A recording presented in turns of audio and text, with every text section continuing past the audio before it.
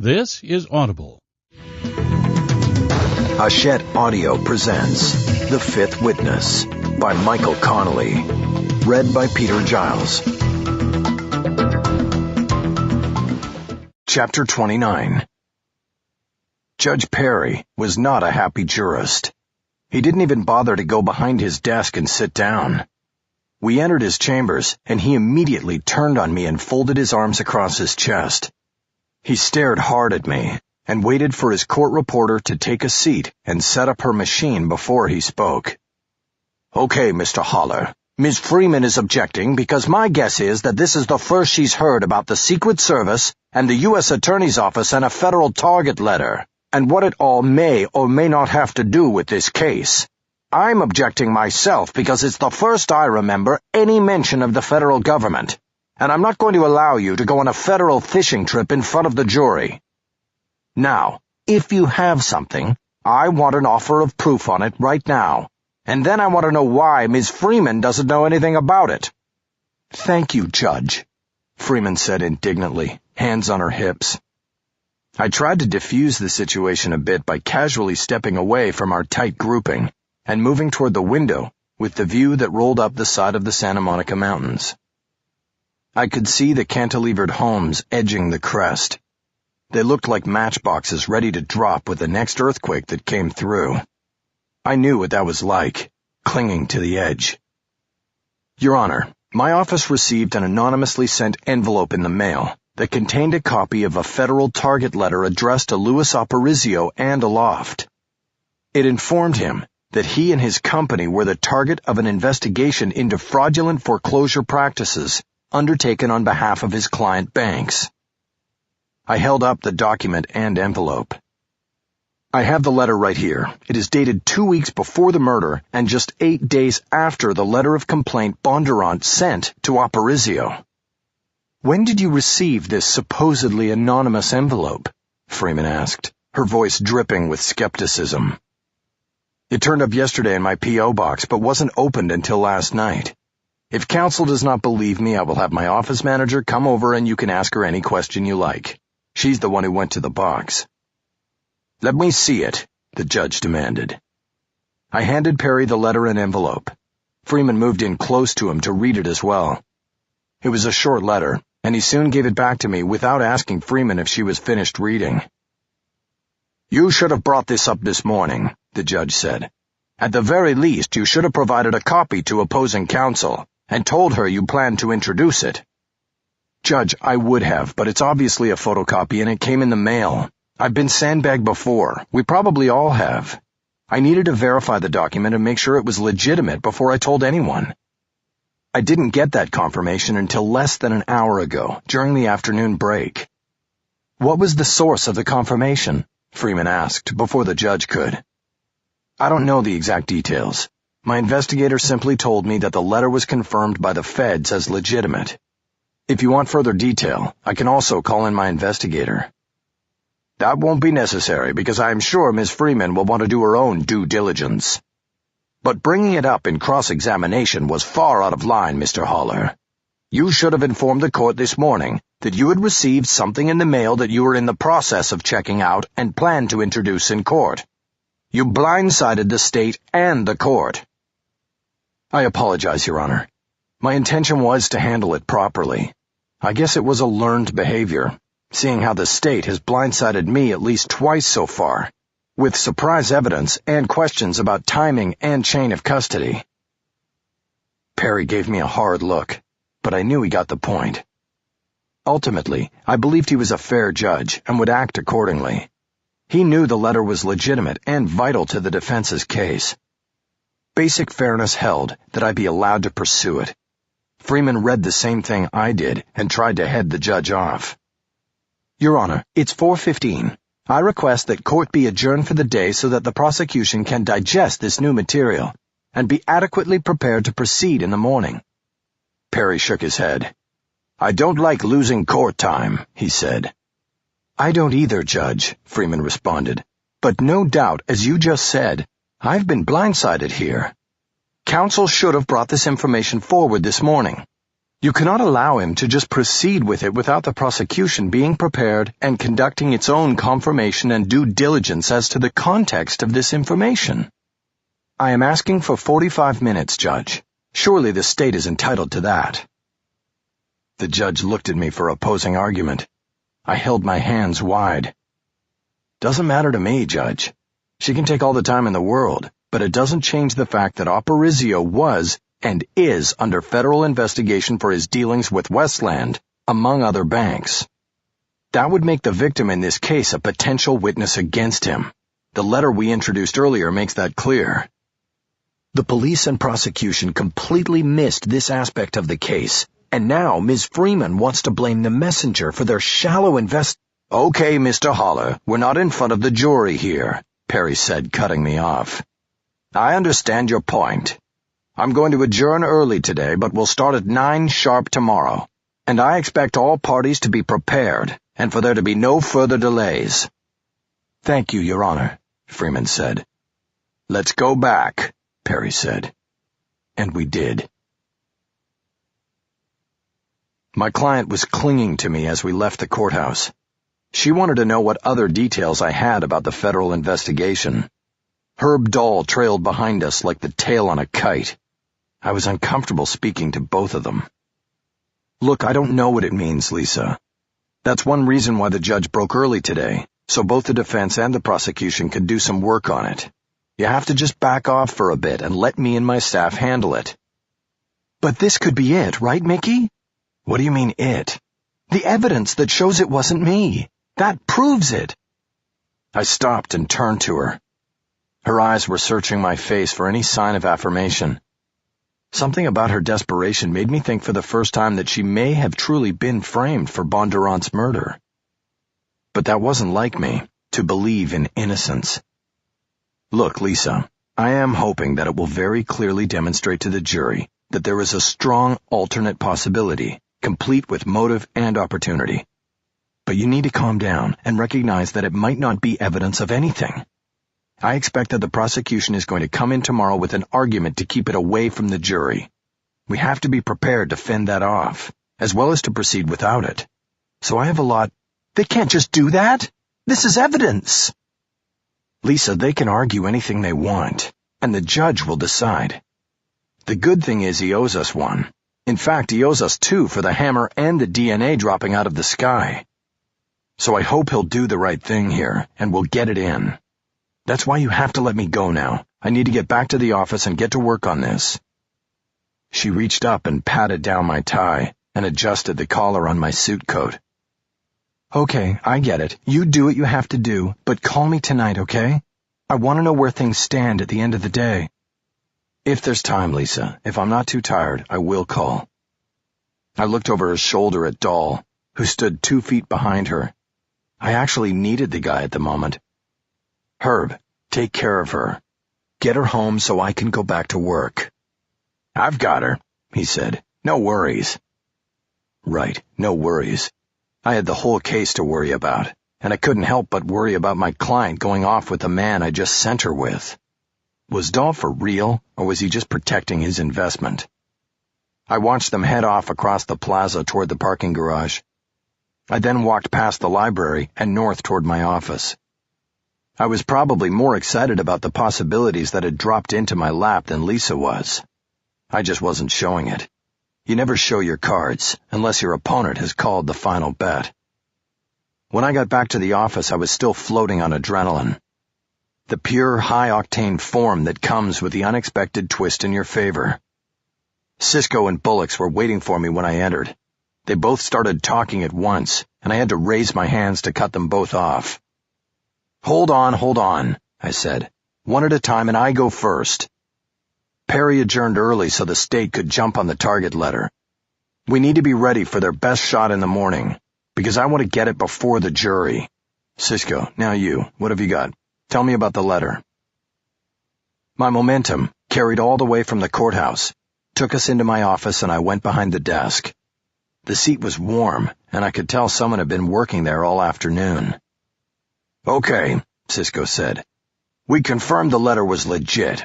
The U.S. Attorney's Office wouldn't talk to us, but I found out that the Secret Service agent who's named in the letter, Charles Vasquez, is assigned to a joint task force with the FBI that is looking into all angles of mortgage fraud in the Southern California district. Remember last year when all the big banks temporarily halted foreclosures and everybody in Congress said they would investigate? Yeah, I thought I was going out of business until the banks started foreclosing again.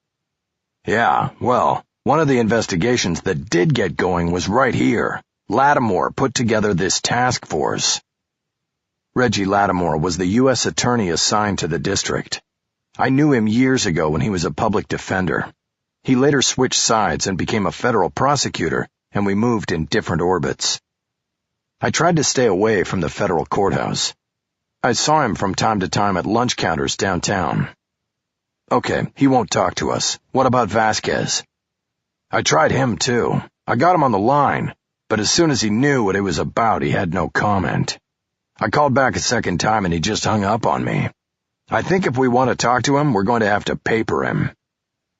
I knew from experience that trying to serve a subpoena on a federal agent could be like fishing without a hook on the end of your line. If they don't want to be papered, they'll be able to avoid it. We might not have to, I said. The judge adjourned early so the prosecution could run the letter down. My guess is she'll bring either Lattimore or Vasquez in and put him on before we can do it. Then she can try to spin it her way. She won't want this to blow up in her face during the defense phase, Aronson added, like the seasoned trial veteran she was not. And the best way to guard against that is to bring Vasquez in as a witness herself. What do we know about this task force? I asked. I don't have anybody inside, Cisco said, but I've got someone close enough to know what is going on. The task force is obviously very political. The thinking was that there is so much fraud out there, it would be like shooting fish, and they could grab headlines and look like they were doing something on their end about the whole mess. Aparicio is a perfect target, rich, arrogant, and Republican. Whatever they are working in regard to him, it's just starting and hasn't gone very deep. Doesn't matter, I said. The target letter is all we need. It will make Bondurant's letter look like a legitimate threat. Do you really think this is what happened, or are we just using this coincidence to deflect the jury's attention? Aronson asked. She was still standing even though Cisco and I had sat down. There was something symbolic about it, as if by not sitting down with us as we schemed this out, she was not buying in or selling her soul. It doesn't matter, Bullocks, I said. We have one job here, and that's to put a not guilty on the scoreboard. How we get there... I didn't need to finish. I could see in her face that she was continuing to have difficulty with the lessons taught outside the classroom. I turned back to Cisco. So who leaked the letter to us? That I don't know, he said. I kind of doubt it was Vasquez. He acted too surprised and edgy on the phone. I'm thinking somebody in the U.S. Attorney's office. I agreed. Maybe Lattimore himself. If we're lucky enough to get Aparicio on the stand, it might actually help the feds to have him locked into some sworn testimony. Cisco nodded. It was as good a possibility as anything else. I moved on. Cisco, I said, the text you sent me in the courtroom said you had something unrelated to this to tell me. To show you. We need to take a ride when we're finished here. Where? I'd rather just show you. I could tell by the way his face froze that he wasn't going to talk in front of Bullocks. It didn't matter that she was a trusted part of the team. I got the message and turned back to her. Bullocks, you wanted to say something when I first came in. No. I just wanted to talk about my testimony. But we have a few days before we need to touch base. I guess we should just stay in the moment. You sure? I can talk. No, go with Cisco. Maybe we'll get some time tomorrow. I could tell that something in the initial conversation was bothering her. I let it go and got up from my desk. I felt sympathy for her, but not too much. Idealism dies hard with everybody.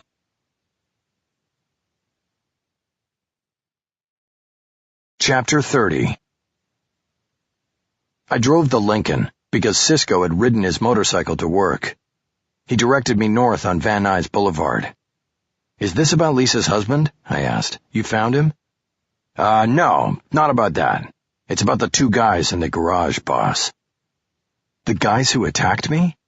You connected them to Aparicio? Yes and no. It's about them, but it's not connected to Aparicio. Then who the hell sent them after me? Herb Dahl. What? You gotta be shitting me. I wish. I looked over at my investigator. I completely trusted him, but wasn't seeing the logic in Dahl's putting the two goons on me. We'd had the dispute over movie control and money, but how would busting my ribs and twisting my nuts help him in that regard? At the time of the attack, I had just found out he had made the deal with McReynolds. I got mugged before I could even register a protest. You better run this down for me, Cisco. I can't really do that yet. That's why we're in the car. Then talk to me. What's going on? I'm in the middle of trial here. Okay, you told me you didn't trust Dahl and that I should check him out. I did. I also had a couple of my guys start to keep an eye on him. By your guys, you mean saints. That's right. Once upon a time, long before he married Lorna, Cisco was with the Road Saints, a motorcycle club that was somewhere on the spectrum between the Hells Angels and the Shriners Clowns on Wheels. He managed to retire from membership without a criminal record and now maintained an association with the club. For a long time, I did too, serving as house counsel and handling various traffic, brawling, and drug offenses that distracted the membership. That was how I had first met Cisco. He was running security investigations for the club, and I started using him on the criminal cases that came up. The rest was history. On more than one occasion over the years, Cisco had enlisted the Saints on my behalf. I even credit them with saving my family from potential harm when I was involved in the Louis Roulet case. So it was not a surprise to me that he had called on them again, except that he hadn't bothered to clue me in. Why didn't you tell me this? I didn't want to complicate things for you. You had the case to worry about. I was handling the two dirtbags who messed you up. By messed up, he meant more than physically. He was keeping me out of things because he knew that sometimes the psychological beating you take is worse than the physical. He didn't want me distracted or looking over my shoulder. Okay, I get it, I said. Cisco reached inside his black leather riding vest and pulled out a folded photograph. He handed it to me, and I waited until I stopped at the light at Roscoe before I looked. I unfolded it and saw a picture of Herb Dahl getting into a car with the two black-gloved assailants who had so expertly put me down on the floor of the parking garage by the Victory Building. Recognize them? Cisco asked. Yeah, it's them, I said, anger rising in my throat. Fucking Dahl. I'm gonna kick his fucking ass. Maybe. Turn left here. We're going to the compound. I looked over my shoulder and squeezed the car into the turning lane just as the light changed and I got the signal. We headed west, and I had to flip down the visor against the dropping sun. By compound, I knew he meant the Saints Clubhouse, which was near the brewery on the other side of the 405 freeway. It had been a while since I had been there. When was that photo taken? I asked. While you were in the hospital. They didn't... You've been sitting on this since then? Relax. I wasn't checking with my guys every day, okay? They also didn't know about your ass getting kicked. So they saw Dahl with these guys, took a couple of pictures, and never showed them to me because I didn't print them out for more than a month. It was a fuck-up, I know. But these guys aren't pros. They're lazy. I take responsibility for it. So if you need to blame someone, blame me. I saw the photo for the first time last night. The other thing is, my guys told me they didn't get it with the camera, but they also saw Dahl give both of these assholes a roll of cash, so I think it's pretty clear. He hired them to kick your ass, Mick. Son of a bitch. I was seized with the same sense of helplessness I had felt when one of the assailants had pinned my arms and held me, while the other one hit me with his gloved fists. I felt sweat popping on my scalp, and sympathetic pain throbbed in my ribs and testicles. If I ever get a chance to... I stopped and looked across the seat at Cisco. He had a slight smile playing on his face. Is that what this is? You have these two guys at the clubhouse? He didn't answer, but he kept the smile. Cisco, I'm in the middle of a trial, and now you're telling me the guy who has his fingers in my client's pie is the one who set me up for that assault? I don't have time for this, man. I have too much. They want to talk. That shut my protest down quick. Did you interview them? Nope. Waiting for you. Thought you should get first crack at them. I drove in silence the rest of the way, pondering what lay ahead. Soon we pulled to a stop in front of a compound on the east side of the brewery. Cisco got out to open the gate, and the car immediately became infected with the sour smell of the brewery. The compound was surrounded by a chain-link fence with a twist of razor wire running along top. The concrete block clubhouse, which sat in the middle of the hard-scrabble lot, looked unimpressive in comparison to the gleaming row of machines parked out front. Harleys and Triumphs only. No rice rockets for this crew. We entered the clubhouse, took a moment to let our eyes adjust, and then I saw Cisco walk up to a serve-yourself bar, where two other men in leather vests sat on stools. "Ready to do this?" he said. The two men spun off their stools and stood up. Both of them went an easy 6'4" and 300 pounds. They were enforcers. Cisco introduced them to me as Tommy Guns and Bam Bam. "They're back here," said Tommy Guns. The two men led us down a hallway behind the bar. They were so big they had to walk in single file. There were doors on either side. Bam Bam opened a door midway down the right side, and we entered a windowless room with the walls and ceiling painted black and a single bulb hanging from above. In the dim light, I could see sketches painted on the walls. Men with beards and long hair. I realized this was like a dark chapel where the fallen saints were memorialized. My first thought as I looked about was Pulp Fiction. My second was that I didn't want to be here. Two men were lying on the floor, hogtied, with their arms and feet up behind their backs. They had black bags over their heads. Bam Bam leaned down and started to pull the bags off. This started a chorus of groans and fearful sounds from the two men. "Wait a minute," I said. "Cisco, I can't be here. You're bringing me into—" "Is it them?" Cisco said, not waiting for me to finish my protest. "Look closely. You don't want to make a mistake." "Me? It's not my mistake. I didn't ask you to do this." "Calm down. You're here, so just look. Is it them?" Jesus Christ. Both men were gagged with duct tape wrapped completely around their heads. Their faces were distorted further by the swelling and bruising already forming around their eyes. They had been beaten. The features didn't match with what I remembered from the Victory Building garage, or even the photograph Cisco had shown me earlier. I bent down to look closer. Both men looked up at me, complete fear in their eyes. "I can't tell," I said. "It's a yes or no question, Mick."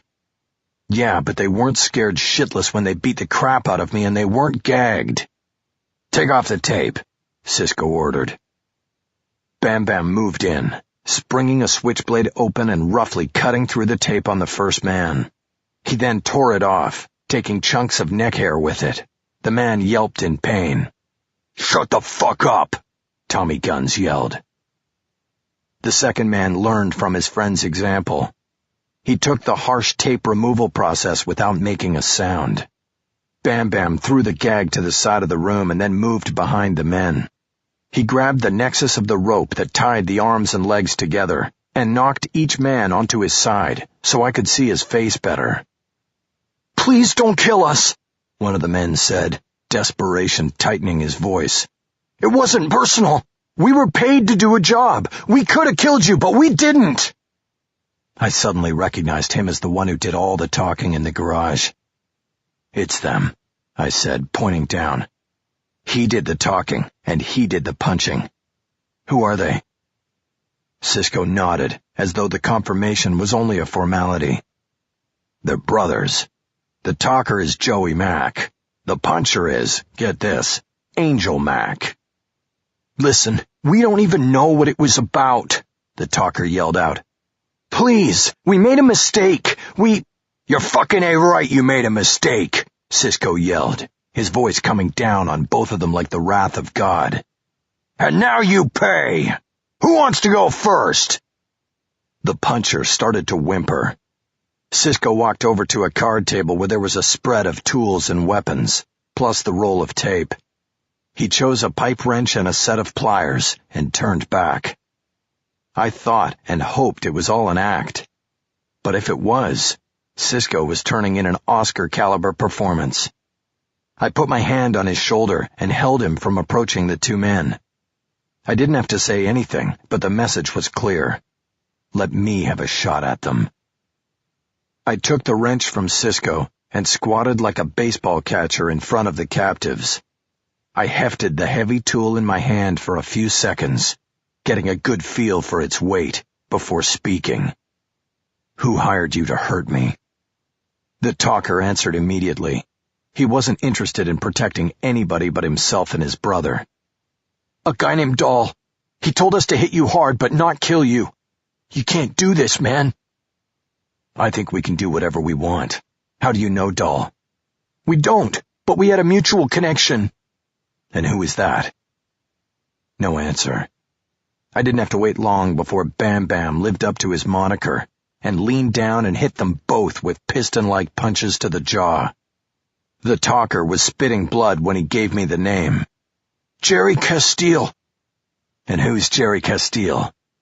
Look, you can't tell anybody this. You're not in a position to tell me what I can or can't do. Who's Jerry Castile? He's the West Coast representative. I waited, but that was it. I don't have all night, man. West Coast representative of what? The bloodied man nodded, like he knew there was only one way to go here. Of a certain East Coast organization. You get it? I looked at Cisco. Herb Dahl had ties to East Coast organized crime? It seemed far-fetched. No, you don't get it, I said. I'm a lawyer. I want a direct answer. Which organization? You have exactly 5 seconds until... He works for Joey Giordano out of Brooklyn, okay? Now you've sealed the deal on us anyway, so go fuck yourself.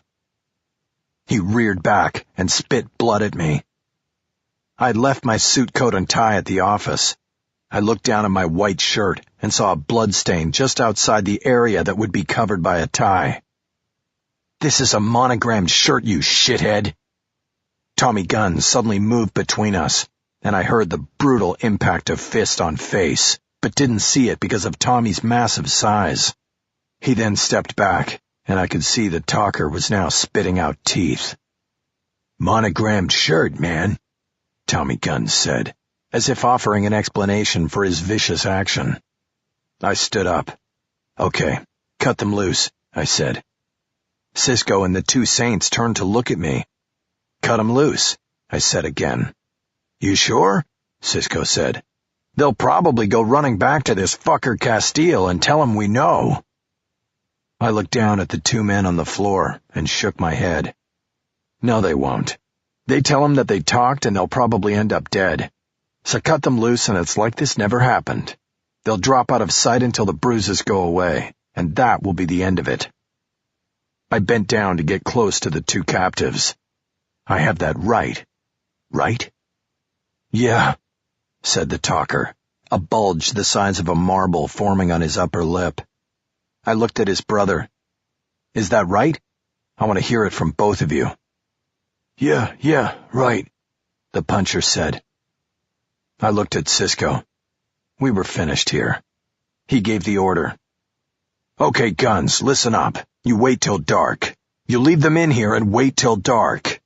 Then you bag them and take them back to wherever they want to go. You drop them off, but you leave them alone. You got it? Yeah, I got it. Poor Tommy Guns. He truly looked disappointed. I took one last look at the bloodied men on the floor, and they looked up at me. The feeling of holding their lives in my hands sent an electric jolt through me. Cisco tapped me on the back, and I followed him from the room, closing the door behind me. We started down the hall, but I put my hand on my investigator's arm and stopped him. You shouldn't have done that. You shouldn't have brought me here. Are you kidding? I had to bring you here. What are you talking about? Why? Because they did something to you. Inside. You lost something, Mick, and if you don't get it back, you aren't going to be much good to yourself or anybody else. I stared at him for a long moment, and then nodded. I got it back. Good. Now we never have to talk about this again. Can you take me back to the office so I can pick up my bike? Yeah, I can do that. Chapter 31. Driving by myself after dropping Cisco in the garage, I thought about the law of the land and the law of the streets and the differences between them. I stood in courtrooms and insisted that the law of the land be applied fairly and appropriately. There was nothing that had been fair and appropriate about what I had just been party to in the black room. Still, it didn't bother me. Cisco had been right. I needed to gain the upper hand inside my own soul before I could gain it in court or anywhere else. I felt renewed as I drove. I opened all the Lincoln's windows and let the evening air course through the car as I came down Laurel Canyon toward home. This time, Maggie had used her key. She was already inside when I got there, an unexpected but pleasant surprise. The refrigerator door was open and she was leaning down and looking in. I really came because you always used to stock up before a trial. Your refrigerator was like going down the cold aisle at Gelson's. But what happened? There's nothing here. I dropped my keys on the table. She had been to her own home from work first and had changed. She wore faded denim jeans, a peasant shirt, and sandals with thick cork heels. She knew I liked that outfit. I guess I didn't get around to it this time. Well, I wish I'd known. Might have considered going somewhere else on my one night this week with a sitter. She smiled slyly. I couldn't figure out why we weren't still living together. How about we go down to Dan's? Dan Tana's? I thought you went there only when you won a case. You already counting your chickens, Holler? I smiled and shook my head. No way. But if I went there only when I won, then I'd hardly ever get to eat there. She pointed a finger at me and smiled. It was a dance, and we were both well used to it. She closed the fridge and walked through the kitchen door, and then right past me without so much as a kiss. Dan Tana's is open late, she said. I watched her walk down the hallway toward the master bedroom. She pulled the peasant blouse up over her head just as she disappeared into the room. We didn't really make love. Something about what I had seen and felt in the black room at the Saints was still with me. Call it residual aggression, or the release of the impotent anger I had felt. Whatever it was, it informed all my moves with her. I pulled and pushed too hard. I bit her lip and held her wrists together above her head. I controlled her, and I knew what it was all about while I did it. Maggie went with it at first. The newness of it was probably interesting, but curiosity eventually turned to concern, and she turned her face from mine and struggled to free her hands. I held her wrists tighter. Finally, I saw tears well in her eyes. What? I whispered into her ear, my nose pressing hard into her hair. Just finish, she said. All aggression and drive and desire went down the psychic drain after that. Her tears and telling me to finish made me unable to. I pulled out and off, rolling to the side of the bed. I put a forearm across my eyes, but still could feel her watching me. What? What is it with you tonight? Is this something to do with Andrea? Getting me back for what's going on in court or something? I felt her move off the bed. Maggie, of course not. Court's got nothing to do with it. Then what? But the bathroom door had closed before I could answer, and the shower immediately was turned on, cutting off the exchange. I'll tell you at dinner, I said, even though I knew she couldn't hear me. Dantana's was packed, but Christian came through and got us quickly into a booth in the left corner. Maggie and I had not spoken during the 15-minute ride into West Hollywood. I had tried some small talk about our daughter, but Maggie had been unresponsive, so I let it go. I thought that I would try again in the restaurant. We both ordered the steak Helen with pasta on the side, Alfredo for Maggie, and bolognese for me. Maggie picked an Italian red for herself, and I ordered a bottle of fizzy water.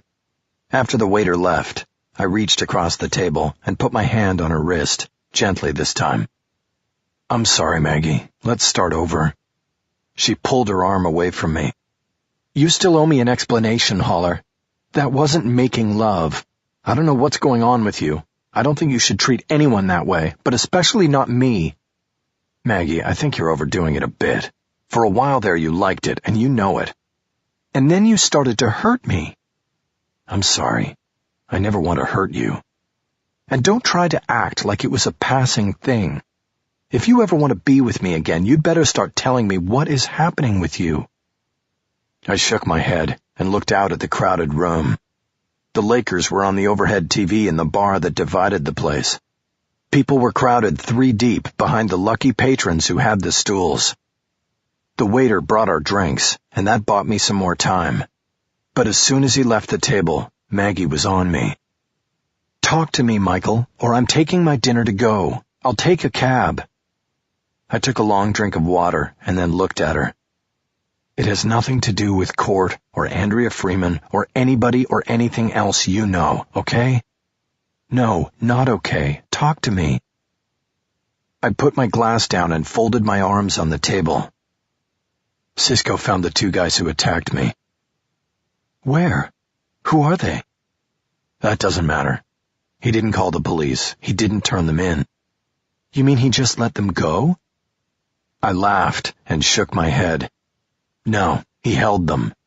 Him and 2 of his associates from the Saints. For me.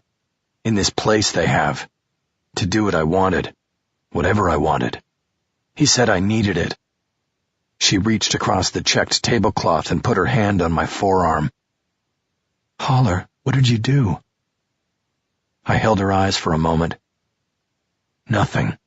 I questioned them and then told Cisco to let them go. I know who hired them." "Who?"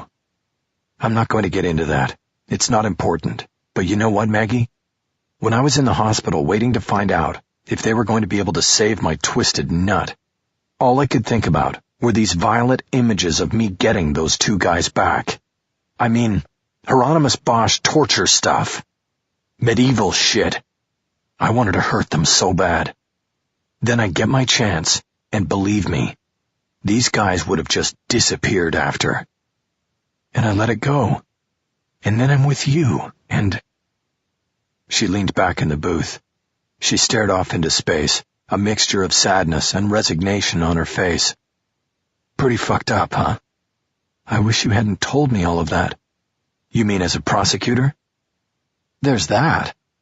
"Well, you kept asking. I guess I should have made up a story about being mad at Andrea Freeman. That would have been okay with you, right? If it was about men and women, you could understand that." She looked back at me. "Don't patronize me." "Sorry." We sat in silence and watched the activities in the bar. People drinking, being happy. At least outwardly. The waiters in tuxedos moving about and squeezing between the crowded tables. When our food came, I was no longer particularly hungry, even though the best steak in town was on the plate in front of me. "Can I ask you one final thing about it?" Maggie asked. I shrugged. I didn't see the point in talking about it anymore, but relented. "Ask away." "How do you know for sure that Cisco and his associates let those 2 men go?" I cut into my steak, and blood oozed onto the plate. It was undercooked. I looked up at Maggie. "I guess I don't know for sure." I went back to my steak, and in my peripheral vision, I saw Maggie wave down the busboy. "I'm going to take this to go and try to grab a cab out front. Can you bring it out to me?" "Of course, right away." He hustled off with the plate. "Maggie," I said, "I just need some time to think about all of this." She slid out of the booth. "I can drive you." "No, I'll be fine." She stood next to the table, opening her purse. Don't worry about it, I've got it. You sure? If there's no cab out there, look down the street at the Palm. There might be one there. Okay, thanks. She left then, to wait for her food outside. I pushed my plate a few inches back and contemplated the half-full glass of wine she left behind.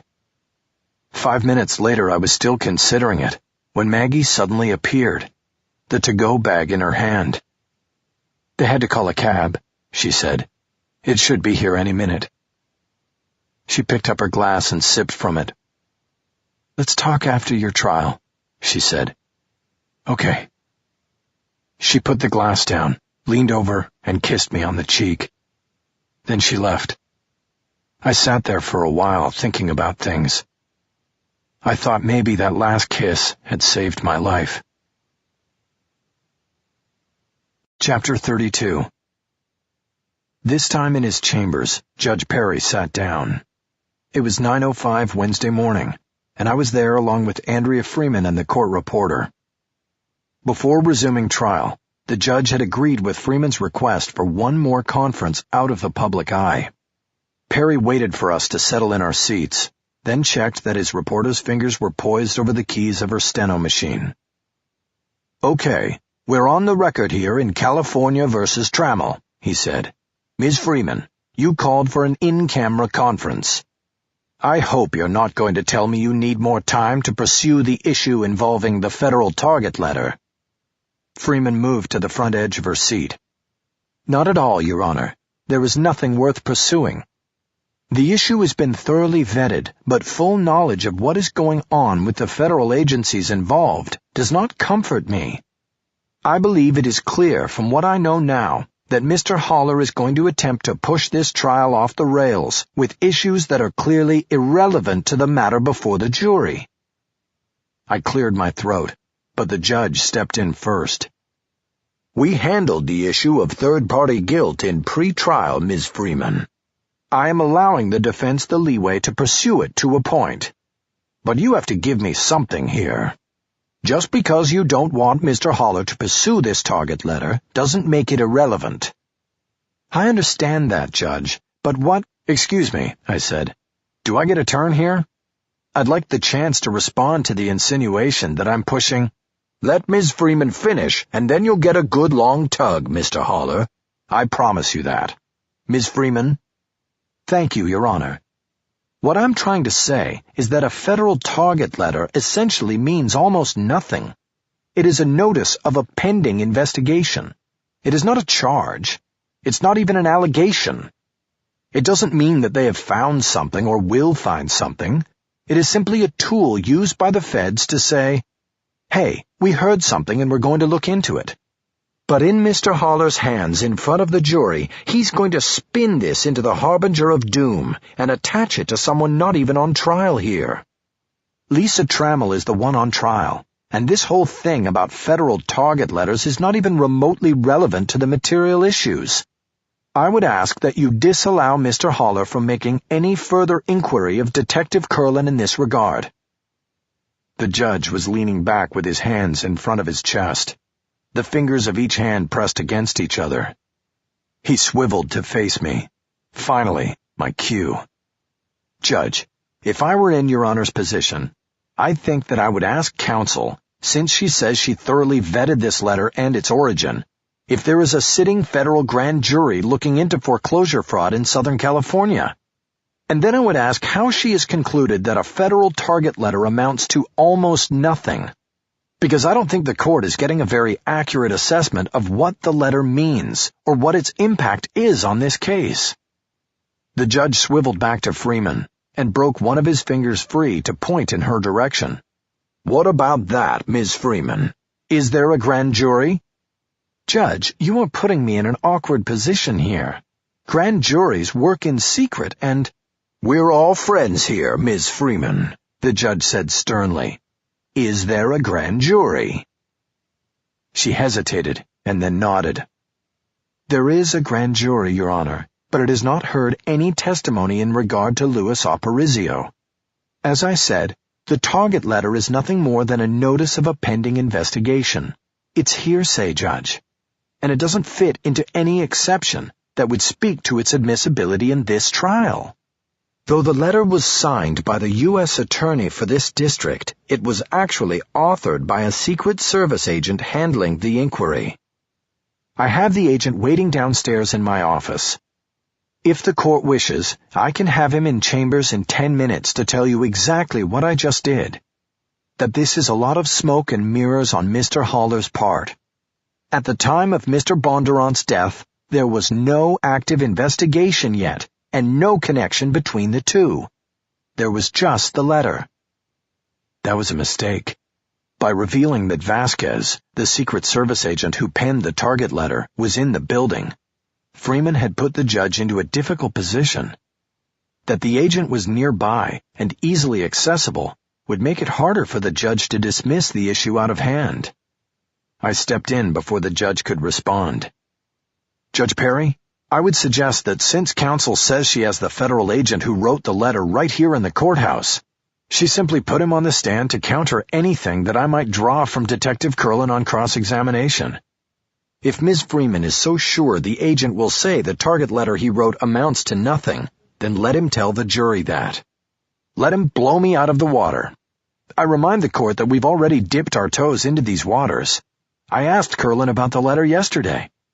To simply go back out there and not mention it again, or have you tell the jurors to unring the bell and dismiss it from memory, that could be more damaging to our collective cause than a full airing of this issue.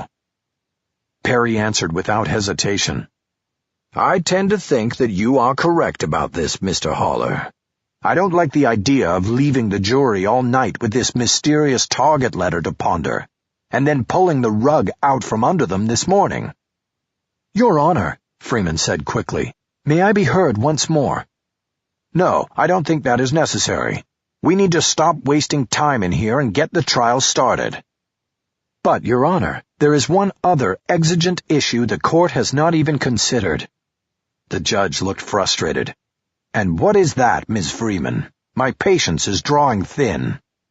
Allowing testimony about a target letter directed at the defense's key witness will likely complicate that witness's previous decision not to invoke his Fifth Amendment rights during testimony in this case.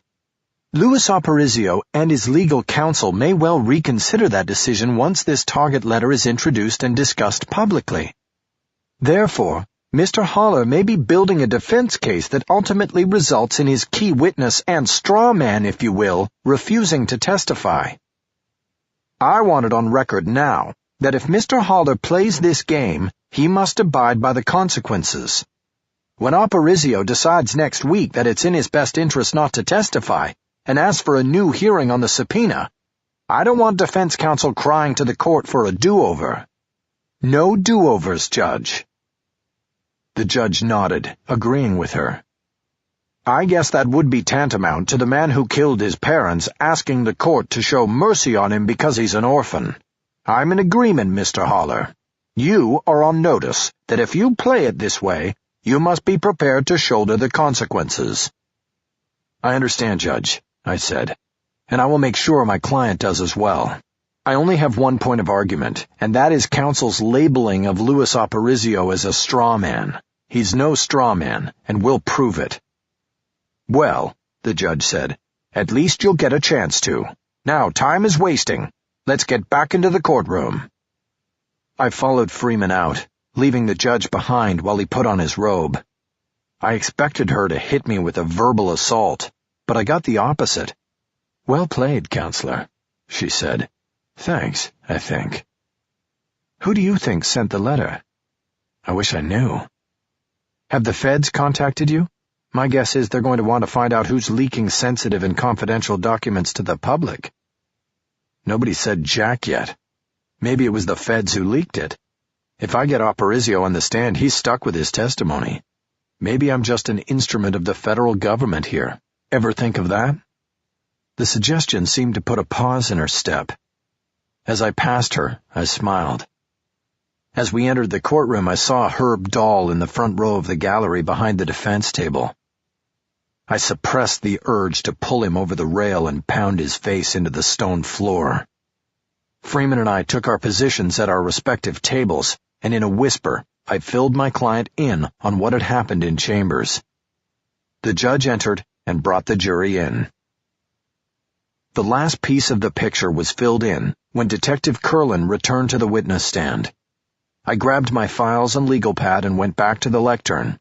It seemed like a week since my cross-examination had been interrupted, but it had been less than a day. I acted as though it had been less than a minute. Now, Detective Curlin, when we left off yesterday, I had just asked you if you knew what a federal target letter is. Can you answer that question now? My understanding is that when a federal agency is interested in gathering information from an individual or company, they sometimes send out a letter that tells that individual or company that they want to talk. It's sort of a letter that says, "Come on in and let's talk about this so there's no misunderstanding." And that's it? I'm not a federal agent. Well, do you think it's a serious matter to receive a letter from the federal government telling you that you are the target of an investigation? It could be, I guess. I would assume that it depends on the crime they're looking into. I asked the judge for permission to approach the witness with a document. Freeman objected for the record, citing relevance. The judge overruled without comment and told me I could give the document to the witness. After handing the document to Curlin, I returned to the lectern and asked the judge to mark the document as Defense Exhibit 3. I then told Curlin to read the letter. Dear Mr. Aparicio, this letter is to inform— Wait, I interrupted.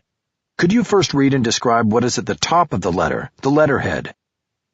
It says, Office of the United States Attorney, Los Angeles, and it's got a picture of an eagle on one side and the U.S. flag on the other. Should I read the letter part now?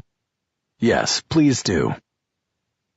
Dear Mr. Aparicio, this letter is to inform you that A. Louis Aparicio Financial Services, Incorporated, known as Aloft, and you individually are among the targets of a multi-agency task force investigating all levels of mortgage fraud in Southern California. Receipt of this letter puts you on notice not to remove or destroy any documents or work materials related to the business of your company. Should you wish to discuss this investigation and cooperate with members of the task force, please do not hesitate to call or have your legal counsel make contact with me or Charles Vasquez of the U.S. Secret Service, who has been assigned to the Aloft investigation as case agent. We will make every effort to meet with you to discuss this matter. If you do not wish to cooperate, you can be assured that you will be contacted shortly by agents of the task force. I once again have to remind you not to destroy or remove any documents or work product from your offices or associated premises. To do so after receiving this notice would be to commit a serious crime against the United States of America. Sincerely, Reginald Lattimore, U.S. Attorney, Los Angeles. That's it, except it gives everybody's phone numbers at the bottom. A low murmur went through the courtroom. I was sure most of the general citizenry was unaware of things like federal target letters. It was law enforcement in the new era.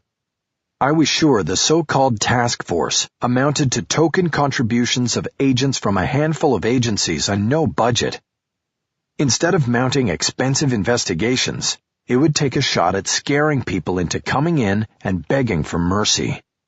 A design to pick the low-hanging fruit, grab a few headlines, and call it a day. Someone like Aparicio probably used the original letter received via certified mail as toilet paper. But that didn't matter to me. My plan was to use the letter to help keep my client out of prison. Thank you, Detective Curlin. Now, can you tell us, is the letter dated? Curlin checked the copy before answering. It's dated January 18th of this year. Now, Detective, had you seen that letter before yesterday? No, why should I have seen it? It's got nothing to do with— Move to strike as unresponsive, I said quickly.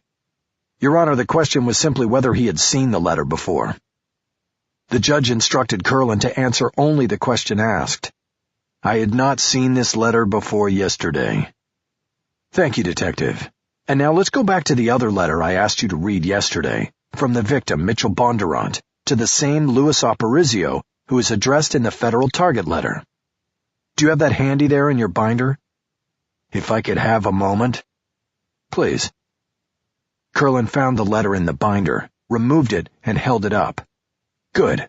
Can you tell us the date of that letter, please? January 10th, this year. And that letter was delivered to Mr. Aparicio by certified mail, correct?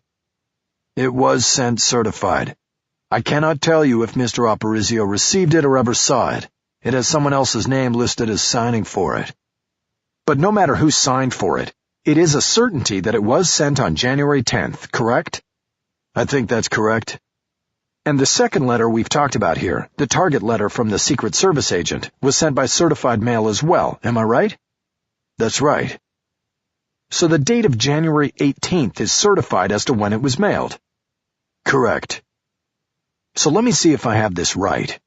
Mr. Bondurant sends Luis Aparicio a certified letter that threatens to expose alleged fraudulent practices in his company.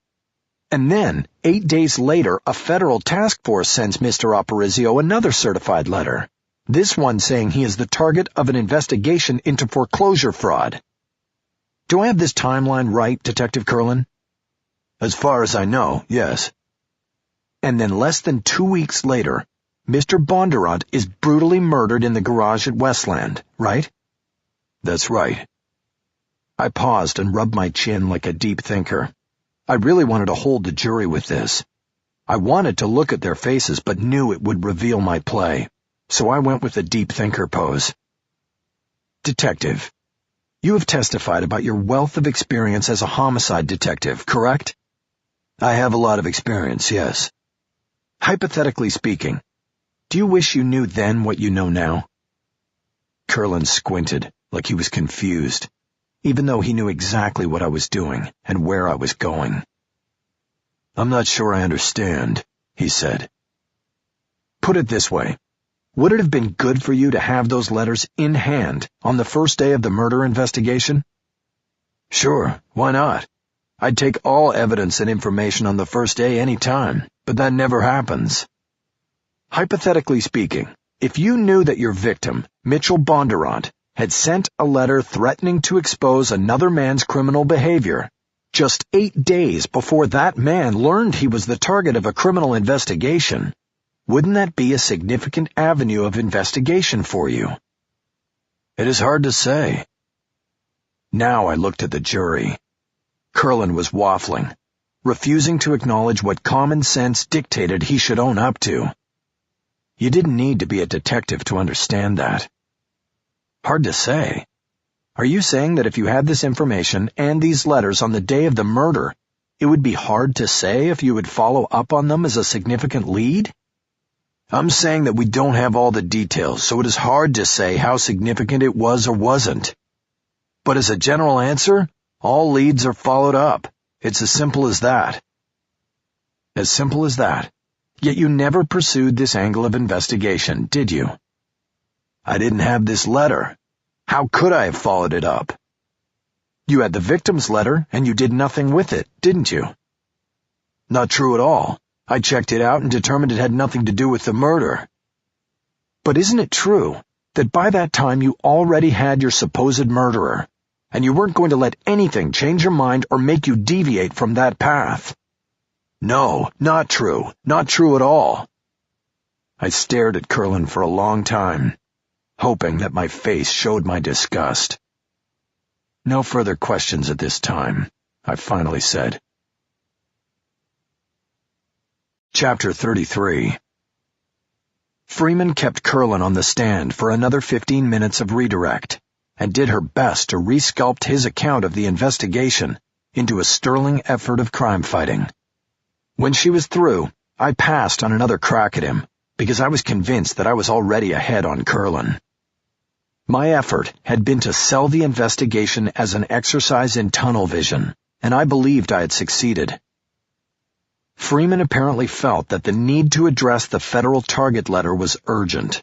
Her next witness was the Secret Service agent Charles Vasquez. He had not even been known to her 24 hours earlier, but now had been interjected into her carefully orchestrated lineup of witnesses and evidence. I could have objected to his testimony, on the grounds that I had not had the opportunity to question or prepare for Vasquez, but I thought that would be pushing it with Judge Perry. I decided to at least see what the agent had to say on direct before I'd go that far. Vasquez was about 40, with a dark complexion and hair to match. During the preliminaries, he said he had formerly been a DEA agent before shifting to the Secret Service. He went from chasing drug dealers to chasing counterfeiters until the opportunity came to join the foreclosure task force. He said the task force had a supervisor and 10 agents coming from the Secret Service, FBI, the Postal Service, and the IRS. An assistant U.S. attorney oversaw their work, but the agents, assigned to pairs, largely worked autonomously, with freedom to pursue targets of their choice. Agent Vasquez, on January 18th of this year, you authored a so-called target letter to a man named Louis Aparicio, and it was signed by U.S. Attorney Reginald Lattimore. Do you recall that? Yes, I do. Before we get into that specific letter, can you tell the jury exactly what a target letter is? It's a tool we use to smoke out suspects and offenders. How so? We basically inform them that we are looking into their affairs, their business practices, and actions they have taken. A target letter always invites the recipient to come in to discuss the situation with the agents. A high percentage of the time, the recipients do just that. Sometimes it leads to cases. Sometimes it leads to other investigations. It's become a useful tool because investigations cost a lot. We don't have the budget. If a letter can result in charges being filed, or a witness cooperating, or a solid investigative lead, then it's a good deal for us. So in regard to the letter to Louis Aparicio, what made you send him a target letter? Well, my partner and I were very familiar with his name, because it came up often in other cases we were working. Not necessarily in a bad way, just that Aparicio's company is what we call a foreclosure mill. It handles all the paperwork and filing on foreclosures for many of the banks operating in Southern California. Thousands of cases. So we kept seeing the company aloft, and sometimes there were complaints about the methods the company was using. My partner and I decided to take a closer look. We sent out the letter to see what sort of response we'd get. Does that mean you were fishing for a reaction? It was more than fishing. As I said, there was quite a lot of smoke from this place. We were looking for fire, and sometimes the reaction we get from a target letter dictates what our next moves are. At the time you authored and sent the target letter, had you gathered any evidence of criminal wrongdoing on the part of Louis Aparicio or his company? Not at that point, no. What happened after you sent the letter? Nothing so far. Has Louis Aparicio responded to the letter? We got a response from an attorney saying that Mr. Aparicio welcomed the investigation because it would give him the opportunity to show he ran a clean business. Have you availed yourself of that welcome and investigated Mr. Aparicio or his company further? No, there hasn't been time. We have several other ongoing investigations that appear to be more fruitful.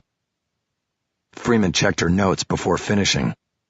Finally, Agent Vasquez, is Louis Aparicio or Aloft currently under investigation by your task force? Technically, no, but we plan to follow up on the letter. So the answer is no. Correct. Thank you, Agent Vasquez. Freeman sat down.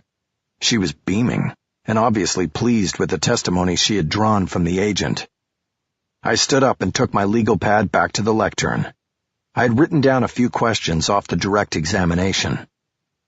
Agent Vasquez, are you telling the jury that an individual who does not respond to your target letter by immediately coming in and confessing must be innocent of any wrongdoing? No, I'm not. Because Louis Aparicio did not do so, do you consider him to be in the clear now? No, I don't. Do you make it a practice to send target letters to individuals you believe are innocent of any criminal activity? No, I don't. Then what is the threshold, Agent Vasquez? What does one need to do to receive a target letter? Basically, if you come across my radar in any sort of suspicious way, then I'll do some preliminary checking and that may lead to the letter. We're not sending these out scattershot. We know what we're doing. Did you or your partner or anyone from the task force speak with Mitchell Bondurant in regard to the practices of Aloft? No, we didn't. Nobody did. Would he have been someone you would have talked to? Freeman objected, calling the question vague. The judge sustained the objection.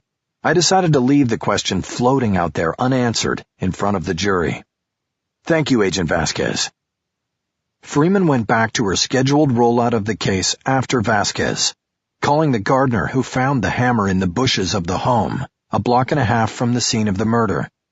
His testimony was quick and uneventful, by itself unimportant, until it would be tied in later with testimony from the state's forensic witnesses. I did score a minor point by getting the gardener to acknowledge that he had worked in and around the bushes at least 12 different times before he found the hammer. It was a little seed to plant for the jury, the idea that maybe the hammer itself had been planted long after the murder. After the gardener, the prosecution followed with a few quick hits of testimony from the homeowner and the cops who carried the chain of custody of the hammer to the forensic lab. I didn't even bother with cross-examination. I was not going to contest chain of custody or the fact that the hammer was the murder weapon. My plan was to agree not only that it was the weapon that killed Mitchell Bondurant, but also that it belonged to Lisa Trammell. It would be an unexpected move, but the only one that worked with the defense theory of a setup.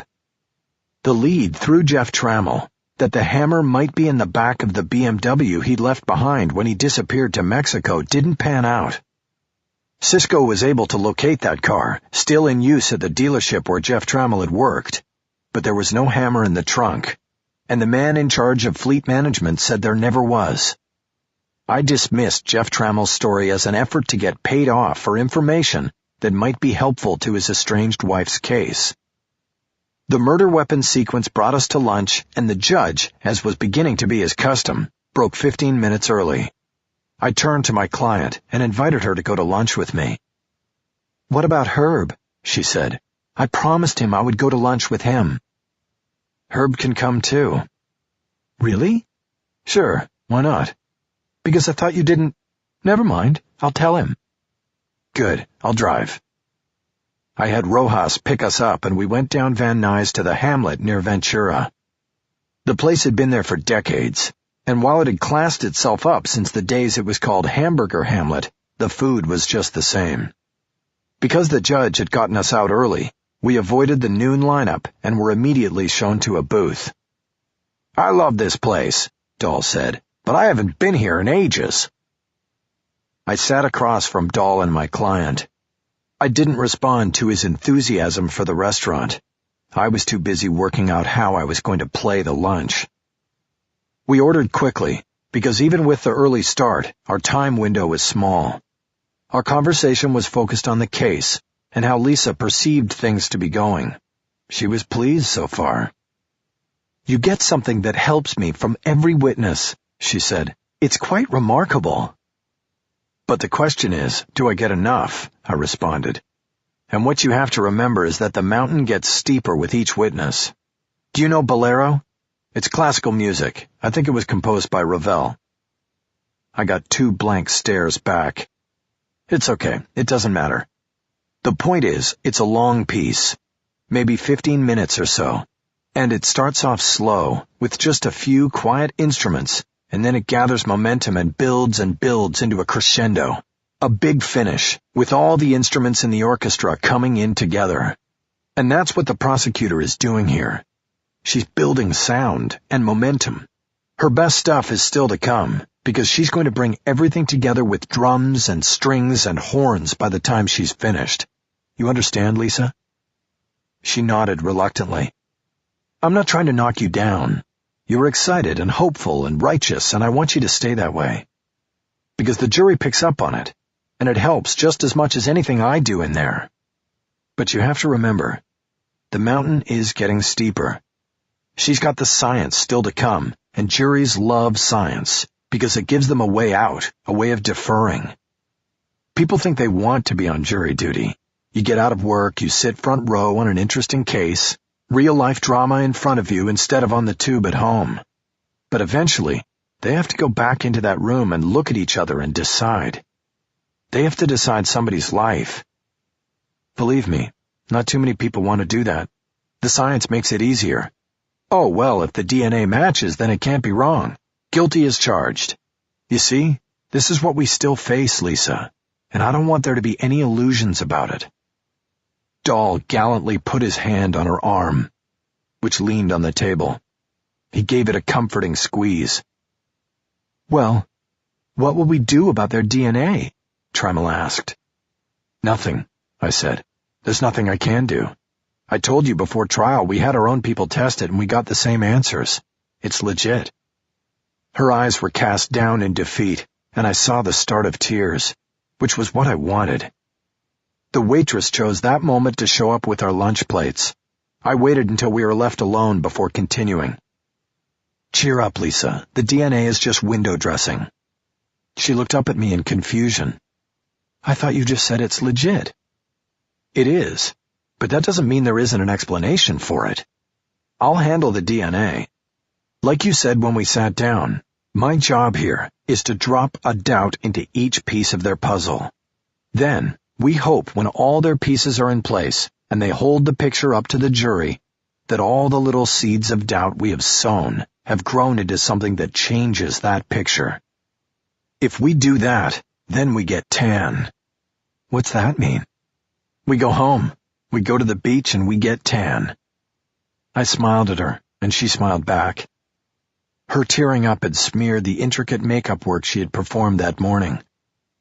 The rest of lunch was punctuated by small talk and uninformed or inane observations of the criminal justice system by my client and her paramour. This was a common thing I had observed in my clients. They don't know the law, but are quick to tell me what is wrong with it. I waited until Trammell forked the last bite of salad into her mouth. Lisa, your mascara got a little smeared during the first part of our conversation. It's very important that you stay strong and look strong. I want you to go into the restroom and make yourself look strong, okay? Can I just do it at the courthouse? No, because we might be going in at the same time as some of the jurors or the reporters. You never know who will see you. I don't want anyone thinking you're spending your lunch hour crying, okay? I want you to do it now, and I'll call Rojas to come pick us up. It might take me a few minutes. I checked my watch. Okay, take your time. I'll wait a little bit on Rojas. Dahl got up so she could slide out of the booth.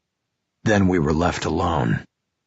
I had pushed my plate to the side and had my elbows on the table. I had my hands clasped together in front of my mouth, like a poker player holding up his cards to help hide his face. At heart, a good lawyer was a negotiator. And now, it was time to negotiate Herb Dahl's exit. So, Herb, it's time for you to go. He gave me a small smile of misunderstanding. What do you mean? We all came together. No, I mean from the case. From Lisa. It's time for you to disappear. He kept the I don't understand demeanor going. I'm not going anywhere. Lisa and me, we're close.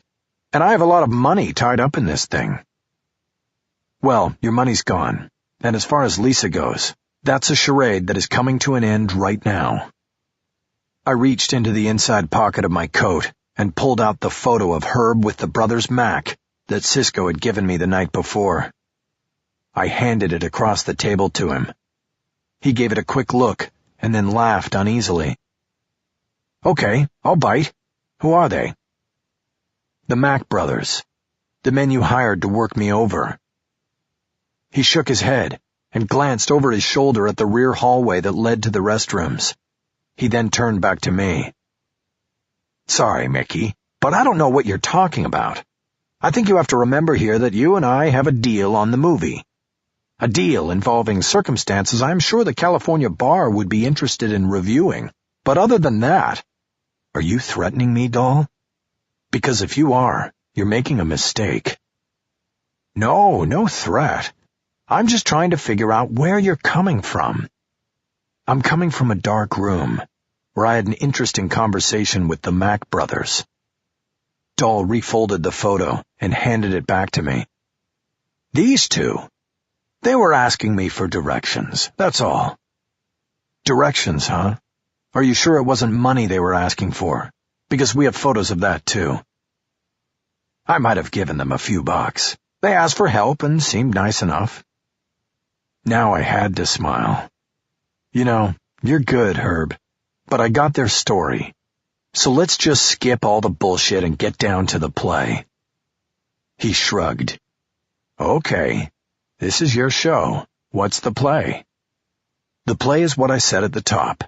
You're gone, Herb. You kiss Lisa goodbye. You kiss the movie deal goodbye. You kiss your money goodbye. That's a lot of kissing. What do I get for all that? You get to stay out of prison. That's what you get. He shook his head and glanced over his shoulder again. Doesn't work that way, Mick. You see, that wasn't my money. It didn't come from me. Who'd it come from? Jerry Castile? His eyes made a quick movement and then settled. The name had hit him like an invisible punch. He now knew that the Mack brothers had caved and talked. Yeah, I know about Jerry, and I know about Joey in New York, too. No honor among thugs, Herb. The Mack brothers are ready to start singing like Sonny and Cher. And the song is, I've Got You, Babe. I've got you all wrapped up in a nice little package, and unless you slink on out of Lisa's life and my life right today, I'm going to drop it off at the DA's office, where I happen to have an ex-wife who's a prosecutor, and who was very distressed by that attack on me. I figure she'll sail this one through the grand jury in a single morning, and you, asshole, will go down for aggravated assault with GBH. That means with great bodily harm. It's called a charging enhancement. It will get you an extra 3 years on the sentence. And as the victim, I'm going to insist on that. That's for my twisted nut. I'd say that all told with game time, you're looking at 4 years inside, Herb. And there's one thing you should know. They don't let you wear no fucking peace sign in Soledad. Dahl put his elbows on the table and leaned forward. For the first time, I could see desperation enter his eyes. You don't know what the fuck you're doing. You don't know who you're dealing with. Listen, asshole. Can I call you asshole? I don't give a rat's ass who I'm dealing with. I'm looking at you, and I want you away from me and this case, and... No, you don't get it. I can help you. You think you know what's going on in this case? You don't know shit. But I can school you, Holler. I can help you reach the beach, and we can all get tan. I leaned back away from him, my arm up on the booth's padded backrest. Now I was puzzled. I flicked a wrist like this was a complete waste of time. So school me. You think I just showed up on her picket line and said, let's make a movie? You dumb fuck. I was sent there. Before Bondurant was even put down, I was getting close to Lisa. You think that was happenstance? Sent by who? Who do you think? I stared at him and felt the coalescing of all aspects of the case, like streams to the river. The hypothesis of innocence was not a hypothesis. The setup was real. Aparicio. He made one slight nod in confirmation, and at that moment I saw Lisa come through the back hallway, heading toward us, her eyes shiny and bright again for court. I looked back at Dahl. I wanted to ask many questions, but we were out of time. 7 o'clock tonight, be at my office, alone. You tell me about Aparicio then. You tell me about everything, or I go to the DA. The one thing is, I'll never testify to anything. Never. 7 o'clock. I'm supposed to have dinner with Lisa. Yeah, well, change of plans. Think of something. You just be there. Now let's go. I started to slide out of the booth as Lisa arrived. I pulled my phone and called Rojas. We're ready, I said. Pick us up out front.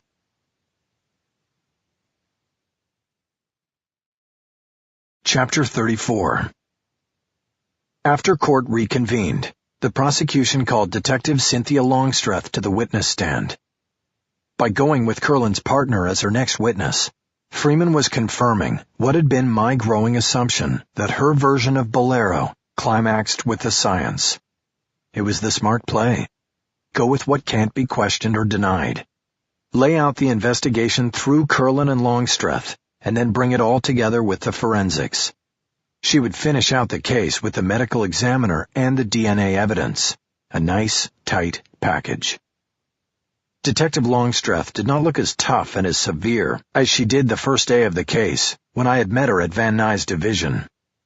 First of all, she was wearing a dress that made her look more like a schoolteacher than a detective. I had seen this sort of transformation before, and it always bothered me. Whether it was at the instruction of the prosecutor, or by the detective's own wiles, many a time I had been faced with a female police witness who had transformed herself to be softer and more pleasing to the jury.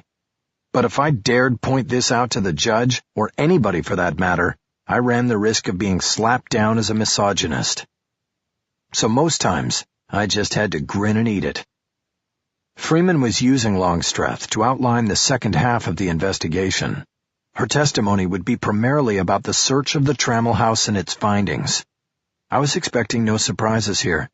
After Freeman got her witnesses' bona fides on the record, she went right to it. "Did you obtain a search warrant from a judge granting you access to Lisa Trammell's home?" Freeman asked. "Yes, I did." "What is that process? How do you get a judge to issue such an order?" "You make a request that contains a probable cause statement, which lists the facts and evidence that have led you to the point of needing to search the premises.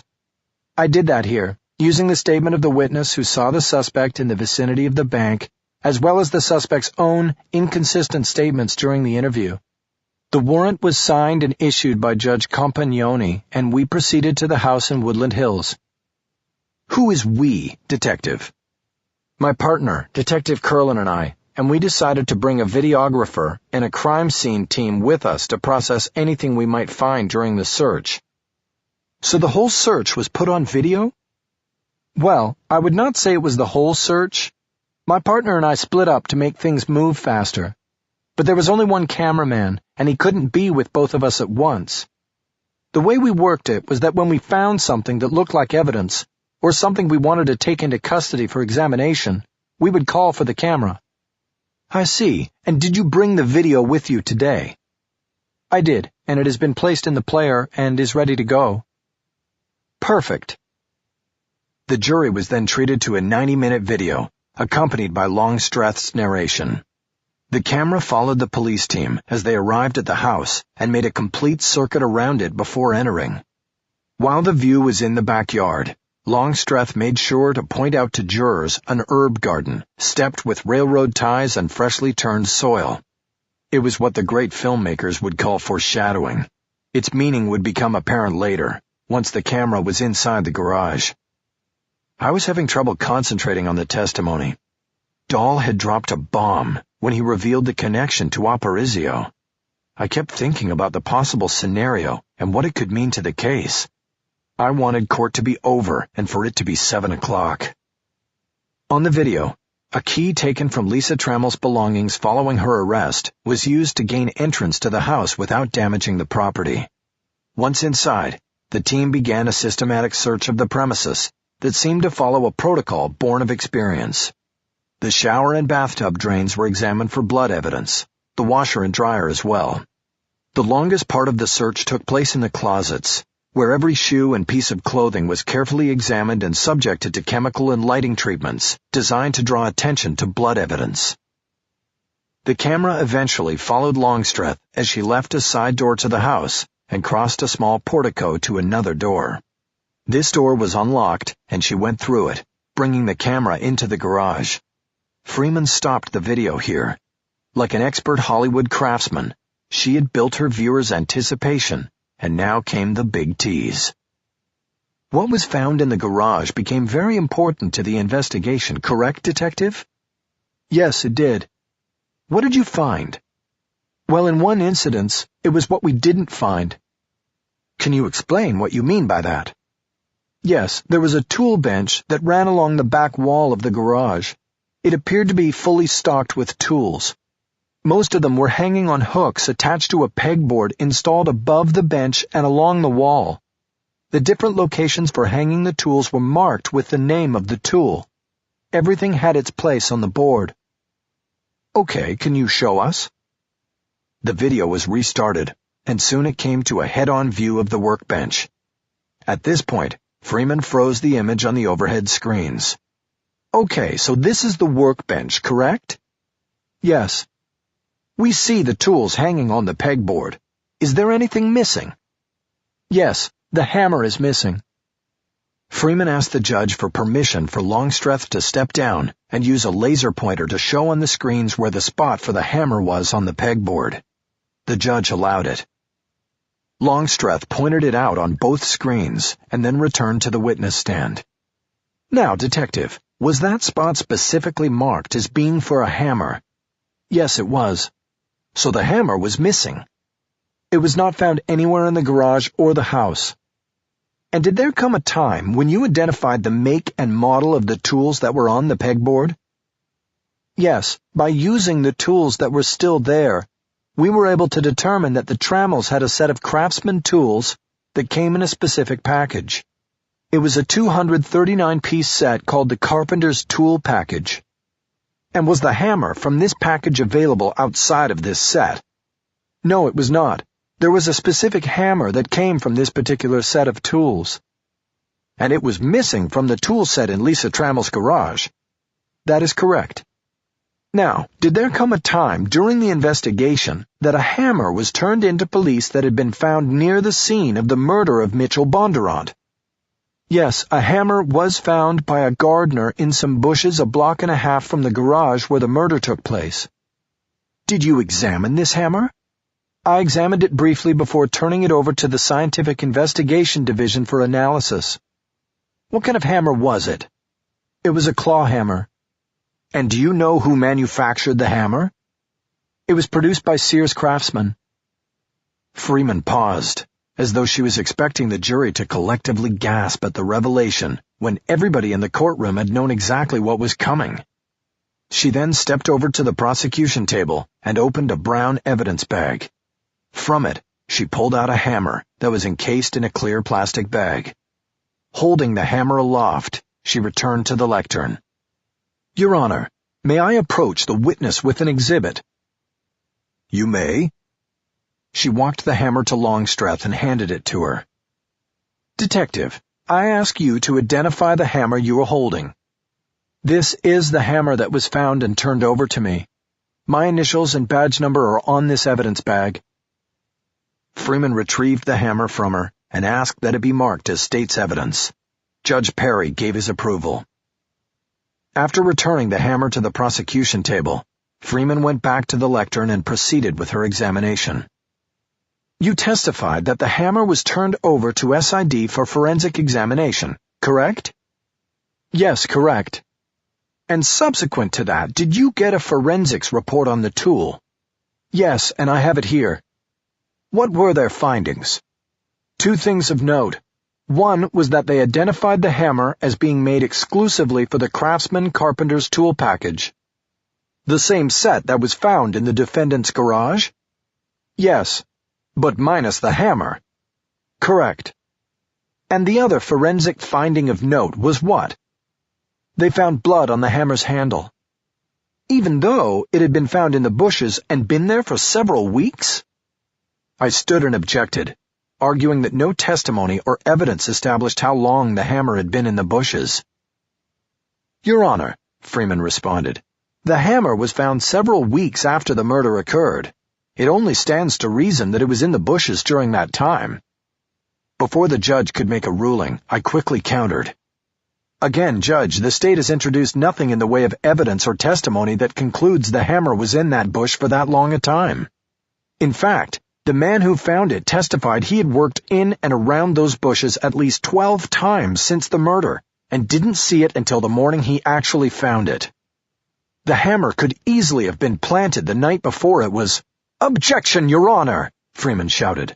Counsel is using his objection to put forth the defense's case because he knows it will— Enough, the judge bellowed, from both of you. The objection is sustained. Miss Freeman, you need to reword your question so that it does not assume facts not in evidence. Freeman looked down at her notes, calming herself. Detective, did you see blood on the hammer when it was turned into you? No, I did not. Then how much blood was actually on the hammer? It is described in the report as trace blood, a minute amount that was beneath the upper part of the rubber grip that encases the wood handle. Okay, so what did you do after receiving the report? I arranged for the blood from the hammer to be tested at a private DNA lab in Santa Monica. Why didn't you use the regional crime lab at Cal State? Isn't that normal procedure? It is normal procedure, but we wanted to put a rush on this. We had the money in the budget, so we thought we should move quickly with it. I had the results reviewed by our lab. Freeman paused there and asked the judge to include the forensic report on the hammer as a prosecution exhibit. I didn't object, and the judge approved. Freeman then changed course, leaving the DNA revelation for the DNA expert, who had come in at the end of the prosecution's case. Let's go back to the garage now, Detective. Were there any other significant findings? I objected again, this time to the form of the question, which assumed that there had been a significant finding when in fact none had been testified to. It was a cheap shot, but I took it, because the last skirmish over an objection had knocked down Freeman's momentum. I wanted to keep trying to do that. The judge told her to rephrase the question, and she did. Detective, you've testified about what you didn't find in the garage, the hammer. What can you tell us that you did find? Freeman turned to me after asking it, as if to get my approval. I nodded at her and smiled. The fact that she would even acknowledge me was a sign I had gotten to her with the last two objections. We found a pair of gardening shoes and got a positive reaction for blood when we conducted a luminol test. Luminol being one of the agents that reacts to blood under ultraviolet lighting, correct? That's correct. It is used to detect locations where blood has been cleaned or wiped away. Where was the blood found here? On the shoelace of the left shoe. Why were these particular shoes tested with luminol? First of all, it is routine to test all shoes and clothing when you are looking for the possibility of blood evidence. There was blood at the scene of the crime, so you work under the assumption that some must have gotten on the assailant. Secondly, we had noticed in the backyard that the garden had been recently worked. The soil had been overturned, and yet these shoes were very clean. Well, wouldn't someone clean their gardening shoes before going into the house? Possibly, but we weren't in the house. We were in the garage, and the shoes were in a cardboard box that contained a lot of loose dirt, presumably from the garden, and yet the shoes were quite clean. It drew our attention. Freeman forwarded the video to the point where the shoes were shown. They were sitting side by side in a case box that said Coca-Cola on the side. They were on a shelf under the workbench, not hidden by any means, just in the spot where they were probably routinely stored. Are these the shoes? Yes, you can see one of the forensic techs collecting them there. So you are saying that the fact that they were so clean, but stored in a dirty box, made them suspicious? I objected, stating she was leading the witness. I won the point, but the message got to the jury. Freeman moved on. What made you think the shoes were Lisa Trammell's? Because they were small, obviously a woman's shoes, and because we found a framed photograph in the house that depicted Lisa working in the garden. She was wearing the shoes. Thank you, Detective. What became of the shoes and the spot on the one shoelace that initially tested as showing blood? The shoelace was turned over to the regional crime lab at Cal State for DNA testing. Why didn't you use the private lab for this? The sample of blood was quite small. We decided not to risk that we might lose the sample in an outside lab. My partner and I actually hand-delivered it to the Cal State lab. We also sent along other exemplars for comparison. Other exemplars for comparison? What does that mean? Blood from the victim was sent under separate delivery to the lab as well so that it could be compared to what was found on the shoe. Why separate delivery? So there would be no chance of cross-contamination. Thank you, Detective Longstreth. I have no further questions at this time. The judge called for the mid-afternoon break before cross-examination would begin. My client, unaware of the true purpose of my lunch invitation, invited me to join her and Dahl for coffee. I declined, saying I had to write out my questions for cross. The truth was, I already had my questions ready. While before the trial I had thought Freeman would use Curlin to introduce and testify about the hammer, the shoes, and the search of Lisa Trammell's home, I was nonetheless ready, because the direct examination had gone exactly as I had expected it would. Instead, I spent the break on the phone with Cisco, preparing him for the meeting with Dahl at 7. I told him to clue in bullocks and have Tommy guns and Bam Bam outside the Victory Building for security. I wasn't sure whether Dahl was going to play it straight or not, but I was going to be ready either way. Chapter 35. After the break, Detective Longstreth retook the stand, and the judge turned it over to me. I threw no softballs and got right to the points I wanted to make in front of the jury. Primarily, this was testimony that informed the judge that the neighborhood surrounding Westland was searched by police on the day of the murder. This included the house and presumably the landscaping where the hammer was eventually found. Detective, I asked, did it trouble you that this hammer was found so long after the murder, and yet so close to the murder scene and in a spot that was inside a rather intense search perimeter? No, not really. After the hammer was found, I went out and looked at the bushes in front of that house. They were big and very dense. It didn't surprise me or trouble me at all that a hammer could have been in there all that time. In fact, I thought we had been pretty lucky that it had been found at all. Good answer. I was beginning to see why Freeman had broken things up between Curlin and Longstreth. Longstreth was damn good on the stand, maybe even better than her veteran partner. I moved on. One of the rules of the game was to distance yourself from mistakes. Don't compound things by dwelling. Okay, let's move on to the house in Woodland Hills now. Detective, wouldn't you agree that the search of the house was a bust? A bust? I'm not sure I would call it a bust. Did you find the defendant's bloody clothes? No, we did not. Did you find the victim's blood in the shower or bathtub drains? No, we did not. What about in the washing machine? No. What evidence has the state presented during this trial that was obtained from inside the defendant's home? I'm not talking about the garage, just the home. It took Longstreth a few long moments of silence as she conducted an internal inventory. Finally, she shook her head. I can't recall anything at the moment, but that still doesn't mean the search was a bust. Sometimes not finding evidence is just as useful as finding it. I paused.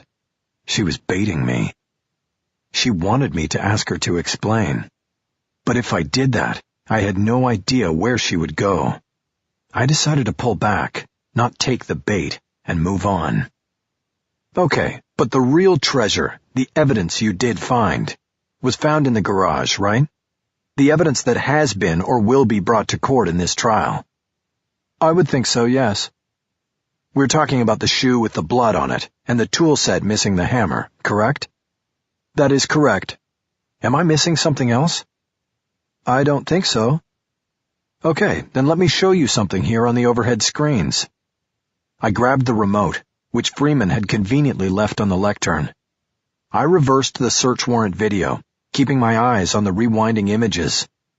I ran it right by the images I wanted and stopped it, then moved forward to the right spot and paused. Okay, can you tell the jury what is happening at this point in the video? I hit the play button and the image on the screen started to move. It showed Longstreth and one of the forensic techs leaving the main house and crossing the portico to the door that led to the garage. This is when we go into the garage, Longstreth said. Then her voice came from the recording. We might need the key from Curlin, she said. But on the video, she reached a gloved hand to the doorknob, and it turned. Never mind, it's open. I let the video run until Longstreth and the forensic tech had entered the garage and turned on the lights. I then paused it again. Was this the first time you had entered the garage, Detective? Yes. I see you turned on the lights here. Had anybody else from the search team entered the garage before you? No, they had not. I slowly backed up the video to the point where she had opened the door to enter. I started the playback again and asked my questions as it played. I notice you don't use a key to enter the garage, Detective. Why is that? I tried the door, as you can see here, and it was unlocked. Do you know why? No, it was just unlocked. Was anybody at the home when the search team arrived? No, the house was empty. And the door to the house itself was locked, correct? Yes, Miss Trammell had locked it when she agreed to accompany us to Van Nuys. Did she want to lock it, or did you have to tell her? No, she wanted to lock up. So at the time that she locked the house, she left the outside door that led into the garage unlocked, correct? It would appear so. It's safe to say that it was unlocked at the time you and the others arrived with the search warrant, correct? That is correct. Meaning anyone could have entered the garage while its owner, Lisa Trammell, was in police custody, correct? I guess it's possible, yes. By the way, when you and Detective Curlin left the house with Miss Trammell that morning, did you leave a police officer on post at the house to sort of watch over it? Make sure nothing was disturbed or taken from inside? No, we did not. Didn't you think that would be prudent, considering that the house might contain evidence in a murder investigation? At the time, she was not a suspect. She was just someone we wanted to talk to. I almost smiled, and Longstreth almost smiled. She had tiptoed past a trap I had set for her. She was good. Ah, I said, not a suspect, that's right. So how long would you say was that side door left unlocked and the garage available for anyone to enter? That would be impossible for me to tell. I don't know when it was left unlocked in the first place. It's possible she never locked the garage. I nodded and put a pause under her answer. Did you or Detective Curlin instruct the forensics team to see if there were any fingerprints on the door leading to the garage? No, we did not. Why not, Detective? We didn't think it was necessary. We were searching the house, not holding it as a crime scene. Let me ask you hypothetically, Detective. Do you think that someone who has carefully planned and carried out a murder would then leave a pair of bloody shoes in their unlocked garage? Especially after taking the time to get rid of the murder weapon? Freeman objected, citing the compound nature of the question and arguing that it assumed facts not in evidence. I didn't care. The question hadn't been for Longstreth to consider. It had been directed at the jury. Your Honor, I withdraw the question, I announced, and I have nothing further for this witness. I moved away from the lectern and sat down. I stared pointedly at the jurors, my eyes sweeping across one row of them and then the other. Finally, I held them on Furlong in the 3 spot. He held my stare and didn't look away. I took that as a very good sign. Chapter 36. Herb Dahl came alone. Cisco met him at the door of my office suite and escorted him into my office, where I was waiting. Bullock sat to my left, and we had an empty seat for Dahl right in front of my desk. Cisco stayed standing, which was by design. I wanted Cisco pacing and pensive. I wanted Dahl to feel unease, that the wrong words spoken could unleash the big man in the tight black t-shirt. I didn't offer Dahl coffee, soda, or water. I didn't start with any platitudes or efforts to mend our strained relationship. I simply got down to business. What we're going to do here, Herb, is find out exactly what you've done, what your involvement with Louis Aparicio has been, and what we're going to do about it. As far as I know, I'm not needed anywhere until 9 o'clock tomorrow morning, so we've got all night if that's what it takes. Before we start, I want to know that we have a deal if I cooperate, Dahl said. I told you at lunch, the deal is you stay out of prison. In exchange, you tell me what you know. Beyond that, no promises. I won't testify to anything. This is informational only. Besides, I have something better for you than my testifying. We'll see about that. But right now, why don't we start at the beginning? You said today that you were told to go on Lisa Trammell's picket line. Start there. Dahl nodded, but then disagreed. I think I have to start before that. This goes back to the beginning of last year. I raised 2 open hands. Have at it. We've got all night. Dahl then proceeded to tell a long story about a movie he produced a year earlier called Blood Racer. It was a warm family movie about a girl who is given a horse named Chester. She finds a tattooed number inside the animal's lower lip that indicates he was once a thoroughbred racehorse, thought to have been killed in a barn fire years before. So she and her pop do some more investigating, and— Look, I interrupted. It sounds like a nice story, but can we talk about Louis Aparicio? I may have all night, but let's stay on point anyway.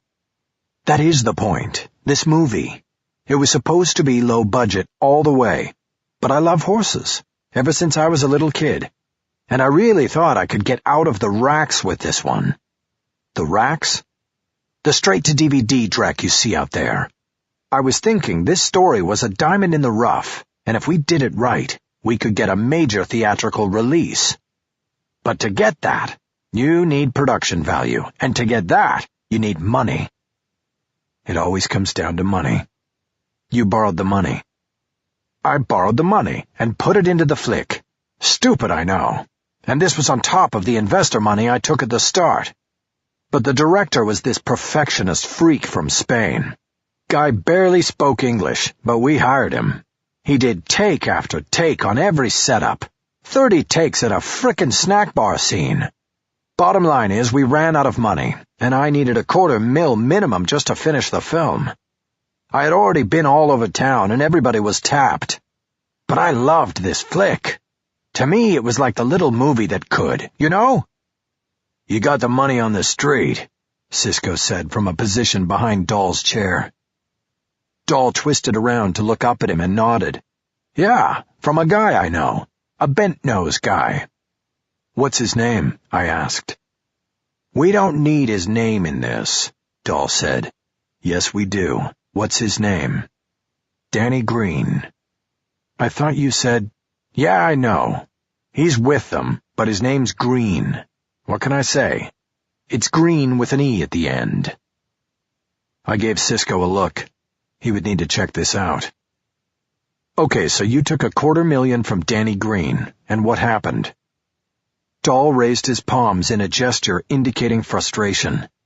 That's just it. Nothing happened. I finished the flick, but I couldn't sell it.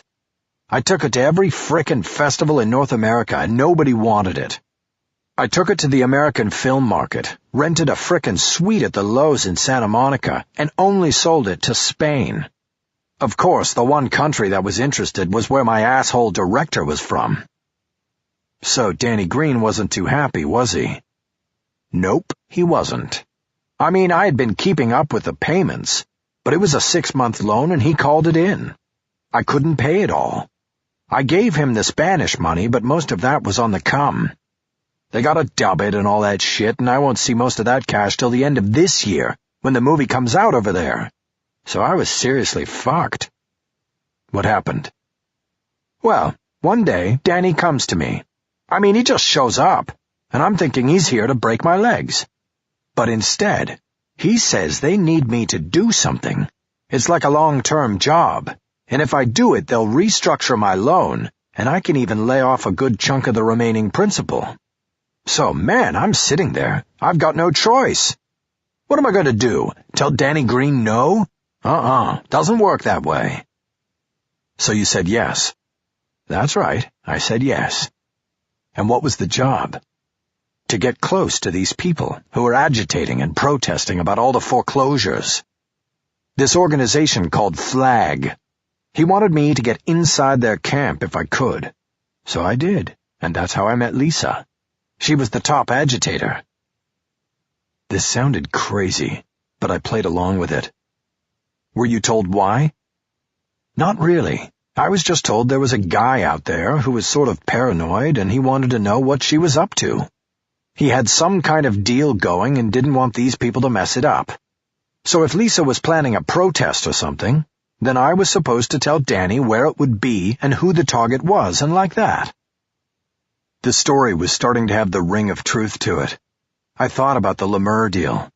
Aparicio had been in the process of setting up the sale of a loft to the publicly traded company. It was prudent business practice to keep tabs on any potential threats to the deal before it was finished in February. That could even include Lisa Trammell. Bad publicity could hinder the sale. Stockholders always want squeaky clean acquisitions. Okay, what else? Not a whole lot else, just intelligence gathering. I got close to Lisa, but then like a month later, she got popped for the murder. Danny came back then. I thought he was going to say deal's off because she was in jail. But he said he wanted me to put up the money and get her out. He gave me the money in a bag, 200 thou. Then when I got her out, I was supposed to do the same thing again, only with you people. Get inside the defense camp, see what was going on, and report back. I looked over at Cisco. His pensive moves were no longer an act. We both knew that Dahl could be the tip of an iceberg that would tear the bottom out of the prosecution's case and sink it. We also knew we might have a client in Lisa Trammell who was completely unlikable but innocent. And if she was innocent... Where does Aparicio come into this? I asked. Well, he sort of doesn't, at least not directly. But when I called Danny to check in, he always wants to know what you've got on Aparicio. That's how he says it. What do they have on Aparicio? He asks that every time. So I'm thinking, maybe he's the guy I'm really doing this work for, you know? I didn't respond at first. I swiveled in my chair, thinking the story over. You know what I don't get and what isn't in your story, Dahl? Cisco said. What? The part about you hiring those two guys to go after Mick. You left that part out, asshole. What about that? I added. Dahl raised his hands in surrender to show his innocence. Hey, they told me to do it. They sent me those two guys. Why beat me up? What did that do? It slowed you down, didn't it? They want Lisa to go down for this, and they started thinking you were too good.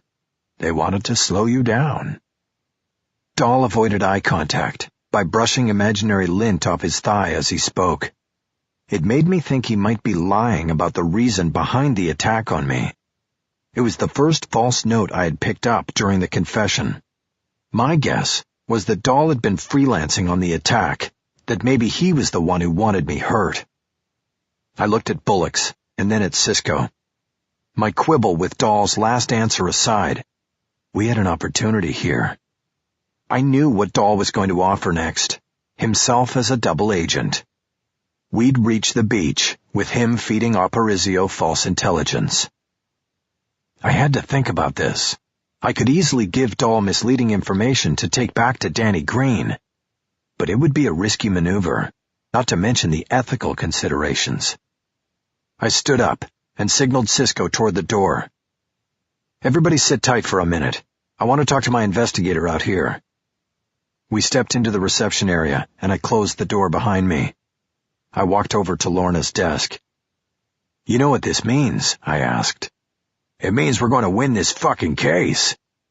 I opened the middle drawer of Lorna's desk and took out the stack of delivery menus for local restaurants and fast food chains. No, it means those two guys at the clubhouse?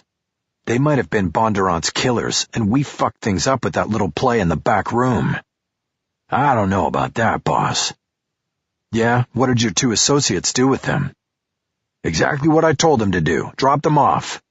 They told me later that both of them wanted to be left off at some bottle club in downtown. That was it. I mean it, Mick. It's still fucked up. With the menus in my hand, I headed toward the door to my office. Cisco spoke to my back. Do you believe Dahl? I looked back at him before opening the door. To a point. I went into the office and put the menus down in the middle of the desk. I took my seat again and looked at Dahl. He was a weasel, always on the make, and I was about to go down the path with him. We shouldn't do it, Bullock said. I looked at her. Do what? Use him to feed bad intel back to Aparicio. We should put him on the stand and make him tell the story to the jury. Dahl immediately protested. I'm not testifying. Who the fuck is she, saying how this... I raised my hands in a calming gesture. You're not testifying, I said. Even if I wanted you to, I couldn't get you on the stand. You have nothing that directly connects Aparicio to this. Have you ever even met the man? No. Have you ever seen him before? Yeah, in the court. Before that? No. And I'd never even heard his name until Danny asked me about him. I looked at Bullock's and shook my head. They're too smart to leave a direct link out there. The judge wouldn't let him anywhere near the stand. Then what about Danny Green? We put him on the stand. And what have we used to compel him to testify? He'd take the fifth before we even got to his name. There is only one thing to do here. I waited for further protest, but Bullock's was finally and sullenly silent. I looked back at Dahl. I disliked the man intensely and trusted him about as much as I trusted that he had his own hair. But that didn't stop me from taking the next step. Dahl, how is contact initiated with Danny Green? I usually call him about 10. Every night? Yeah. During the trial, it's been that way. He always wants to hear from me. Most night he answers, and if not, he calls me back pretty quick. Okay, let's dig in and order some takeout. Tonight, you make the call from here. What am I going to say? We're going to work that out between now and 10 when you make the call. But essentially, I think you are going to tell Danny Green that Luis Aparicio doesn't have a thing to worry about when he takes the stand. You're going to tell him that we've got nothing, that we've been bluffing, and that the coast is clear. Chapter 37. Thursday was supposed to be the day when all the orchestral elements came together in a crescendo for the prosecution. Since Monday morning, Andrea Freeman had carefully rolled out her case, easily handling the variables and unknowns, like the potshots I had taken and the intrusion of the federal target letter, in a strategic build-up that gathered momentum and led inalterably to this day. Thursday was the science day, the day that all elements of evidence and testimony would be tied together with the unbreakable bindings of scientific fact. It was a good strategy, but this is where I intended to turn her plans upside down. In the courtroom, there are three things for the lawyer to always consider: the knowns, the known unknowns, and the unknown unknowns. Whether at the prosecution or defense table, it is the lawyer's job to master the first two and always be prepared for the third. On Thursday, I intended to be one of the unknown unknowns. I had seen Andrea Freeman's strategy from a mile away. She would not see mine until she had stepped into it like quicksand, and it silenced her crescendo. Her first witness was Dr. Joaquin Gutierrez, the assistant medical examiner who performed the autopsy on Mitchell Bondurant's body.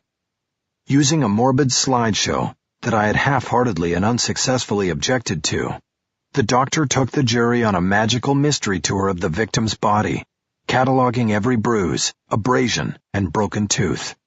Of course, he spent the most time describing and showing on the screens the damage created by the 3 impacts of the murder weapon. He pointed out which had been the first blow and why it was fatal.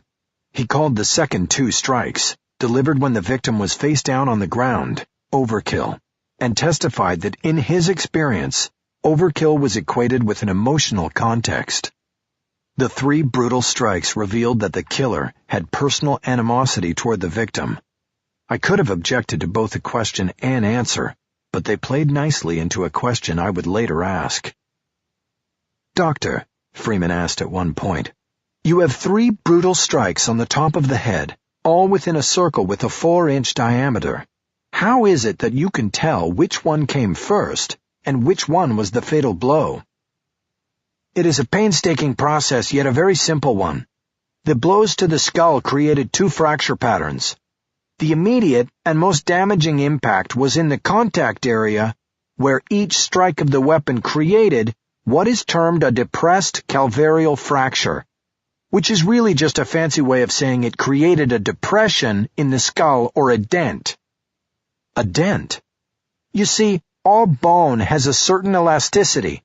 With injuries like this, a forceful, traumatic impact, the skull bone depresses in the shape of the striking instrument, and two things happen. You get parallel break lines on the surface. These are called terraced fractures. And on the interior, you get a deep depression fracture, the dent. On the inside of the skull, this depression causes a fracture that we call a pyramid splinter. This splinter projects through the dura, which is the interior lining, and directly into the brain. Often, and as was found in this case, the splinter breaks and is propelled deep into the brain tissue like a bullet. It instantly causes the termination of brain function and death. Like a bullet, you said. So these 3 impacts on the victim's head were so forceful that it was literally tantamount to him being shot 3 times in the head? Yes, that is correct.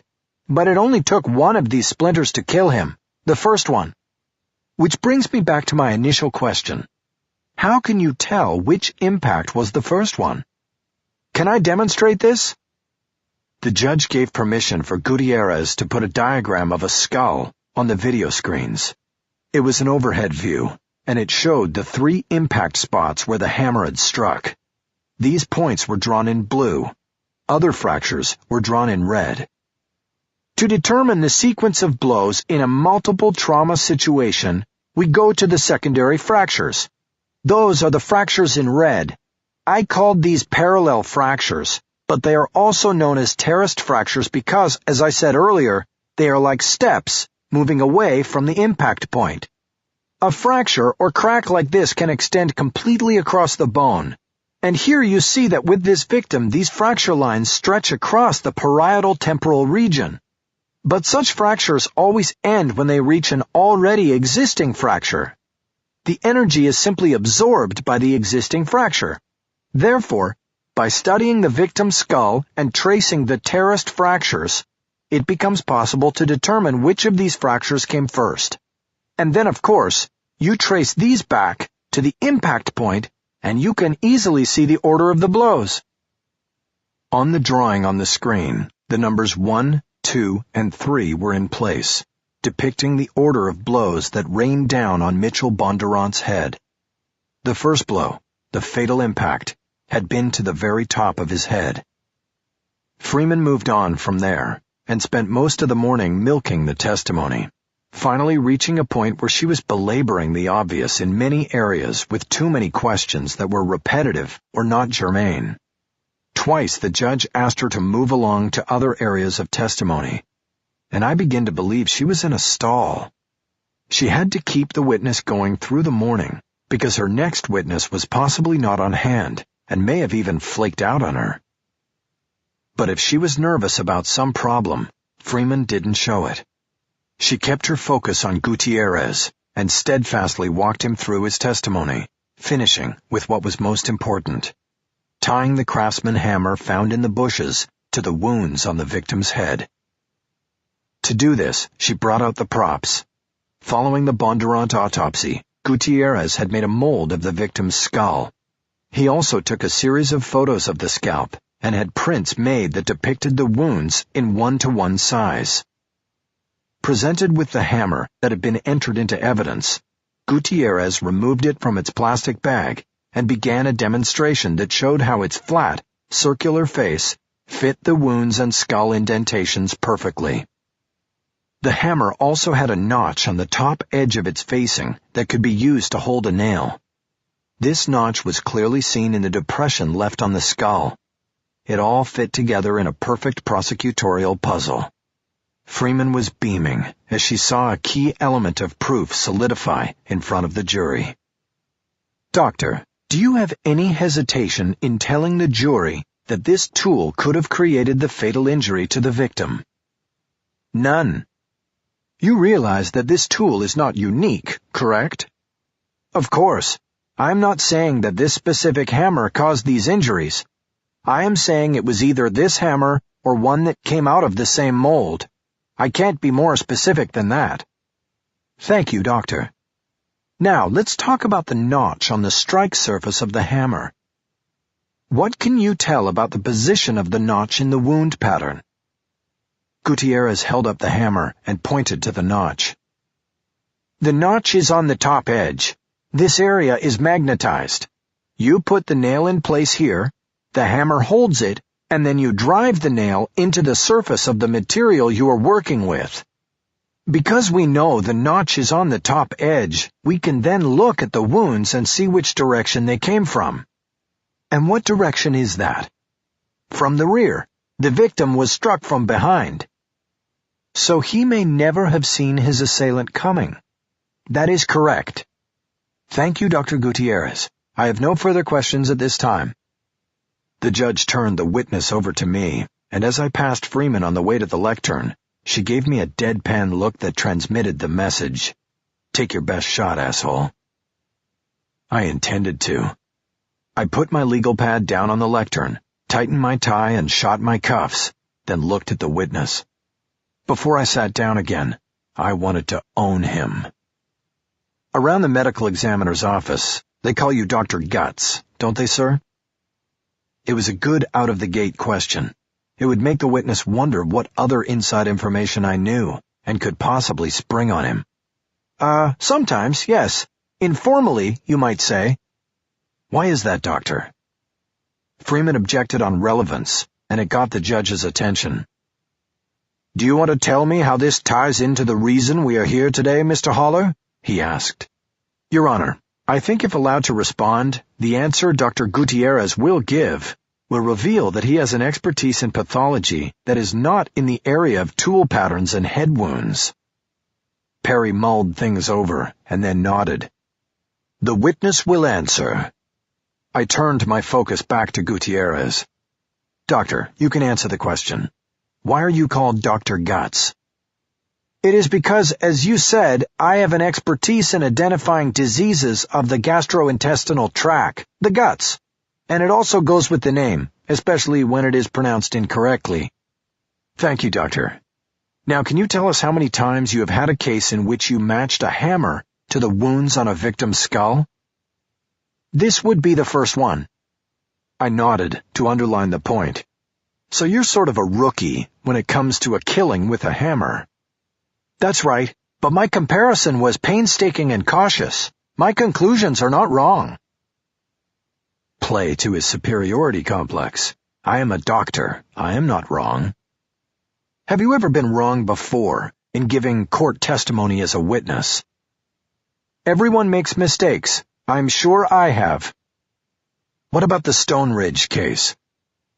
Freeman quickly objected, as I knew she would. She asked for a sidebar, and the judge waved us up.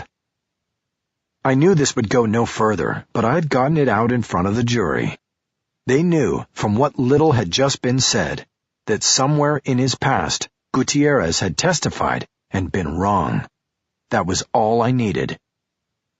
Judge, we both know where counsel is going, and not only is it not relevant to this matter, but Stone Ridge is still under investigation, and there's been no official conclusion.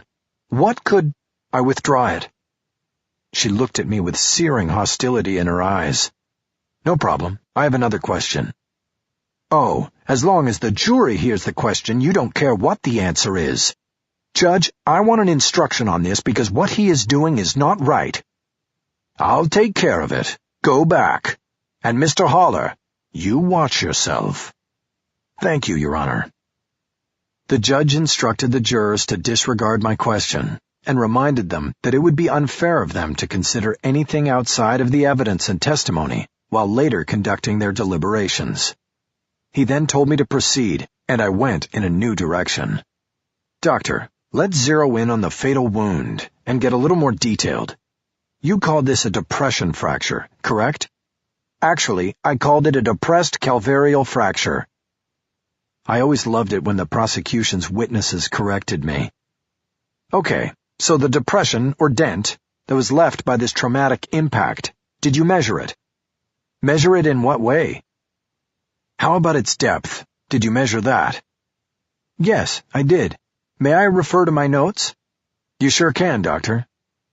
Gutierrez checked his copy of the autopsy protocol. Yes, we called the fatal impact wound 1A, and yes, indeed, I did measure the definitions of the wound pattern. Shall I give you those measurements? My next question. Please tell us, doctor, how did it measure out? Gutierrez looked at his report while speaking. Measurements were taken at 4 points of the circular impact location. Using a clock face, the measurements were at 3, 6, 9, and 12, the 12 being where the notch on the surface was located. And what did the measurements tell you?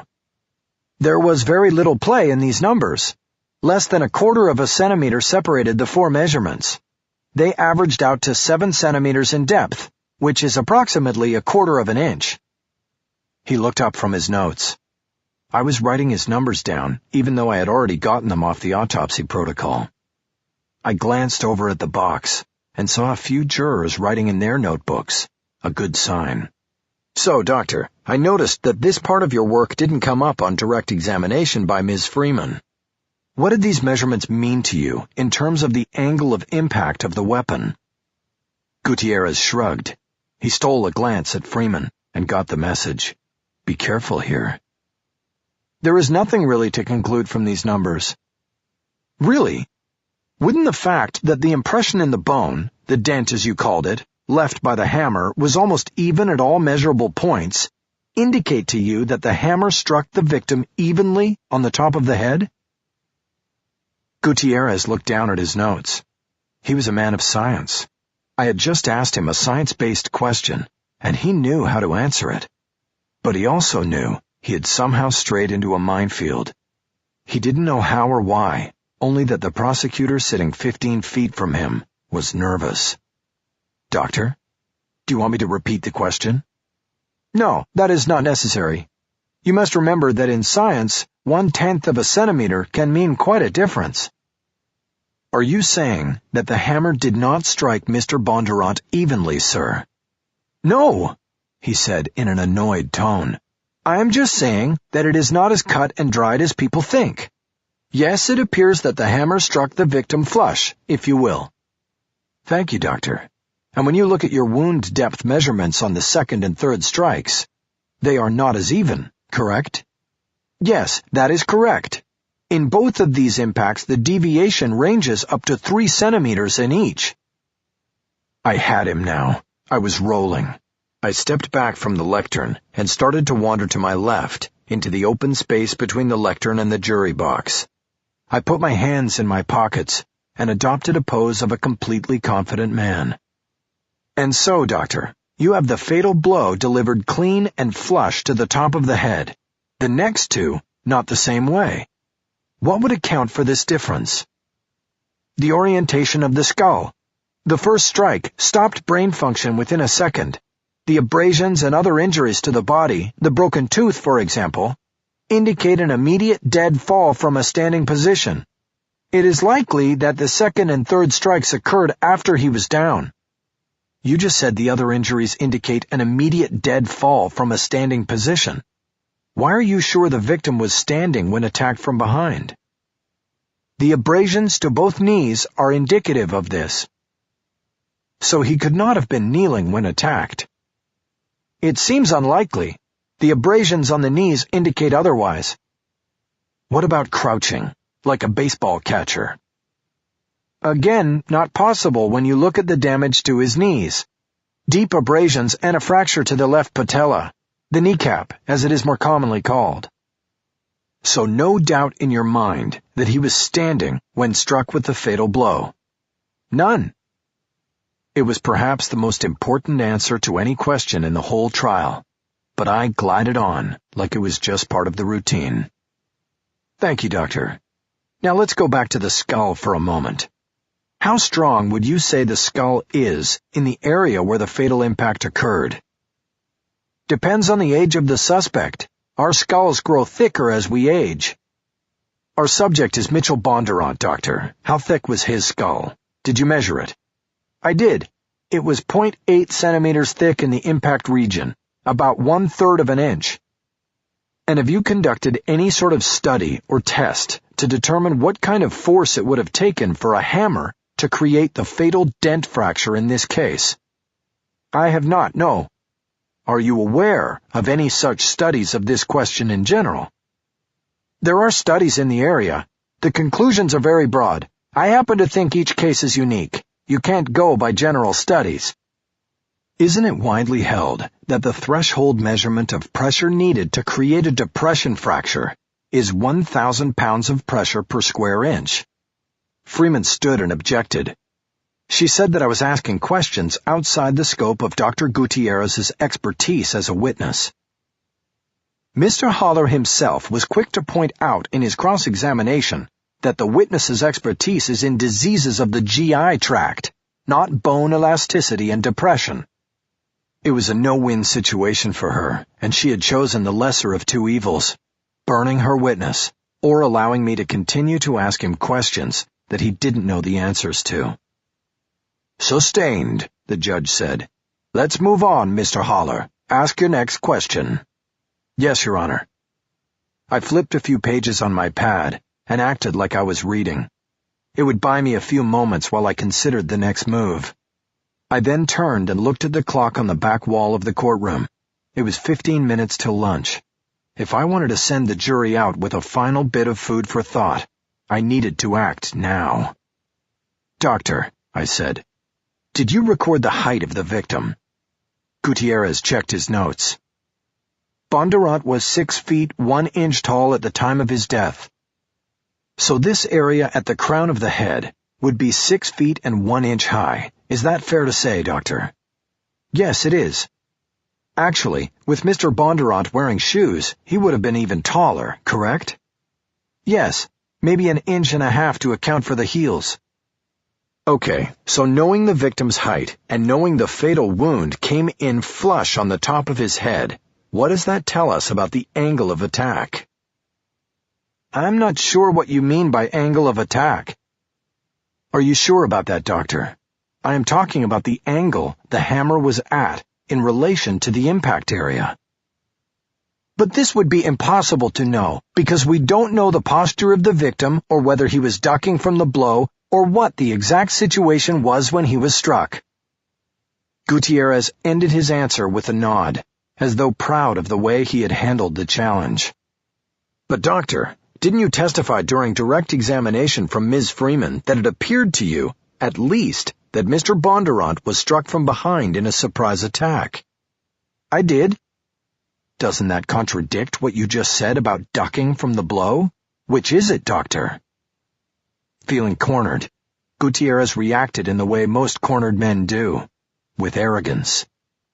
My testimony is that we do not know exactly what happened in that garage, or what posture the victim was in, or what the orientation of his skull was when he was struck with the fatal blow. To be minutely guessing and second-guessing at this point is a fool's errand. You are saying it is foolish to attempt to understand what happened in the garage? No, I'm not saying that at all. You were taking the words and twisting them. Freeman had to do something. She stood and objected and said I was badgering the witness. I wasn't, and the judge said as much. But the little interruption was enough for Gutierrez to collect himself and resume his calm and superior demeanor. I decided to wrap things up. I had largely been using Dr. Guts as a setup man for my own expert, who had testified during the defense phase. I believed I was almost there. Doctor, would you agree that if we could determine the victim's posture and the orientation of his skull at the time of that first fatal blow, then we would have insight as to the angle at which the murder weapon was held? Gutierrez considered the question for longer than it had taken me to ask it, then reluctantly nodded. Yes, it would give us some insight, but it is impossible. Thank you, Doctor. My next question is if we knew all of these things, the posture, the orientation, the angle of the weapon, wouldn't we then be able to make some assumptions about the height of the attacker? It doesn't make sense. We can't know these things. He held both his hands up in frustration and turned to look at the judge for help. He got none. Doctor, you're not answering the question. Let me ask you again. If we did indeed know all of these factors, could we then make assumptions about the attacker's height? He dropped his hands in an I give up gesture. Of course, but we do not know these factors. We, Doctor? Don't you mean you don't know these factors because you didn't look for them? No, Don't you mean you didn't want to know these factors because they would reveal that it was physically impossible for the defendant at 5'3" to have ever committed objection, this crime against a man 10 inches taller than her? Luckily, they no longer used gavels in California courtrooms. Perry would have smashed his through the bench. Sustained! Sustained! Sustained! I picked up my pad and flipped over all the folded back pages in a show of frustration and finality. I have nothing further for... Mr. Haller, the judge barked. I have warned you repeatedly about acting out in front of the jury. Consider this your last warning. Next time, there will be consequences. Noted, Your Honor. Thank you. The jury will disregard the last exchange between counsel and the witness. It is stricken from the record. I sat down, not daring to glance at the jury box. But that was okay. I felt the vibe. Their eyes were on me. They were riding with me. Not all of them, but enough. Chapter 38. I spent the lunch hour schooling Lisa Trammell on what to expect during the afternoon session of court. Herb Dahl was not present, having been dispatched on a phony errand, so I could be alone with my client. As best I could, I tried to explain to her the risks we would be taking as the prosecution's case wound down, and the defense took center stage. She was scared, but she trusted me, and that's about all you can ask from a client. The truth? No. But trust? Yes. Once court reconvened, Freeman asked Dr. Henrietta Stanley to the witness stand. She identified herself as a supervising biologist for the Los Angeles Regional Crime Laboratory at Cal State LA. My guess was that she would be the last witness for the prosecution, and her testimony would have 2 parts of major significance. She would confirm that DNA testing of the blood found on the recovered hammer matched Mitchell Bondurant's DNA perfectly, and that the blood found on Lisa Trammell's gardening shoe also matched the victim's. The scientific testimony would bring the case full circle, with blood being the link. My only intention was to rob the prosecution of the moment. Dr. Stanley, Freeman began, you either conducted or supervised all DNA analysis that came from the investigation of Mitchell Bondurant's death, did you not? I supervised and reconfirmed one analysis conducted by an outside vendor. The other analysis I handled myself, but I must add that I have 2 assistants in the lab who help me, and they do a good portion of the work under my supervision. At one point in the investigation, you were asked to have a small amount of blood that had been found on a hammer analyzed for a DNA comparison to the victim, were you not? We used an outside vendor on that analysis because time was of the essence.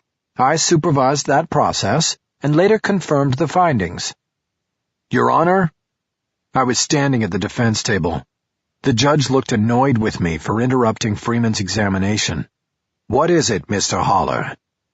To save the court's time and the jury from going through a long, drawn-out explanation of DNA analysis and matching, the defense stipulates. Stipulates to what, Mr. Haller? That the blood on the hammer came from Mitchell Bondurant. The judge didn't miss a beat. The chance to jump the trial forward an hour or more was welcomed, with caution. Very well, Mr. Haller, but you will not get the opportunity to challenge this during the defense phase. You know that, right? I know it, Judge. There will be no need to challenge it. And your client does not object to this tactic. I turned my body slightly toward Lisa Trammell and gestured to her. She is perfectly aware of this tactic and agrees. She is also willing to go on record if you wish to ask her directly. I don't think that is necessary. How does the state feel about this? Freeman looked suspicious, like she was looking for the trap. Judge, she said, I want it clear that the defendant is acknowledging that the blood found on the hammer was indeed Mitchell Bondurant's blood, and I want a waiver on ineffective counsel." "I don't think a waiver is necessary," Perry said, "but I will get the stipulation directly from the defendant." He then asked Lisa questions that confirmed she was on board with the stipulation. Once Freeman said she was satisfied, Perry turned his chair and rolled to the end of the bench so he could address the jury. "Ladies and gentlemen, the witness was going to take you through an explanation of the science of DNA typing and matching, leading you to testimony in regard to lab tests, matching blood found on the hammer that is in evidence to that of our victim, Mitchell Bondurant. By stipulating, the defense is saying they agree with those findings and will not object to them. So what you take from this is that the blood found on the handle of the hammer found in the bushes near the bank did indeed come from the victim, Mitchell Bondurant. This is now stipulated as a proven fact, and I will have that in writing for you when you begin your deliberations." He nodded once, and then rolled back into place where he told Freeman to proceed. Knocked out of rhythm by my unexpected move, she asked the judge for a few moments while she got her bearings and found the place from which to restart her examination. Finally, she looked up at her witness. "Okay, Dr. Stanley, the blood from the hammer was not the only sample of blood from this case that you were asked to have analyzed, correct?" "That is correct. We were also given a separate sample of blood discovered on a shoe found on the defendant's premises. In the garage, I believe. We typed—" "Your Honor," I said as I rose from my seat again. "Once more, the defense wishes to stipulate." This time, the move brought complete silence to the courtroom. Nobody was whispering in the gallery. The bailiff wasn't using his hand to muffle his voice on his telephone. The court reporter's fingers were held steady over the keys. Complete silence. The judge had been sitting with the fingers of both hands knitted together beneath his chin. He held his pose for a long moment, before using both hands to signal Freeman and me forward to the bench. "Come on up here, counsel." Freeman and I stood side by side in front of the bench. The judge whispered, "Mr. Holler, your reputation preceded you when you came into my courtroom on this case. I was told by more than one source that you were a damn fine lawyer and a tireless advocate. I need to ask, however, if you know what you're doing here. You want to stipulate to the prosecution's contention that the victim's blood was found on your client's own shoe. Are you sure about that, Mr. Holler?" I nodded, as if to concede that he had made a good point in questioning my trial strategy. "Judge, we did the analysis ourselves, and it came back as a match. The science doesn't lie, and the defense is not interested in trying to mislead the court or the jury. If a trial is a search for truth, then let the truth come out. The defense stipulates. We will prove later that the blood was planted on the shoe. That is where the real truth lies, not with whether or not it was his blood. We acknowledge that it was, and we're ready to move on." "Your Honor, may I be heard?" Freeman said. "Go ahead, Miss Freeman." "The state objects to the stipulation." She had finally caught on. The judge looked aghast. "I don't understand, Miss Freeman. You get what you want. The victim's blood on the defendant's shoes." "Your Honor, Dr. Stanley is my last witness. Counsel is seeking to undercut the state's case by robbing me of the ability to present evidence in the way I wish to present it. This witness's testimony is devastating to the defense. He just wants to stipulate to lessen its impact on the jury. But a stipulation must be agreed to by both parties. I made a mistake taking the stipulation on the hammer, but not this time. Not on the shoes. The state objects to this." The judge was undaunted. He saw a savings of at least a half day of court time, and he wasn't going to let it go.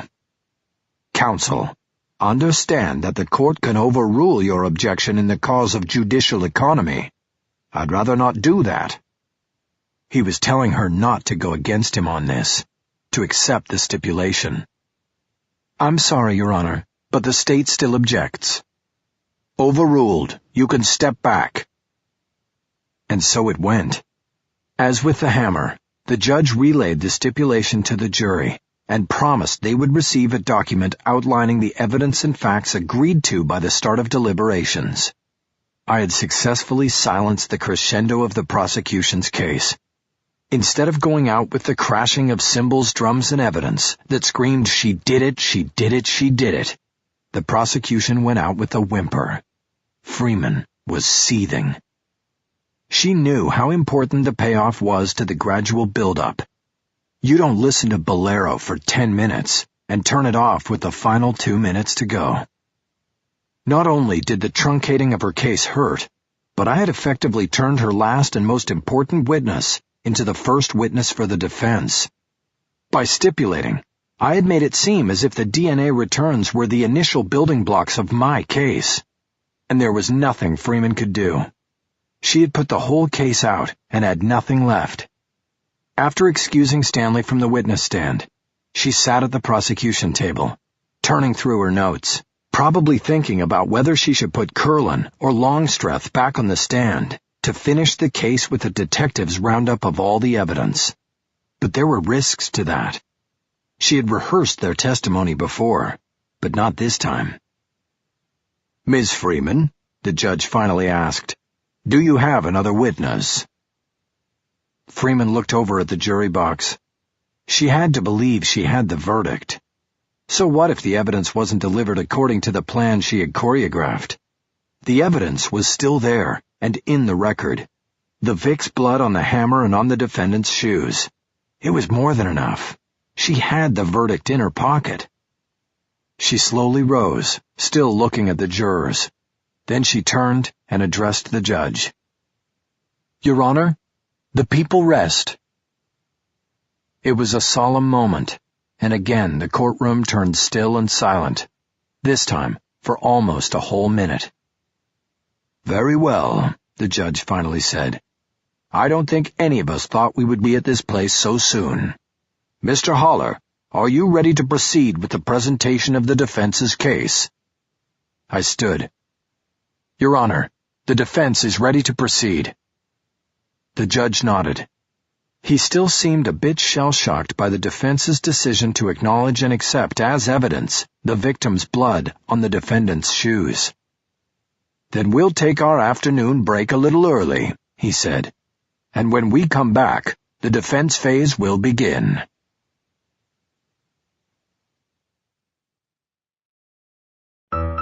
Part 4. The Fifth Witness. Chapter 39. If the defense tactics during the latter stages of the prosecution's case were surprising, the first step out of the corner during the defense phase did nothing to lessen some observers' doubts as to the competence of counsel.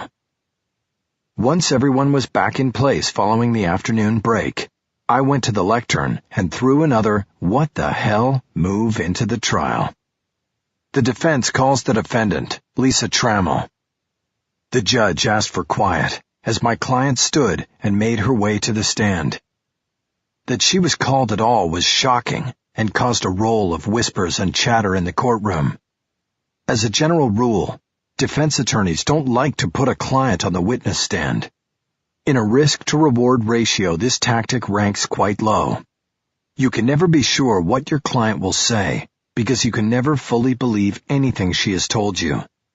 And to be caught in a single lie while under oath and on the stand in front of the 12 people determining your guilt or innocence is devastating.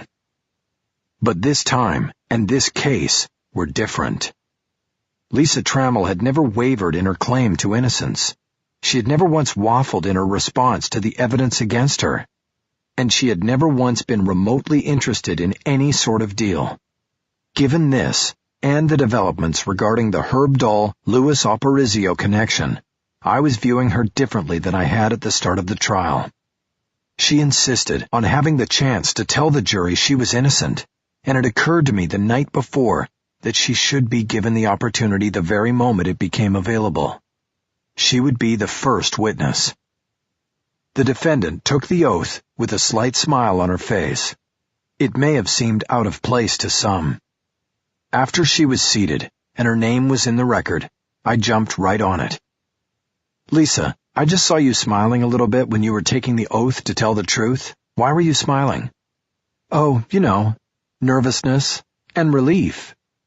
"Relief?" "Yes, relief.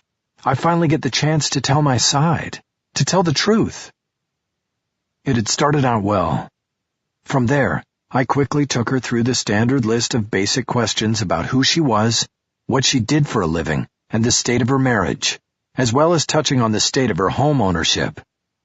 "Did you know the victim of this terrible crime, Mitchell Bondurant?" "Know him? No. Know of him? Yes." "What do you mean by that?"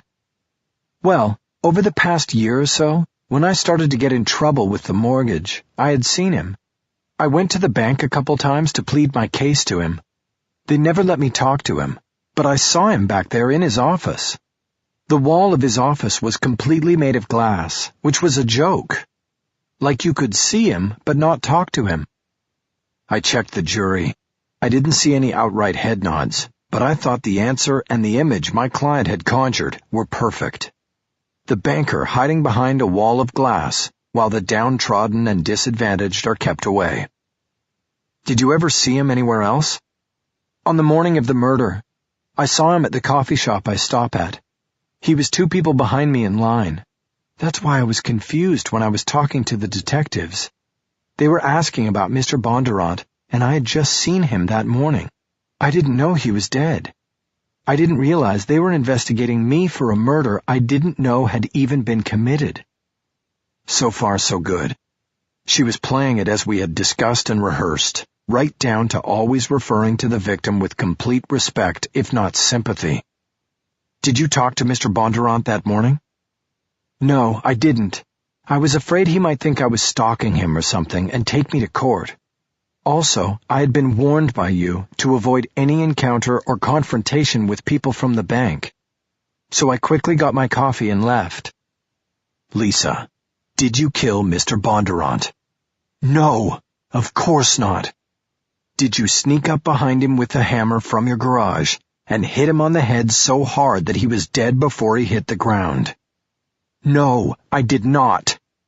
"Did you hit him 2 more times when he was on the ground?" "No." I paused as if to study my notes. I wanted her denials to echo in the courtroom and in each juror's mind. "Lisa, you made quite a name for yourself fighting the foreclosure of your home, didn't you?" "It wasn't my intention. I just wanted to keep my home for myself and my son. I did what I thought was right. It ended up getting a lot of attention." "It wasn't good attention for the bank, was it?" Freeman objected, arguing that I was asking Trammell a question she would not have the knowledge to answer. The judge agreed and told me to ask something else. "There came a time when the bank sought to stop your protests and other activities, correct?" "Yes, they took me to court and got a restraining order against me. I couldn't have any more protests at the bank, so I had them at the courthouse." "And did people join your cause?" "Yes, I started a website and hundreds of people, a lot of them like me, losing their homes, joined in. You became quite visible as the leader of this group, didn't you?" "I guess so, but it was never about getting attention for myself. It was about what they were doing, the frauds they were committing when they took away people's houses and condos and everything." "How many times do you think you were on the television news or in the newspaper?" "I didn't keep count, but a few times I went national. I was on CNN and Fox. By the way, speaking of going national, Lisa, on the morning of the murder, did you walk by Westland National in Sherman Oaks?" "No, I didn't." "That wasn't you on the sidewalk, just a half block away?" "No, it was not." "So the woman who testified she saw you was lying under oath?"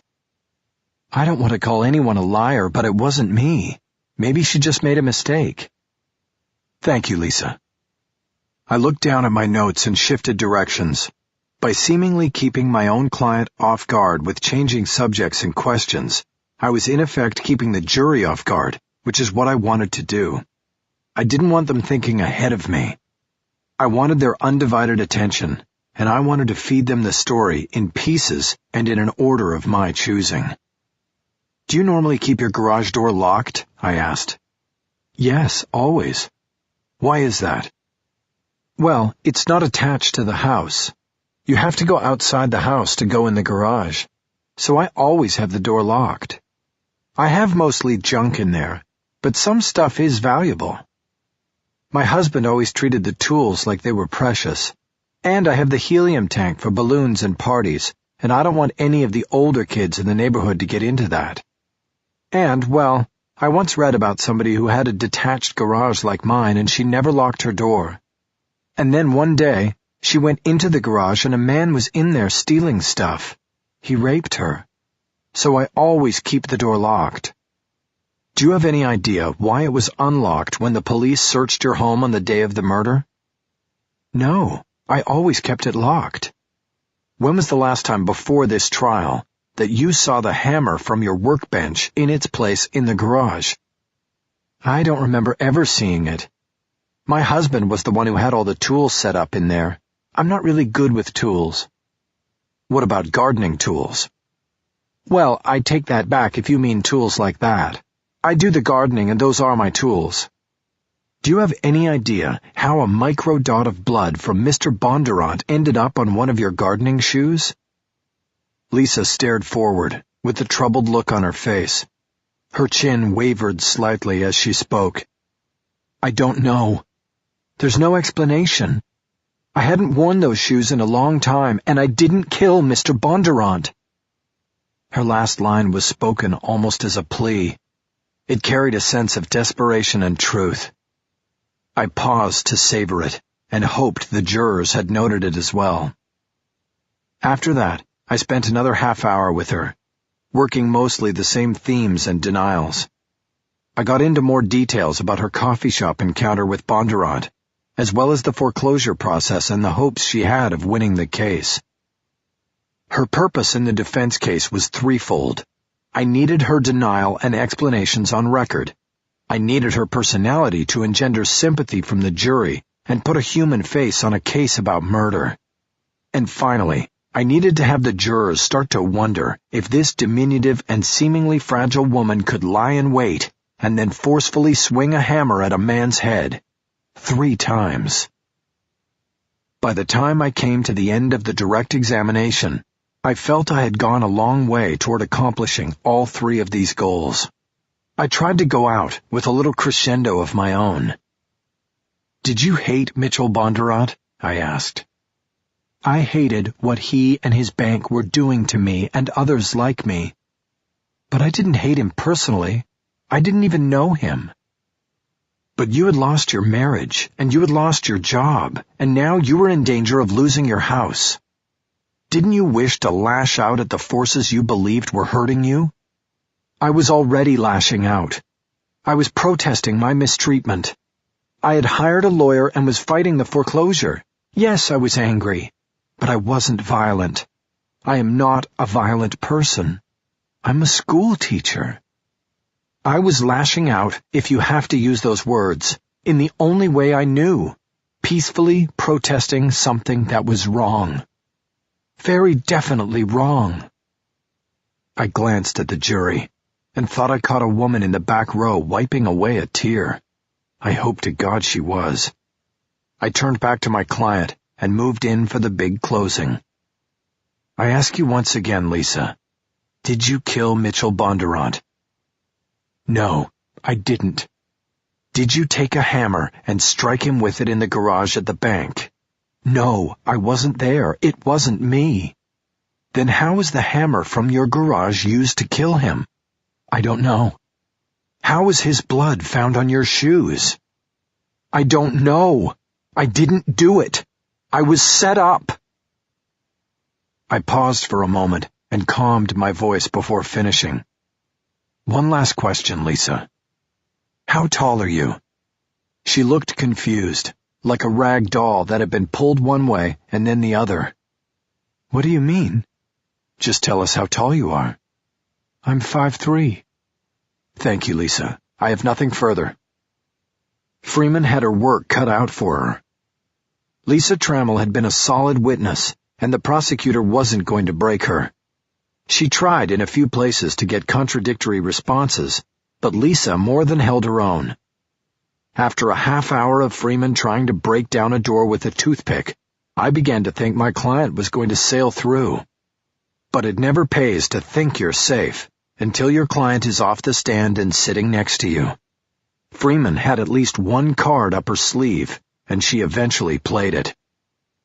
When Mr. Haller asked you a little while ago if you had committed this crime, you said you were not violent. You said you were a school teacher and that you weren't violent. Do you remember that? Yes, it's true. But isn't it true that you were forced to change schools and undergo anger management treatment 4 years ago when you struck a student with a 3-sided ruler? I quickly stood and objected and asked for a sidebar. The judge allowed us to approach. "Judge," I whispered before Perry even asked, "there's nothing in any of the discovery about a 3-sided ruler. Where's this coming from?"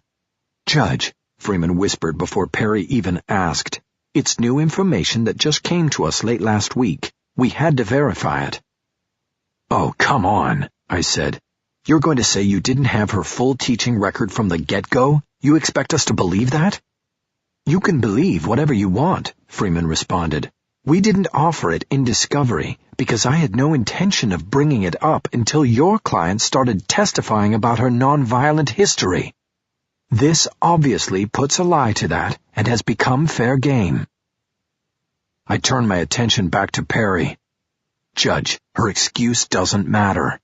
She's not playing by the rules of discovery. The question should be stricken and she should not be allowed to pursue this line of questioning." "Judge, this is—" "Counsel is right, Ms. Freeman. You can save it for rebuttal provided you come up with the witnesses, but you're not going to bring it in here. It should have been part of discovery." We returned to our positions. I would now have to put Cisco on the incident, because no doubt Freeman would be bringing it up again later. This annoyed me, because one of the first assignments I had given Cisco when we got the case was to completely vet our client. This event had somehow been missed. The judge instructed the jury to disregard the prosecutor's question, and then told Freeman to proceed with a different line of questioning. But I knew that bell had been rung loud and clear for the jury. The question might have been wiped from the record, but not from their minds. Freeman went on with her cross-examination, pot-shotting Trammell here and there, but not penetrating the armor of her direct testimony. My client could not be shaken from her contention that she was not walking near Westland National on the morning of the murder. With the exception of the 3-sided ruler, it was a damn good start, because it put the jury on immediate notice that we were engaged in an affirmative defense. We would not be going down without a fight. The prosecutor took it right on up to 5 o'clock, thus preserving the ability to come up with something overnight and hit Trammell with it in the morning. The judge recessed for the evening and everybody was sent home, except for me. I was heading back to the office. There was still more to do. Before leaving the courtroom, I huddled with my client at the defense table and whispered angrily to her. "Thanks for telling me about the 3-sided ruler. What else don't I know?" "Nothing. That was stupid." "What was stupid? That you hit a kid with a ruler, or that you didn't tell me?" "It was 4 years ago, and he deserved it. That's all I'm going to say about it." "It's not going to be your choice. Freeman can still bring it up on rebuttal, so you better start thinking about what you're going to say." A look of concern creased her face. "How can she? The judge told the jury to forget it was brought up." "She can't bring it up on cross, but she'll find a way to bring it up later. There are different rules about rebuttal, so you'd better tell me all about it, and anything else I should know but you've neglected to tell me." She glanced over my shoulder, and I knew she was looking for Herb Dahl. She had no idea what Dahl had revealed to me, or about the double agent work he was doing. "Dahl isn't here," I said. "Talk to me, Lisa. What else should I know?" When I got back to the office, I found Cisco in the reception area, hands in his pockets and chatting up Lorna, who was behind the front desk. What's going on? I demanded. I thought you were going to the airport to get Shammy. I sent Bullocks, Cisco said. She got her and is on the way back. She should have stayed here preparing for her testimony, which will probably come tomorrow. You're the investigator. You should have gone to the airport. Both of them together probably can't carry the dummy. Relax, boss. They got it covered, and they're fine together. Bullocks just called from the road, so you keep your cool and we'll do the rest. I stared hard at him. I didn't care if he was 6 inches taller and 75 more pounds of muscle. I'd had it. I'd been carrying everything, and I'd had it. You want me to relax? You want me to be cool? Fuck you, Cisco. We just started the defense, and the problem is, we don't have a defense. I have a lot of talk and a dummy. The problem is, unless you get your hands out of your fucking pockets and find me something, I'm the one who's going to look like the dummy. So don't tell me to be cool, okay? I'm the one who's standing in front of the jury every fucking day. First Lorna burst out laughing, and soon Cisco followed. You think this is funny? I said in full outrage. It's not funny. What the fuck makes it so fucking funny? Cisco held up his hands in a calming gesture until he could contain himself. Sorry, boss. It's just that when you get yourself worked up, and that thing about the dummy. This made Lorna start another cycle of laughter. I made a mental note to fire her after the trial. In fact, I'd fire them both. That would really be funny. Look, Cisco said, apparently sensing I wasn't picking up on the humor of the situation. Go into your office, take your tie off, and sit down in the big chair. I'll go get my stuff and I'll show you what I've got working. I've been dealing with Sacramento all day, so the going is slow, but I'm getting close. Sacramento? The state crime lab? No, corporate records. Bureaucrats, Mickey. That's why it's taking forever. But you don't have to worry. You do your job, and I'll do mine. Kind of hard to do my job when I'm waiting on you to do yours. I headed toward my office. I threw a baleful look at Lorna as I went by. It only served to make her laugh again. Chapter 40. I was uninvited and unexpected. But having not seen my daughter in a week, I'd had to cancel Wednesday night pancakes because of the trial, and leaving things last time on a rough note with Maggie. I felt compelled to drop by the home they shared in Sherman Oaks. Maggie opened the door with a frown, apparently after seeing me through the peephole. Bad night for surprise visitors, Holler, she said. Well, I'll just visit Haley for a bit, if that's okay. She's the one having the bad night. She stepped back and to the side to allow me to enter. Really? I said. What's the problem? She's got a ton of homework and she doesn't want to be bothered by anyone, even me. I looked from the entry area into the living room but didn't see my daughter. She's in her room with the door closed. Good luck. I'll be cleaning up in the kitchen. She left me there and I looked up the stairs. Haley's bedroom was up there, and all at once the climb looked forbidding. My daughter was a teenager and subject to all the mood swings that come with that designation.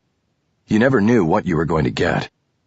I made the journey anyway, and my polite knock on her bedroom door was greeted with a, "What?" "It's Dad. Can I come in?" "Dad, I have a ton of homework." "So that means I can't come in?" "Whatever." I opened the door and stepped in. She was in the bed and under the covers. She was surrounded by binders, books, and a laptop. "And you can't kiss me. I have zit cream on." I came to the side of the bed and leaned down. I managed to kiss her on the top of the head before the arm came up to push me away. "How much more have you got?" "I told you, tons." The math book was open and face down so she wouldn't lose her place. I picked it up to see what the lesson was. "Don't lose my spot." Sheer panic, end-of-the-world angst in her voice. "Don't worry, I've been handling books going on 40 years now." As far as I could tell, the lesson was about equations assigning values to X and Y, and I was completely lost. They were teaching her things beyond my reach. It was too bad it was stuff she'd never use. Boy, I couldn't help you even if I wanted to. I know. Neither can Mom. I'm all alone in the world. Aren't we all? I realized that she hadn't looked up at me once since I'd been in the room. It was depressing. Well, I just wanted to say hi. I'll leave now. Bye, I love you. Still no eye contact. Good night. I closed the door behind me and went down to the kitchen. The other female, who seemed to be able to control my mood at her whim, was sitting on a stool at the breakfast counter. She had a glass of Chardonnay in front of her and an open file. She at least looked up at me. She didn't smile, but she made eye contact, and I took that as a victory in this home. Her eyes then went back to the file. What are you working on? Oh, just refreshing. I have a prelim tomorrow on a strong arm, and I haven't really looked at it since I filed it. The usual grind of the justice system. She didn't offer me a glass of wine because she knew I didn't drink. I leaned against the counter opposite the breakfast bar. So I'm thinking of running for district attorney, I said. Her head shot up, and she looked at me. What? Nothing, just trying to get somebody's attention around here. Sorry, but it's a busy night. I've got to work. Yeah, well, I'll go. Your pal Andy's probably burning the oil too. I think so. I was supposed to meet her for a drink after work, but she canceled. What did you do to her, Holler? Oh, I clipped her wings a little bit at the end of her case, then came out on mine like gangbusters. She's probably trying to figure out how to counter. Probably. She went back to her file. I was clearly being wordlessly dismissed. First my daughter, now the ex-wife I still loved. I did not want to go gentle into that good night. So what about us? I asked. What do you mean? You and me. Things didn't end so good the other night at Dantana's. She closed the file, slid it aside, and looked up at me. Finally. Some nights are like that. It doesn't change anything. I pushed off the counter and came to the breakfast bar. I leaned down on 2 elbows. We were eye to eye. So if nothing's changed, then what about us? What are we doing? She shrugged. I want to try again. I still love you, Megs. You know that. I also know that it didn't work before. We are the kind of people who bring home what we do. It wasn't good. I'm beginning to think my client is innocent and that she was set up, and that even with all of that, I still might not be able to get her off. How would you like to bring that home with you? If it bothers you so much, then maybe you should run for DA. The job's open, you know. Yeah, maybe I just will. Holler for the people. Yeah. I hung around for a few minutes after that, but could tell I wasn't making any headway with Maggie. She had a skill for freezing you out and making you feel it. I told her I was going, and to tell Haley I said goodnight. There was no rush to bar the door before I could exit, but Maggie did call one thing after me that made me feel good. Just give it time, Michael. I turned back to her. What are you talking about? Not what, who. Haley. And me. I nodded and said I would.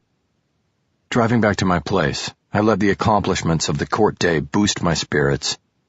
I started thinking about the next witness I planned to put on the stand after Lisa. The task ahead was still formidable, but it didn't help to think that far ahead. You start with a day's momentum and go from there. I took Beverly Glen up to the top, then drove Mulholland east toward Laurel Canyon. I got glimpses of the city lights both to the north and the south. Los Angeles spread out like a shimmering ocean. I kept the music off and the windows down. I let the chill air work like loneliness into my bones. Chapter 41. All that had been won the day before was lost in a span of 20 minutes Friday morning, when Andrea Freeman continued her cross-examination of Lisa Trammell. Being sandbagged by the prosecution in the midst of trial is certainly never a good thing, but in many ways it is acceptable as part of the game. It's one of the unknown unknowns. But being sandbagged by your own client is the worst thing that can happen. One of the unknown unknowns should never be the person you are defending. With Trammell in place on the witness stand, Freeman went to the lectern carrying a thick document with crisp edges and one pink post-it sticking out of the pages. I thought it was a prop, designed to distract me, and paid it no mind. She started things off with what I call setup questions. These were designed to get a witness's answers on the record before they were proven false. I could see the trap forming, but wasn't sure where the net was going to fall. Now, you testified yesterday that you did not know Mitchell Bondurant. Is that correct?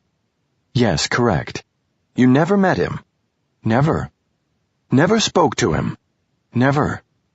But you tried to meet him and speak to him, right? Yes. I went to the bank twice to try to meet him to talk about my home, but he wouldn't see me.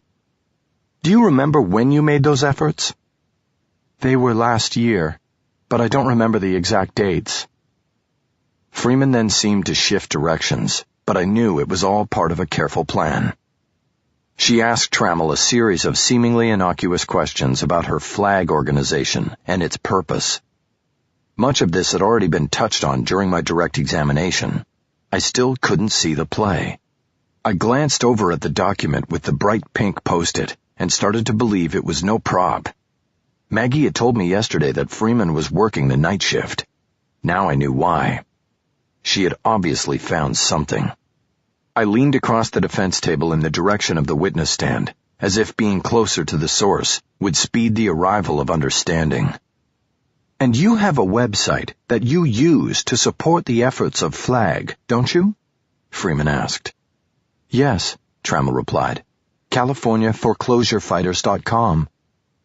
And you are also on Facebook, aren't you? Yes. I could tell by the timid, cautious way in which my client said that one word that this was where the trap was set. It was the first I'd heard of Lisa on Facebook. For those on the jury who might not know, what exactly is Facebook, Miss Trammell? I leaned back in my chair and surreptitiously pulled my phone. I quickly tapped out a text to Bullocks telling her to drop whatever she was doing and see what she could find out about Lisa's Facebook page. See what's there, I said. Well, it's a networking site, and it lets me stay in touch with people involved in FLAG. I post updates on what is happening. I tell them where we are going to meet or march, things like that. People can set it up so they get automatic notifications on their phone or computer whenever I put a post on there. It has been very useful in our organizing. You can post on your Facebook page right from your phone, too, correct? Yes, I can. And this digital location where you make these posts is called your wall, correct? Yes. And you have used your wall to do more than just send out messages about protest marches, haven't you? Sometimes. You gave regular updates on your own foreclosure case as well, didn't you? Yes. I wanted it to be like a personal journal of a foreclosure. Did you also use Facebook to alert the media to your activities? Yes, that too. So, in order to receive this information, someone would have to sign up as a friend, correct? Yes, that's how it works. People who want to friend me make the request, I accept them, and then they have access to my wall. How many friends do you have? I didn't know where this was going, but I knew it wasn't going to be good. I stood and objected, telling the judge that it appeared we were on a fishing expedition with no defined purpose or relevance. Freeman promised that relevance would become clear very soon, and Perry let her go on. You can answer the question, he said to Trammell. I think... Well, last time I checked, I had over 1,000. When did you first join Facebook? Last year. I think it was in July or August, when I filed papers for FLAG and started the website. I did it all at once. So let's make this very clear. As far as the website goes, anybody with a computer and the internet has access, correct? Right. But your Facebook page is a little more private and personal. To gain access, a person has to be accepted by you as a friend. Is that correct? Yes, but I generally friend anybody who asks. I don't know them all because there are too many. I just assume they've heard about our good work and are interested. I don't turn anybody down. That's how I got to 1,000 in less than a year. Okay, and you've been making regular posts on your wall since you joined Facebook, correct? Pretty regular, yes. In fact, you've posted updates on this trial, have you not? Yes, just my opinion of things. I could feel my temperature rising. My suit was beginning to feel like it was made of plastic and was trapping my body heat inside. I wanted to loosen my tie, but knew if a juror saw such a move during this questioning, it would send a disastrous signal. Now, can anyone go on the page and post a message under your name? No, just me. People can respond and make their own posts, but not under my name. How many posts would you say you've put on your wall since last summer? I have no idea. A lot. Freeman held up the thick document with the post-it sticking out. Would you believe that you've posted more than 1,200 times on your wall? I don't know. Well, I do. I have every one of your posts printed right here. Your Honor, may I approach the witness with this document? Before the judge could respond, I asked for a sidebar. Perry waved us up. Freeman brought the thick document with her. Your Honor, what's going on? I said. I have the same objection I did yesterday to the prosecution's deliberate avoidance of discovery. There has been nothing about this previously, and now she wants to introduce 1,200 Facebook posts? Come on, Judge, this isn't right. There has been nothing in discovery because this Facebook account was unknown until last night. Judge, if you believe that, I have some property west of Malibu I'd like to sell you. Judge, yesterday afternoon, my office came into possession of a printout of all posts made by the defendant to her Facebook page. I was pointed to a set of posts from last September that are relevant to this case and the defendant's own testimony. If I can be allowed to proceed, this will become very obvious, even to counsel. Came into possession, I said. What's that mean? Judge, you have to be an invited friend to see my client's Facebook wall. If the government engaged in it was given to me by a member of the media who is friends with the defendant on Facebook. Freeman interjected. There was no subterfuge, but its source should not be at issue here.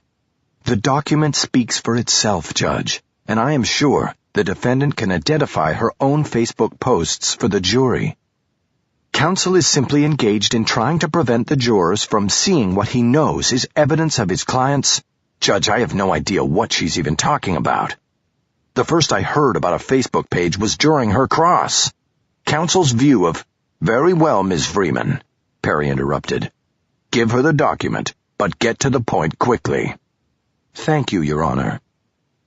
As I sat back down, I felt my phone vibrate in my pocket. I pulled it and read the text under the table and out of the judge's view. It was from Bullock's, and she simply said she had access to Lisa's Facebook wall and was working on my request. I typed with one hand, telling her to check the posts from September, then pocketed the phone. Freeman gave Trammell the printout and had her verify the most recent posts as coming from her Facebook wall. Thank you, Miss Trammell. Could you now go to the page I have marked with the post-it? Lisa reluctantly did as instructed.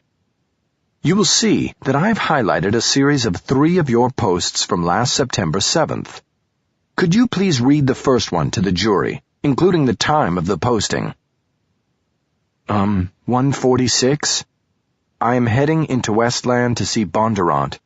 This time, I'm not taking no for an answer. Now, you just pronounced the name Bondurant, but it is misspelled, is it not, in the post? Yes. How is it spelled in your post? Bondurunt. Bondurant. I noticed that the name is spelled that way on all posts in which he is mentioned. Was that intentional or a mistake? He was taking away my house. Could you please answer the question? Yes, it was intentional. I called him Bondurant because he was not a good man. I could feel the sweat moving through my hair. The hidden Lisa was about to come out. Could you please read the next highlighted post, with the time? 2:18. They wouldn't let me see him again. So unfair. And now please read the next post and time. 2:21. Found his spot. I'm going to wait for him in the garage. The quiet in the courtroom was as loud as a train. Miss Trammell, did you wait for Mitchell Bondurant in the parking garage at Westland National on September 7th of last year? Yes, but not that long. I realized it was dumb, and he wouldn't even be out until the end of the day, so I left. Did you go back to that garage and wait for him on the morning of his murder? No, I didn't. I wasn't there. You saw him in the coffee shop. You became enraged and knew just where he would be, didn't you? You went to the garage and waited for him, and then... Objection! I yelled. You killed him with the hammer, didn't you? No, Trammell yelled. I didn't do it! She burst into tears, loudly moaning like some kind of cornered animal. Your Honor, objection! She's badgering the... Perry seemed to snap out of some reverie as he watched Trammell. Sustained! Freeman stopped. The courtroom was again silent, except for the sound of my client sobbing. The courtroom deputy came over with a box of tissues, and Lisa's tears finally subsided. Thank you, Your Honor, Freeman finally said. I have no further questions. I asked for an early morning break so my client could compose herself, and I'd have time to decide whether to continue on redirect. The judge granted the request, probably because he felt sorry for me. Lisa's tears did not undercut the fact that Freeman had been masterful in setting her trap. But all was not lost.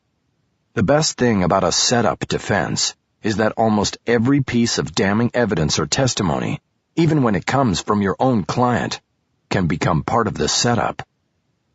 After the jury was let out, I walked up to the witness stand to console my client.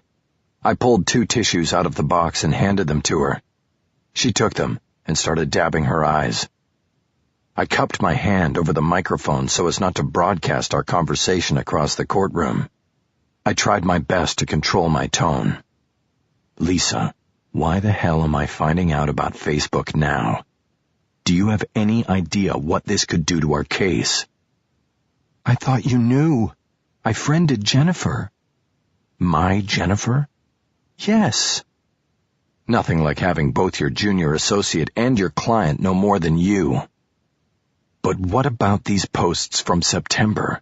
Do you know how damaging they are? I'm sorry. I totally forgot about them. They were so long ago. It looked like another cascade of tears was coming. I tried to head it off.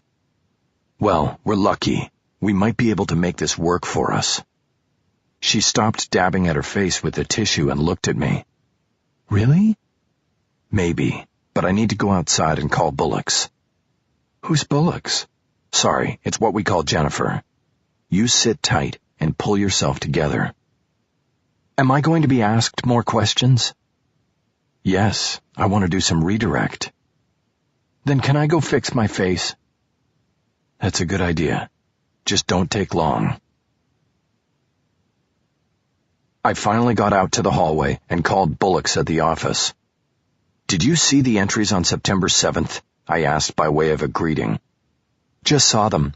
If Freeman... She already did. Shit. Yeah, well, it was bad, but there might be a way out. Lisa said you're her friend on Facebook? Yes, and I'm sorry. I knew she had a page. It never occurred to me to go back and look at previous posts on her wall. We'll talk about it later. Right now, I need to know if you have access to her list of friends. I'm looking at it right now. Okay, first, I want you to print out all the names, give them to Lorna, and have Rojas drive her over here with them. Right away. Then I want you and Cisco to start working the names yourselves. Find out who these people are. There's more than 1,000. You want us to run them all down? If you have to. I'm looking for a connection to Aparicio. Aparicio? Why would... Trammell was a threat to him, just like she was a threat to the bank. She was protesting fraud in foreclosure. The fraud was being committed by Aparicio's company. We know through Herb Dahl that she was on Aparicio's radar. It stands to reason that somebody in that company was checking on her through Facebook. Lisa just testified that she accepted anybody who asked to friend her. Maybe we'll get lucky and find a name we know." There was a silence, and then bullocks tumbled to what I was thinking. By tracking her on Facebook, they would know what she was up to. And they could have known that at one time she waited for Bondurant in the garage. And then they could have constructed his murder around that record.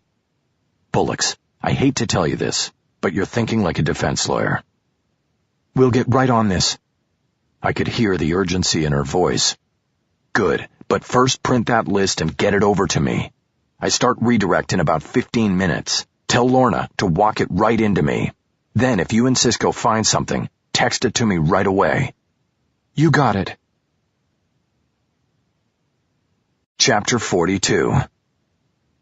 Freeman was still swelling with pride over her morning victory when I got back to the courtroom.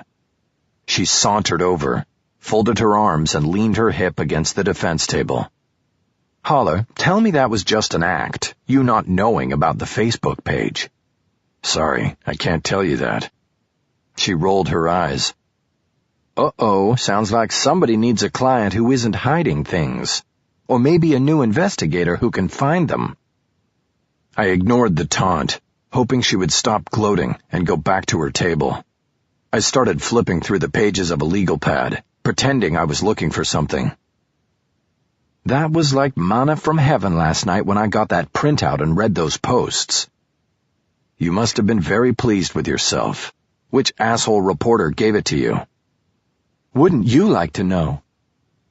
"I will know. Whichever one breaks out the next exclusive from the DA's office will be the one who helped you out. They'll never get so much as a no comment from me."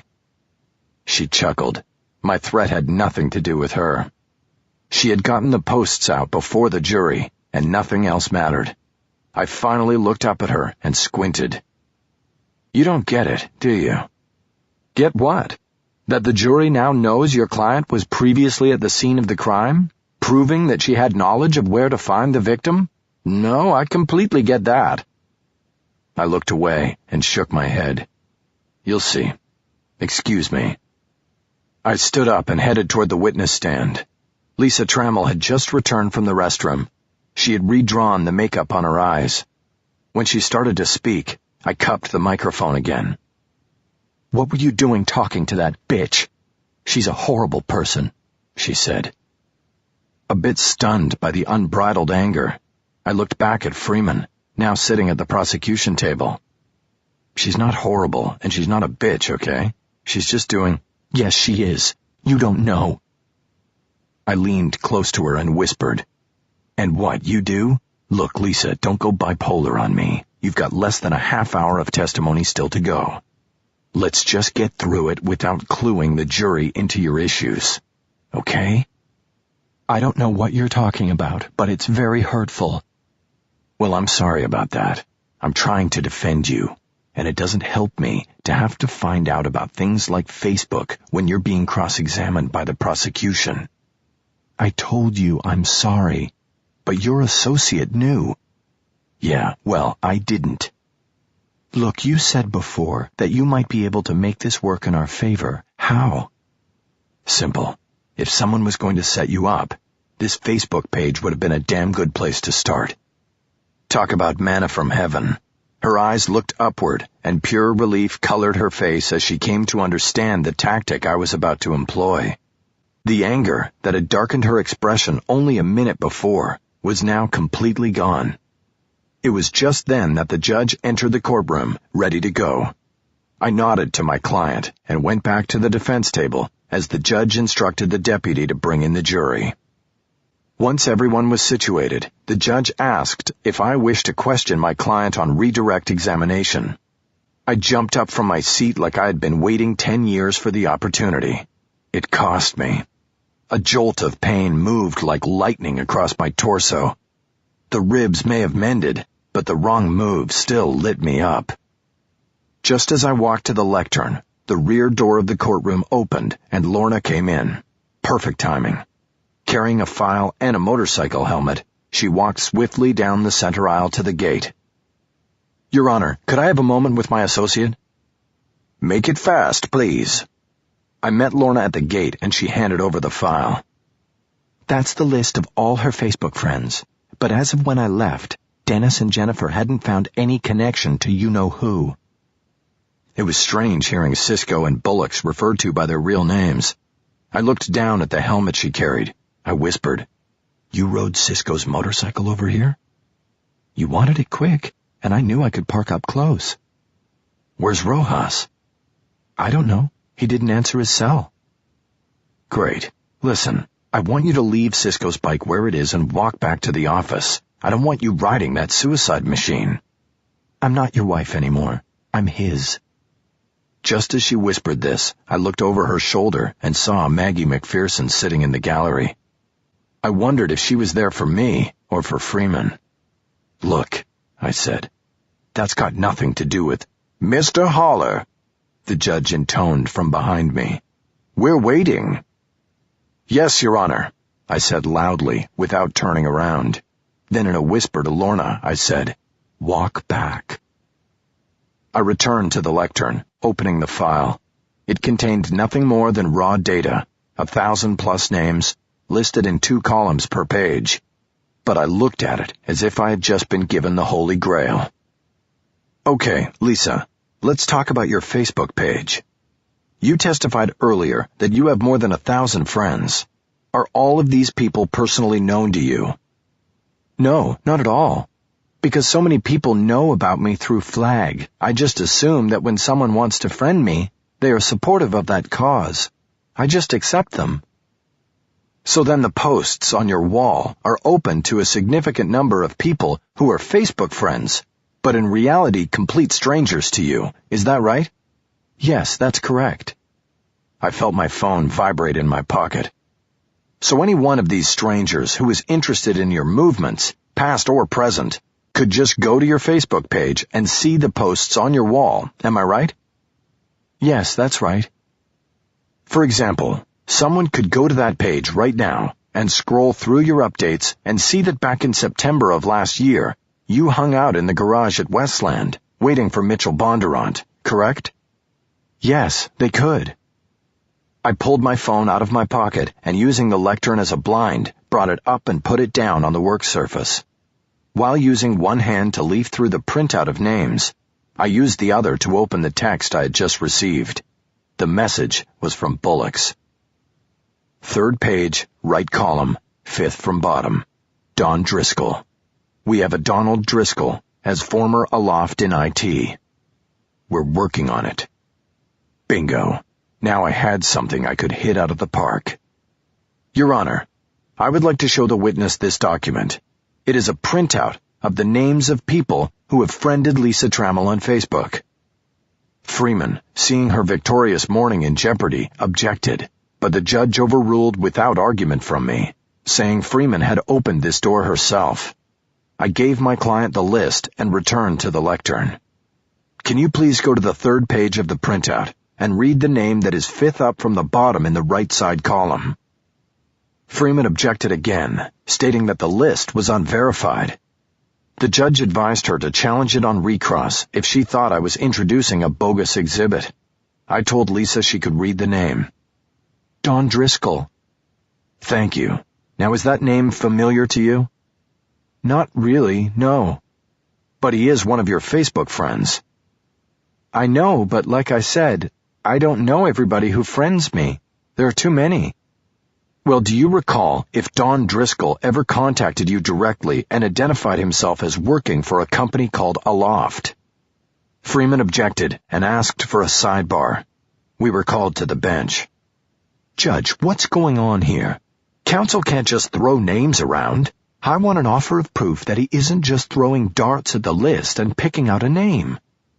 Perry nodded thoughtfully. "I agree, Mr. Haller." My phone was still on the lectern.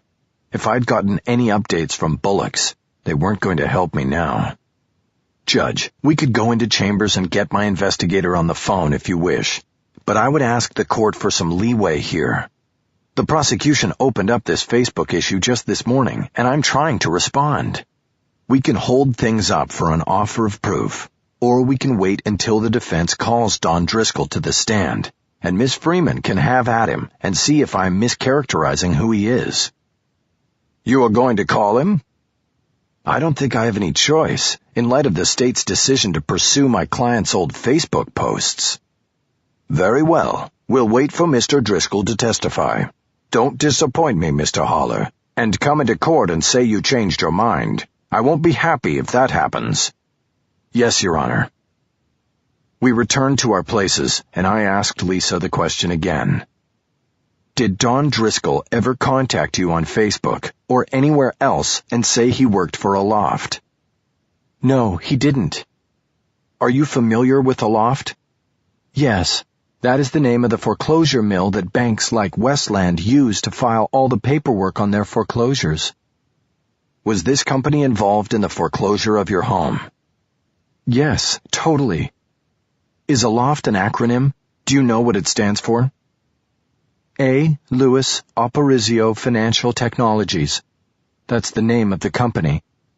"Now, what would it mean to you if this person, Donald Driscoll, who was one of your friends on Facebook, was employed by a loft?" "It would mean that somebody from a loft was getting all my posts." "So essentially, this person Driscoll would know where you've been and where you're going, correct?" "That's correct." "He would have been privy to your posts from last September that said you had found Mr. Bondurant's parking spot at the bank and that you were going to wait for him, correct?" "Yes, correct." "Thank you, Lisa. I have nothing further." On my way back to my seat, I had to steal a glance at Freeman. She was no longer beaming. She was staring straight ahead. I then looked out into the gallery for Maggie, but she was gone. Chapter 43. The afternoon belonged to Shamiram Arslanian, my forensics expert from New York. I had used Shami to great effect in previous trials, and that was again the plan here. She had degrees from Harvard, MIT, and John Jay, was currently a research fellow at the latter, and had a winning and telegenic personality. On top of that, she had an integrity that shone through on the witness stand with every word of testimony. She was a defense lawyer's dream. No doubt she was a gun for hire, but she took the job only if she believed in the science and in what she was going to say on the stand. What's more, there was a bonus for me in this case. She was the exact same height as my client. During the lunch break, Arslanian had set up a mannequin in front of the jury box. It was a male figure, standing exactly 6'2.5" tall, the same height as Mitchell Bondurant in his shoes. It wore a suit similar to the one Bondurant was wearing on the morning of his murder, and the exact same shoes. The mannequin had joints that allowed for a full range of natural human motion. After court resumed, and my witness took the stand, I took my time going through her voluminous bona fides. I wanted the jurors to understand this woman's accomplishments and to like her offhand manner of answering questions. I also wanted them to realize that her skills and knowledge put her on a different plane than the state's forensic witnesses, a higher plane. Once the impression had been made, I got down to the business of the mannequin. "Now, Dr. Arslanian, I asked you to review aspects of the murder of Mitchell Bondurant. Is that true?" "Yes, you did." "And in particular, I wanted to examine the physics of the crime. True?" "Yes. You basically asked me to find out if your client could have actually done the crime in the way the police said she did." "And did you conclude that she could have?" "Well, yes and no. I determined that, yes, she could have done it, but it wouldn't have been in the manner the detectives out here were saying." "Can you explain your conclusion?" "I would rather demonstrate, using myself in the place of your client." "How tall are you, Dr. Arslanian?" "I'm 5'3" in my stocking feet, same height that I was told Lisa Trammell is." "And did I send you a hammer that was a duplicate of the hammer recovered by police and declared to be the murder weapon?" "Yes, you did, and I brought it with me." She held the duplicate hammer up from the shelf at the front of the witness box. "And did you get photos from me depicting the gardening shoes that were seized from the defendant's unlocked garage and later found to have the victim's blood on them?" Yes, you did that too, and I was able to procure an exact duplicate pair on the internet. I'm wearing them now. She kicked one leg out from the side of the witness box, showing off the waterproof shoe. There was a polite round of laughter in the courtroom. I asked the judge to allow my witness to conduct the demonstration of her findings, and he agreed over objection from the prosecution. Arslanian left the witness box with the hammer and proceeded with her demonstration. The question I was asking myself was, could a woman the defendant's height, which is 5'3" like mine, have struck the fatal blow on the crown of the head of a man who is 6'2.5" in his work shoes? Now the hammer, which adds about an extra 10 inches in reach, is helpful in this regard, but is it enough? That was my question. Doctor, if I can interrupt, can you tell us about your mannequin and how you prepared it for your testimony? Of course. Everybody, this is Manny, and I use him all the time when I testify in trials and when I conduct tests in my lab back at John Jay. He has all the joints like a real human being, and he comes apart if I need him to, and the best thing is he never talks back or says I look fat in my jeans. Again she scored some polite laughter. Thank you, Doctor, I said quickly, before the judge could tell her to keep it serious. If you could go on with your demonstration? Sure. Well, what I did was use the autopsy report and the photos and drawings to exactly locate the spot on the skull of the mannequin where the fatal blow was struck. Now we know because of the notch in the striking face that Mr. Bondurant was struck from behind. We also know by the even depth of the depression fracture to the skull that he was struck evenly on the top of the head. So, by attaching the hammer at a flush angle like so... Climbing onto a short stepladder next to Manny, she was able to place the strike face of the hammer against the crown of the skull, and then hold it in place with 2 bands that went under the faceless mannequin's chin.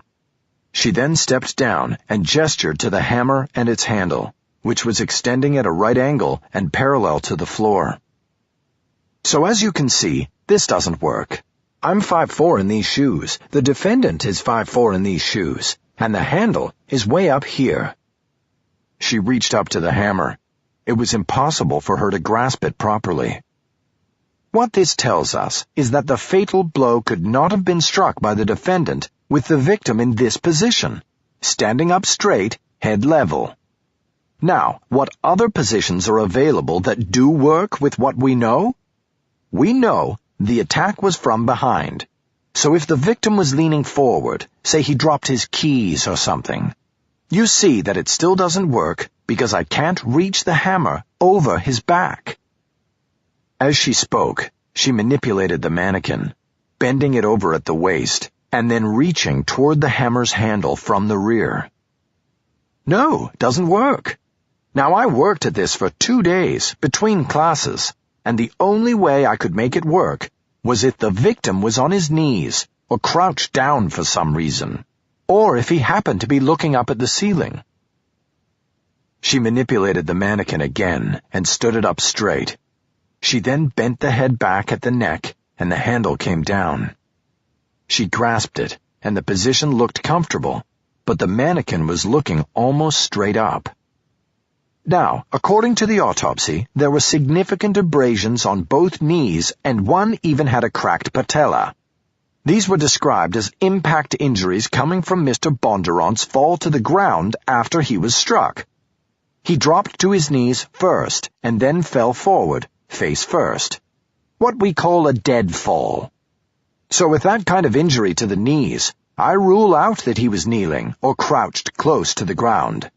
That leaves only this. She gestured toward the mannequin's head, angled sharply back with the faceplate up. I checked the jury. Everybody was watching intently. It was like show and tell in first grade. Okay, doctor, if you put the angle of the head back to even, or just slightly elevated, did you come up with a range of heights for the real perpetrator of this crime? Freeman jumped up and objected in a tone of complete exasperation. Your Honor, this isn't science. This is junk science. This whole thing is smoke and mirrors. And now he's asking her to give the height of someone who could have done it? It is impossible to know exactly what posture or neck angle the victim of this horrible— Your Honor, closing arguments are not till next week, I interjected. If the state has an objection, then counsel should state it to the court, instead of speaking to the jury and trying to sell— All right, the judge said. Both of you, stop it. Mr. Haller, you've been given wide latitude with this witness, but I was beginning to agree with Ms. Freeman until she got on her soapbox. Objection sustained.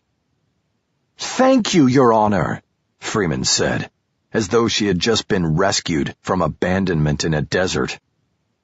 I composed myself, looked at my witness and her mannequin, then checked my notes and finally nodded. I'd gotten what I could. I have no further questions, I said. Freeman did have questions, but try as she might to shake Shami Arslanian from her direct testimony and conclusions, the veteran prosecutor never got the veteran witness to concede an inch. Freeman worked her on cross for nearly 40 minutes, but the closest she got to scoring a point for the prosecution was to get Arslanian to acknowledge that there was no way of knowing for sure what happened in the garage when Bondurant was murdered. The judge had announced earlier in the week that Friday would be a short day because of a district-wide judges' meeting planned for late in the afternoon. So there was no afternoon break, and we worked until almost 4 before Perry recessed the trial for the weekend. We moved into the 2-day break with me feeling like I had the upper hand. We had weathered the state's case by potshotting much of the evidence, then closed out the week with Lisa Trammell's denial and claimed to be the victim of a setup, and my forensic witness's supposition that it was physically impossible for the defendant to commit the crime. Unless, of course, she happened to strike the fatal blow to the victim while he was looking straight up at the ceiling of the parking garage. I believed these were powerful seeds of doubt. Things felt good to me, and when I finished packing my briefcase, I lingered at the defense table, looking through a file for something that wasn't really there. I was half expecting Freeman to come over and beg me to sell my client a plea bargain. But it didn't happen. When I looked up from my phony busy work, she was gone. I took the elevator down to 2. The judges might all be getting off early for a meeting on the eroding rules of courtroom decorum, but I figured the DA's office was still working until 5. I asked at the counter for Maggie McPherson and was allowed back. She shared an office with another deputy DA, but luckily he was on vacation. We were alone. I pulled the missing man's chair away from his desk and sat down in front of Maggie. I came by court a couple of times today, she said. Watched some of your direct with the lady from John Jay. She's a good witness. Yeah, she's good. And I saw you there. I didn't know who you were there for, me or Freeman. She smiled. Maybe I was there for myself. I still learn things from you, Haller. Now I smiled. Maggie McPherson learning from me? Really? Well, no, don't answer that. We both laughed. Either way, I'm glad you came by, I said. What's going on this weekend with you and Hay? I don't know. We'll be around. You have to work, I guess. I nodded.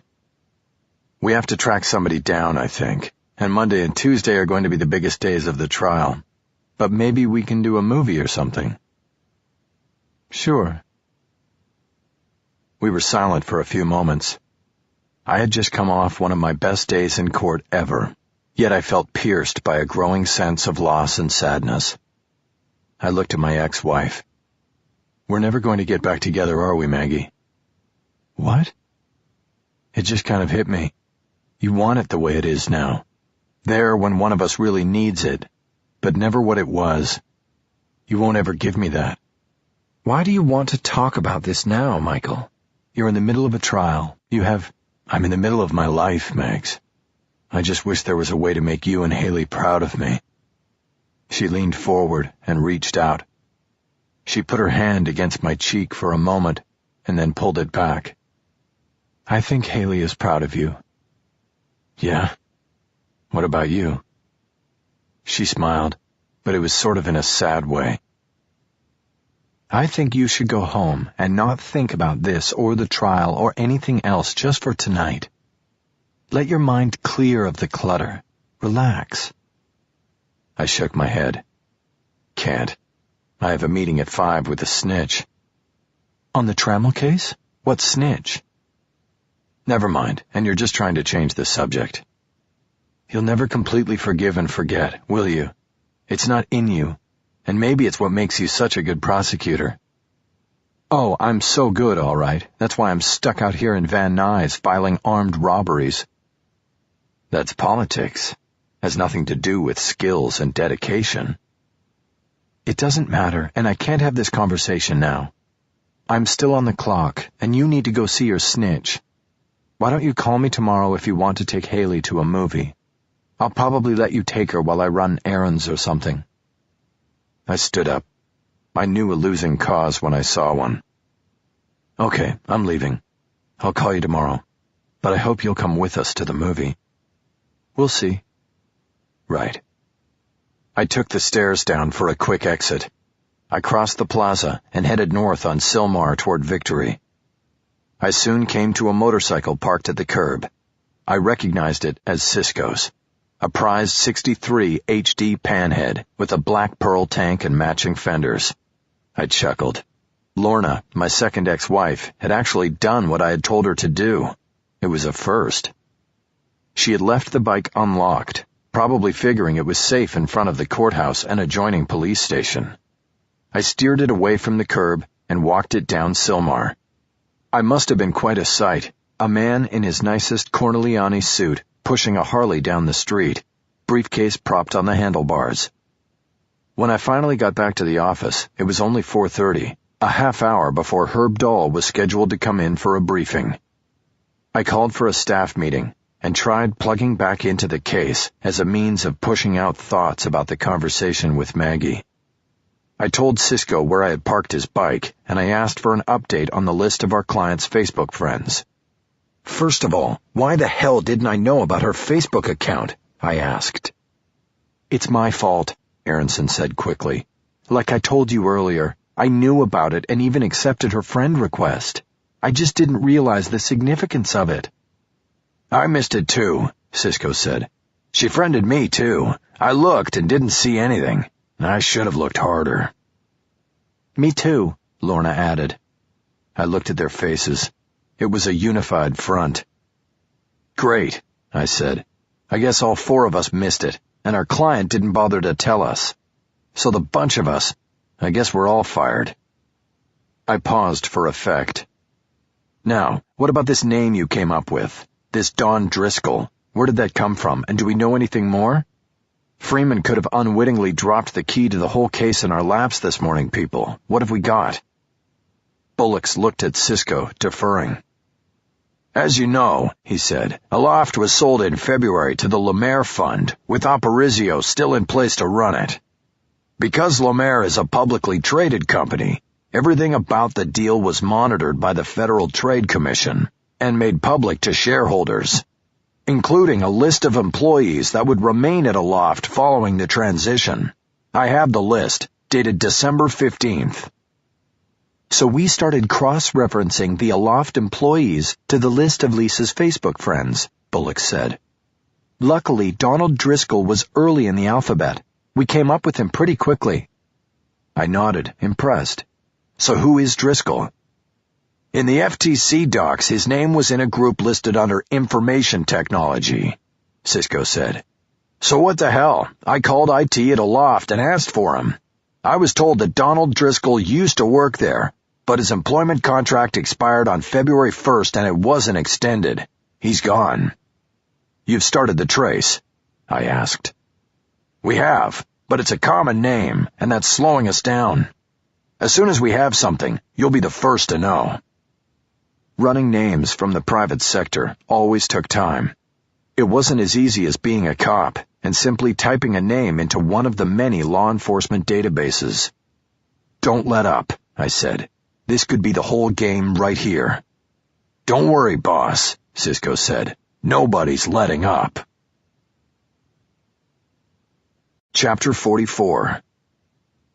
Donald Driscoll, 31, formerly employed by a loft, lived in the Belmont Shore area of Long Beach. On Sunday morning, I rode down with Cisco to tag Driscoll with a subpoena, the hope being that he would talk to me before I had to put him on the witness stand blind. Rojas agreed to work on his day off to help make up for his misdeeds. He drove the Lincoln and we sat in the back, Cisco updating me on his conclusions regarding his latest investigations of the Bondurant murder. There was no doubt that the defense case was coming together, and Driscoll just might be the witness who could cap it all off. "You know," I said, "we could actually win this thing if Driscoll cooperates and says what I think he's going to say." "That's a big if," Cisco replied.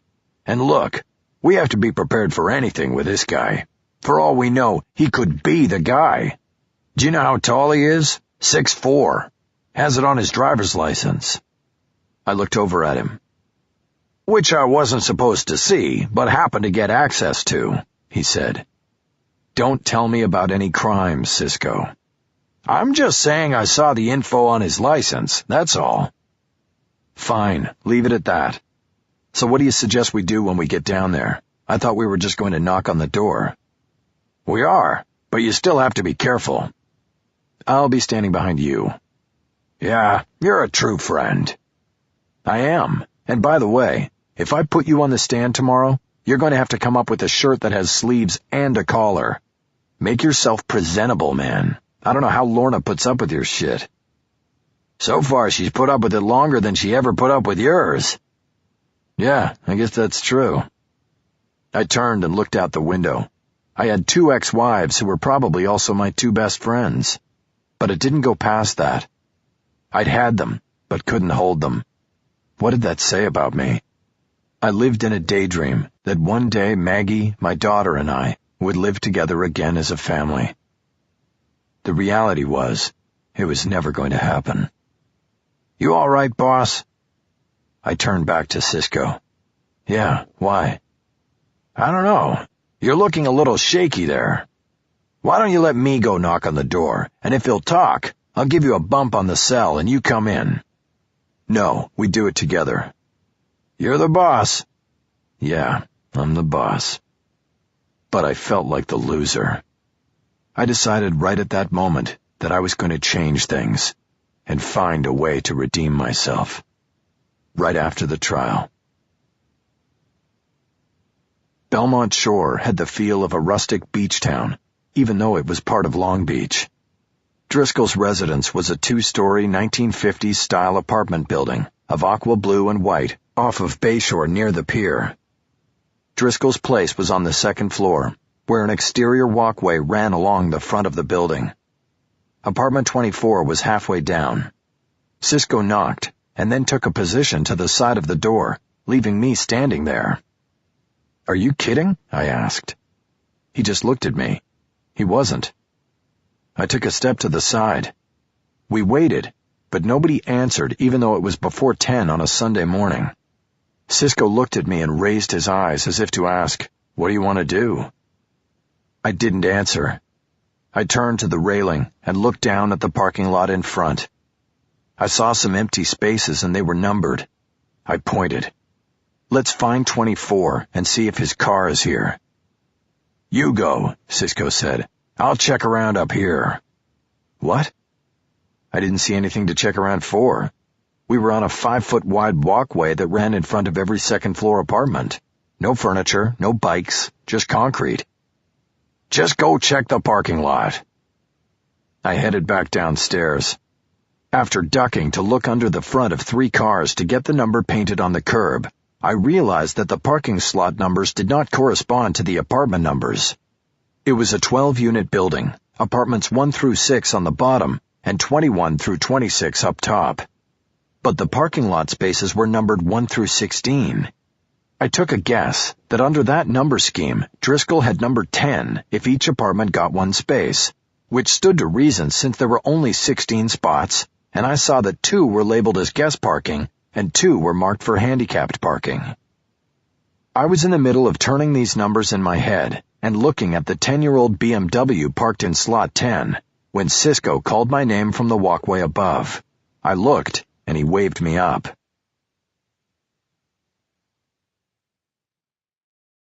When I got back up there, he was standing in the open door of apartment 24. He waved me in. He was asleep, but he finally answered. I walked in and saw a disheveled man sitting on a couch in a sparsely furnished living room. His hair was sticking up in frozen curls and knots on the right side. He huddled with a blanket around his shoulders. Even so, I could tell he matched a photo Cisco had pulled off Donald Driscoll's own Facebook account. "That's a lie," he said. "I didn't invite him in. He broke in." "No, you invited me," Cisco said. "I have a witness." He pointed to me. The bleary-eyed man followed the finger and looked at me for the first time. I could see recognition in his eyes. I knew then that it was Driscoll and that we were on to something here. "Hey, look, I don't know what this—" "Are you Donald Driscoll?" I asked. "I'm not telling you shit, man. You can't just break—" "Hey!" Cisco yelled loudly.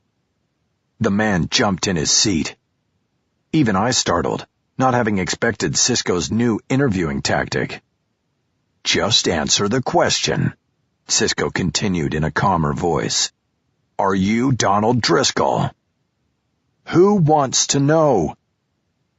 "You know who wants to know," I said.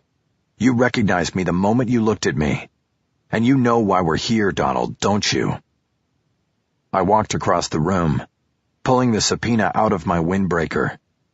Driscoll was tall, but slightly built and vampire white, which was strange for a guy living a block from the beach. I dropped the folded document in his lap. "What is this?" he said, slapping it onto the floor without even unfolding it. "It's a subpoena, and you can throw it on the floor and choose not to read it, but that doesn't matter. You've been served, Donald. I have a witness, and I am an officer of the court. You don't show up tomorrow at 9 to testify, and you'll be in jail on a charge of contempt by lunchtime." Driscoll reached down and grabbed the subpoena. "Are you fucking kidding me? You're going to get me killed!" I glanced over at Cisco. We were definitely onto something. "What are you talking about?" "I'm talking about that I can't testify. If I come anywhere near that courthouse, they'll kill me. They're probably watching this place right fucking now." I looked again at Cisco, and then back down at the man on the couch. "Who is going to kill you, Donald?" "I'm not saying. Who the fuck do you think?" He threw the subpoena at me, and it bounced off my chest and fluttered to the ground. He jumped from the couch and started to break for the open door. The blanket fell, and I saw he was wearing only gym shorts and a t-shirt. Before he made it 3 strides, Cisco hit him with his body like an outside linebacker. Driscoll caromed into the wall and fell to the floor. A framed poster of a girl on a surfboard slid down the wall, and the frame broke on the floor next to him. Cisco calmly bent down, pulled Driscoll up, and walked him right back to the couch. I stepped over to the door and closed it, just in case the wall banging brought out a curious neighbor. I then came back to the living room. "You can't run from this, Donald," I said. "You tell us what you know and what you did, and we can help you." "Help me get killed, you assholes! And I think you fucking broke my shoulder!"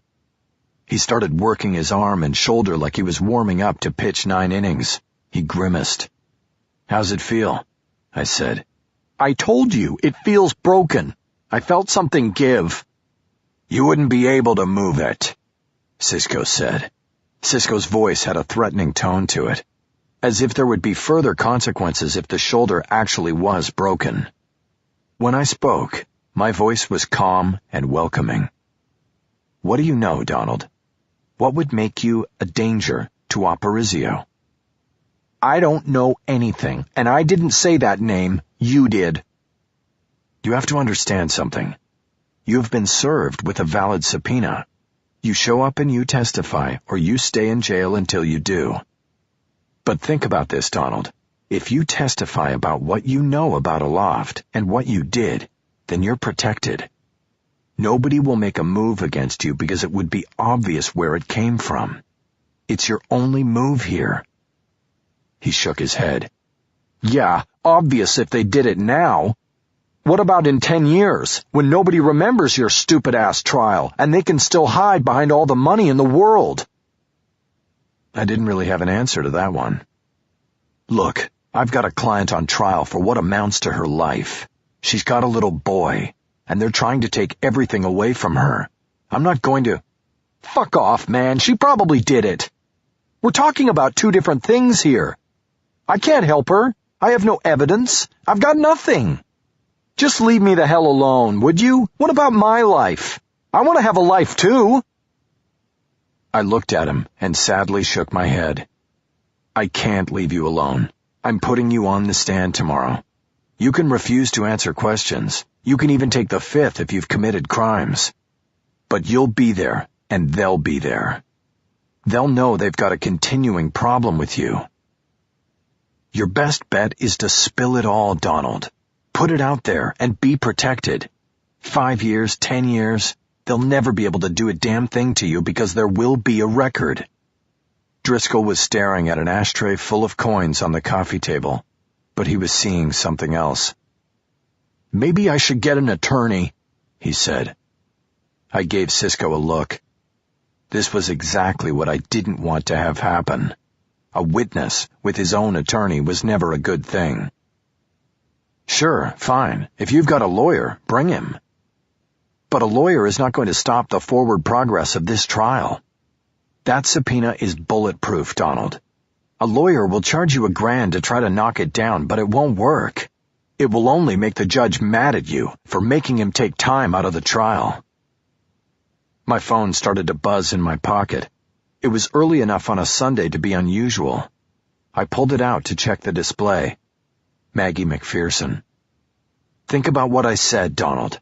I have to take this, but I'll be quick." As I answered, I walked into the kitchen. "Maggie, everything all right?" "Sure, why not?" "I don't know. It's kind of early for a Sunday. Is Haley still asleep?" Sunday was always my daughter's catch-up day. She could easily sleep past noon if not roused.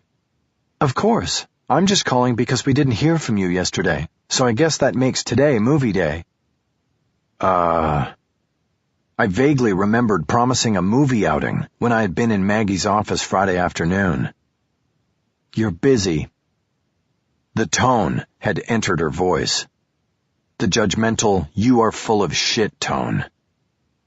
"I am at the moment. I'm down in Long Beach talking to a wit." "So, no movie? Is that what I should tell her?" I could hear both Cisco's and Driscoll's voices from the living room, but was too distracted to hear what was said. "No, Maggie, don't tell her that. I'm just not sure when I'm going to be out of here. Let me finish here and I'll call you back, before she even wakes up, okay?" "Fine, we'll wait on you." Before I could respond, she disconnected. I put the phone away and then looked around. It appeared that the kitchen was the least used room in the apartment. I went back to the living room. Driscoll was still on the couch, and Cisco was still standing close enough to prevent another escape attempt. "Donald was just telling me how he wanted to testify," Cisco said. "Is that right? How come you changed your mind, Donald?" I moved past Cisco, so that I stood right in front of Driscoll. He looked up at me and shrugged, then nodded in Cisco's direction. "He said you've never lost a witness, and that if it comes down to it, he knows people who can handle their people without breaking a sweat. I kind of believe him." I nodded, and momentarily had a vision from the dark room at the Saints clubhouse. I quickly shut it out. "Yeah, well, he's right," I said. "So are you saying you want to cooperate?" "Yeah. I'll tell you everything I know." "Good. Then why don't we start right now?" Chapter 45. At the start of the trial, Andrea Freeman had successfully kept my associate Jennifer Aronson off the defense table as my second chair by challenging her listing as a defense witness as well. On Monday morning, when it was time for Aronson to testify, the prosecutor sought to prevent her testimony, challenging it as irrelevant to the charges. I couldn't prevent the first challenge from succeeding, but I felt I had the legal gods on my side for the second.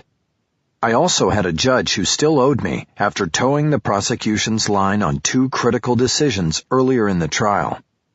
"Your Honor," I said, "this can't really be a sincere objection by counsel. The state has set before the jury a motive for the defendant supposedly having committed this crime. The victim was engaged in taking her house away. She was angry and frustrated, and she killed. That's their case in its entirety. So now, to object to a witness who will provide the details of that inciting action, the foreclosure, on grounds of relevance is specious at best and at worst pure hypocrisy." The judge wasted no time in his response and ruling. "Objection to the witness is overruled. We will now bring in the jury." Once the jury was in place and Aronson was in the witness's seat, I proceeded with my direct examination, starting with a clarification of why she was the defense expert on the foreclosure of Lisa Trammell's home. "Now, Ms. Aronson, you were not counsel of record on the Trammell foreclosure, were you?" "No, I was associate counsel to you." I nodded. "As such, you really did all the work while my name was on the pleadings, correct?" "Yes, correct. Most of the documents in the foreclosure file were prepared by me. I was intimately involved in the case." "Such is the life of a first-year associate, correct?" "I guess so." We shared a smile. From there, I walked her step by step through the foreclosure proceedings. I don't ever say you have to talk down to a jury, but you do have to talk in ways that are universally understandable. From stockbrokers to soccer moms, there are 12 minds on the jury, and they've all been marinated in different life experiences. You have to tell them all the same story, and you only get one chance. That's the trick. 12 minds, one story. It's got to be a story that speaks to each of them. Once I established the financial and legal issues my client was facing, I moved on to how the game was played by Westland and its representative, Aloft. "So when you were given the file on this matter, what was the first thing you did?" "Well, you had told me to make a practice of checking all the dates and details. You said to make sure with every case that the petitioner actually has standing, meaning that we needed to make sure that the institution making the claim of foreclosure actually had standing to make such a claim." But wouldn't that have been obvious in this case, since the Trammells had been making mortgage payments to Westland for almost 4 years before their financial difficulties changed things? "Not necessarily, because what we were finding was that the mortgage business exploded in the middle of the decade. So many mortgages were made and then repackaged and resold that in many instances the conveyances were never completed. It didn't really matter in this case who the Trammells made their mortgage payments to. What mattered was what entity legitimately held the mortgage." "Okay, so what did you find when you checked dates and details on the Trammell foreclosure?" Freeman objected again on relevance, and she was again overruled. I didn't need to ask Aronson the question again. "When I reviewed the dates and details, I found discrepancies and indications of fraud." "Can you describe these indications?" "Yes, there was irrefutable evidence that conveyance documents were forged, giving Westland false standing to seek the foreclosure." "Do you have those documents, Miss Aronson?" "Yes, I do, and we are able to display them in our PowerPoint presentation." "Please do." Aronson opened a laptop on the shelf in front of her and started the program. The document in question appeared on the overhead screens, and I sought further explanation from Aronson. "What are we looking at here, Ms. Aronson?" If I could explain. 6 years ago, Lisa and Jeff Trammell bought their house, obtaining a mortgage through a broker called CitiPro Home Loans. CitiPro then grouped their mortgage in a portfolio with 59 other mortgages of similar value. The entire portfolio was bought by Westland. It was up to Westland at that point to make sure the mortgage for each of those properties was properly conveyed through legal documentation to the bank. But that never happened. The assignment of mortgage in the case of the Trammell home was not done. "How do you know that? Isn't this the conveyance right here in front of us?" I stepped out from behind the lectern and gestured toward the overhead screens. Aronson continued, "This document purports to be the assignment of mortgage, but if you go to the last page..." She hit the down arrow button on her computer and flipped through the document to the final page. It was the signing page, with the signatures of an officer of the bank and a notary, as well as the notary's required state seal. "Two things here," Aronson said. "According to the notarization, you see that the document was purportedly signed on March 6th, 2007. This would have been shortly after Westland bought the mortgage portfolio from CitiPro. The signing officer listed here is Michelle Monet. We have so far been unable to find a Michelle Monet who is or was an employee of Westland National in any capacity at any bank branch or location. The second issue is if you look at the notary seal, the expiration date is clearly seen here as 2014. She stopped there, just as we had rehearsed, as if the fraud involving the notary seal was obvious to all. I held a long moment, as if waiting for more. Okay, what's wrong with the expiration being 2014? In the state of California, notary licenses are awarded for 5 years. This would mean that this notary seal was issued in 2009. Yet the date being notarized on this document is March 6th, 2007. This notary seal had not been issued in 2007. This means that this document was created to falsely convey the mortgage note on the Trammell property to Westland National. I stepped back to the lectern to check my notes and let Aronson's testimony float in front of the jury a little longer. I stole a quick glance at the box and noticed several of the jurors were still staring up at the screens. This was good. So what did this tell you when you discovered this fraud? That we could challenge Westland's right to foreclose on the Trammell property. Westland was not the legitimate holder of the mortgage. It still remained with CitiPro. Did you inform Lisa Trammell of this discovery? On December 17th of last year, we had a client meeting which was attended by Lisa, you, and myself. She was informed then that we had clear and convincing evidence of fraud in the foreclosure filing. We also told her that we would use the evidence as leverage to negotiate a positive outcome to her situation. How did she react to this? Freeman objected, saying I was asking a question requiring a hearsay answer. I argued that I was allowed to establish the defendant's state of mind at the time of the murder. The judge agreed, and Aronson was allowed to answer. She was very happy and positive. She said it was an early Christmas present, knowing that she wasn't going to lose her house anytime soon. Thank you. Now, did there come a time when you wrote a letter to Westland National for my signature?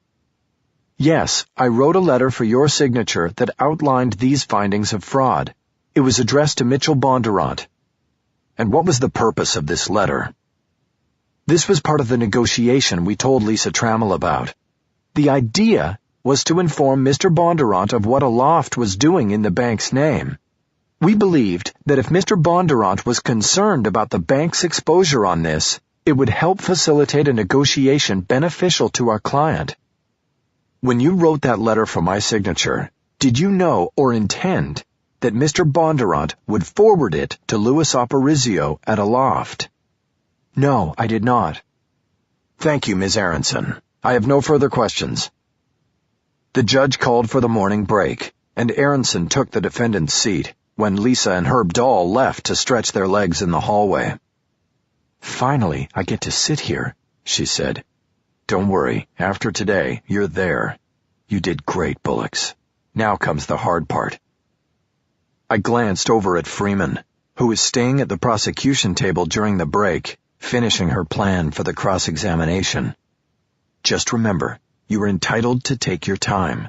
When she asks the tough ones, you just take a breath, compose yourself, and then answer if you know the answer. She looked at me as if questioning whether I really meant it. You mean tell the truth? I nodded. You'll do fine. After the break, Freeman went to the lectern and spread open a file containing notes and her written questions. It was just a show for the most part. She did what she could, but it is always a challenge to cross-examine an attorney, even a new one. For nearly an hour, she tried to shake Aronson on her direct testimony, but to no avail.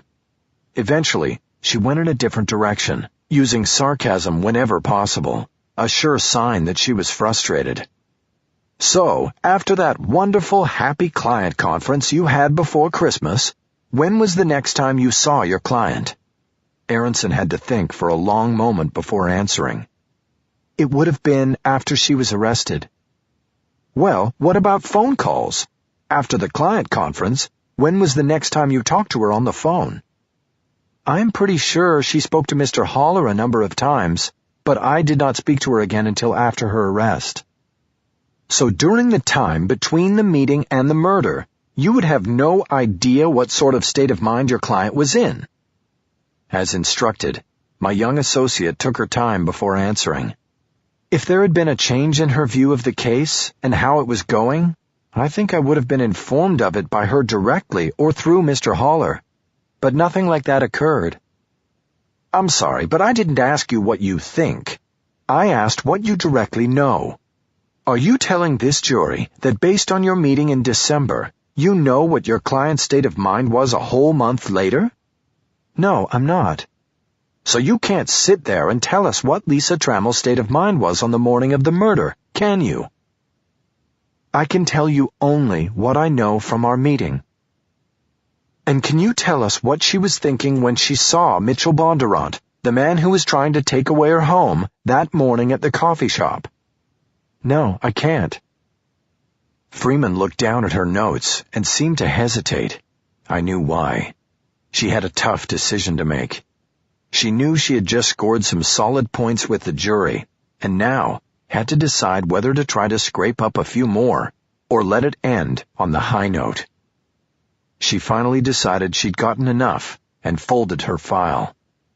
"I have nothing further, Your Honor." Cisco was scheduled to come up next, but the judge broke for an early lunch. I took my team over to Jerry's famous deli in Studio City. Lorna was waiting there, in a booth near the door that led to the bowling alley behind the restaurant. I sat next to Jennifer and across from Lorna and Cisco. "So, how did it go this morning?" Lorna asked. "Good, I think," I answered. Freeman scored some points on cross, but I think overall we came out ahead. Jennifer did very well. I don't know if anybody had noticed, but I had decided I would no longer be calling her Bullocks. In my estimation, she had outgrown the nickname with her performance on the witness stand. She was no longer the young lawyer from the department store school. She had made her bones on this case with her work in and out of the courtroom. "And now she gets to sit at the big table," I added. Lorna cheered and clapped. "And now it's Cisco's turn," Aronson said, clearly uncomfortable with the attention. "Maybe not," I said. "I think I need to go to Driscoll next." "How come?" Aronson said. "Because this morning in chambers, I informed the court and the prosecution of his existence and his addition to my wit list." Freeman objected, but she was the one who brought up Facebook, so the judge called Driscoll fair game.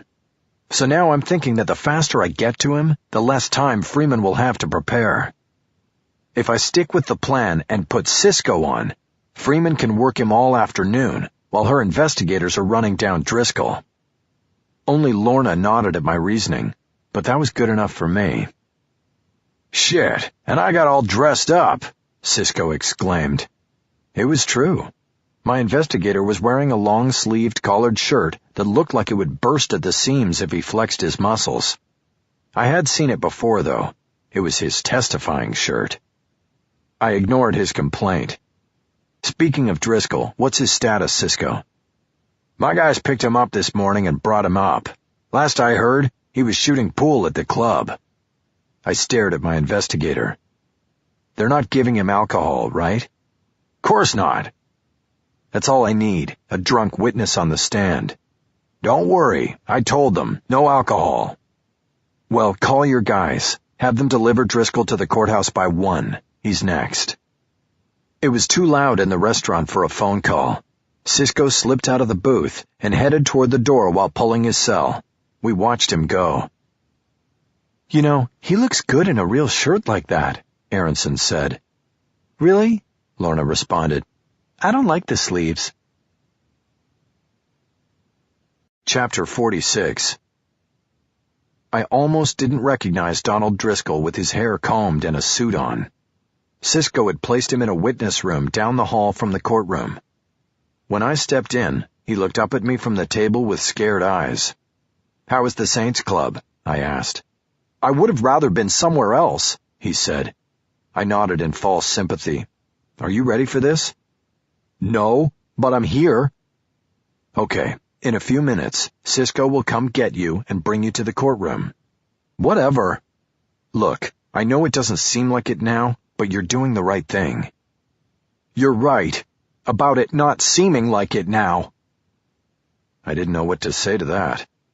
All right, I'll see you in there.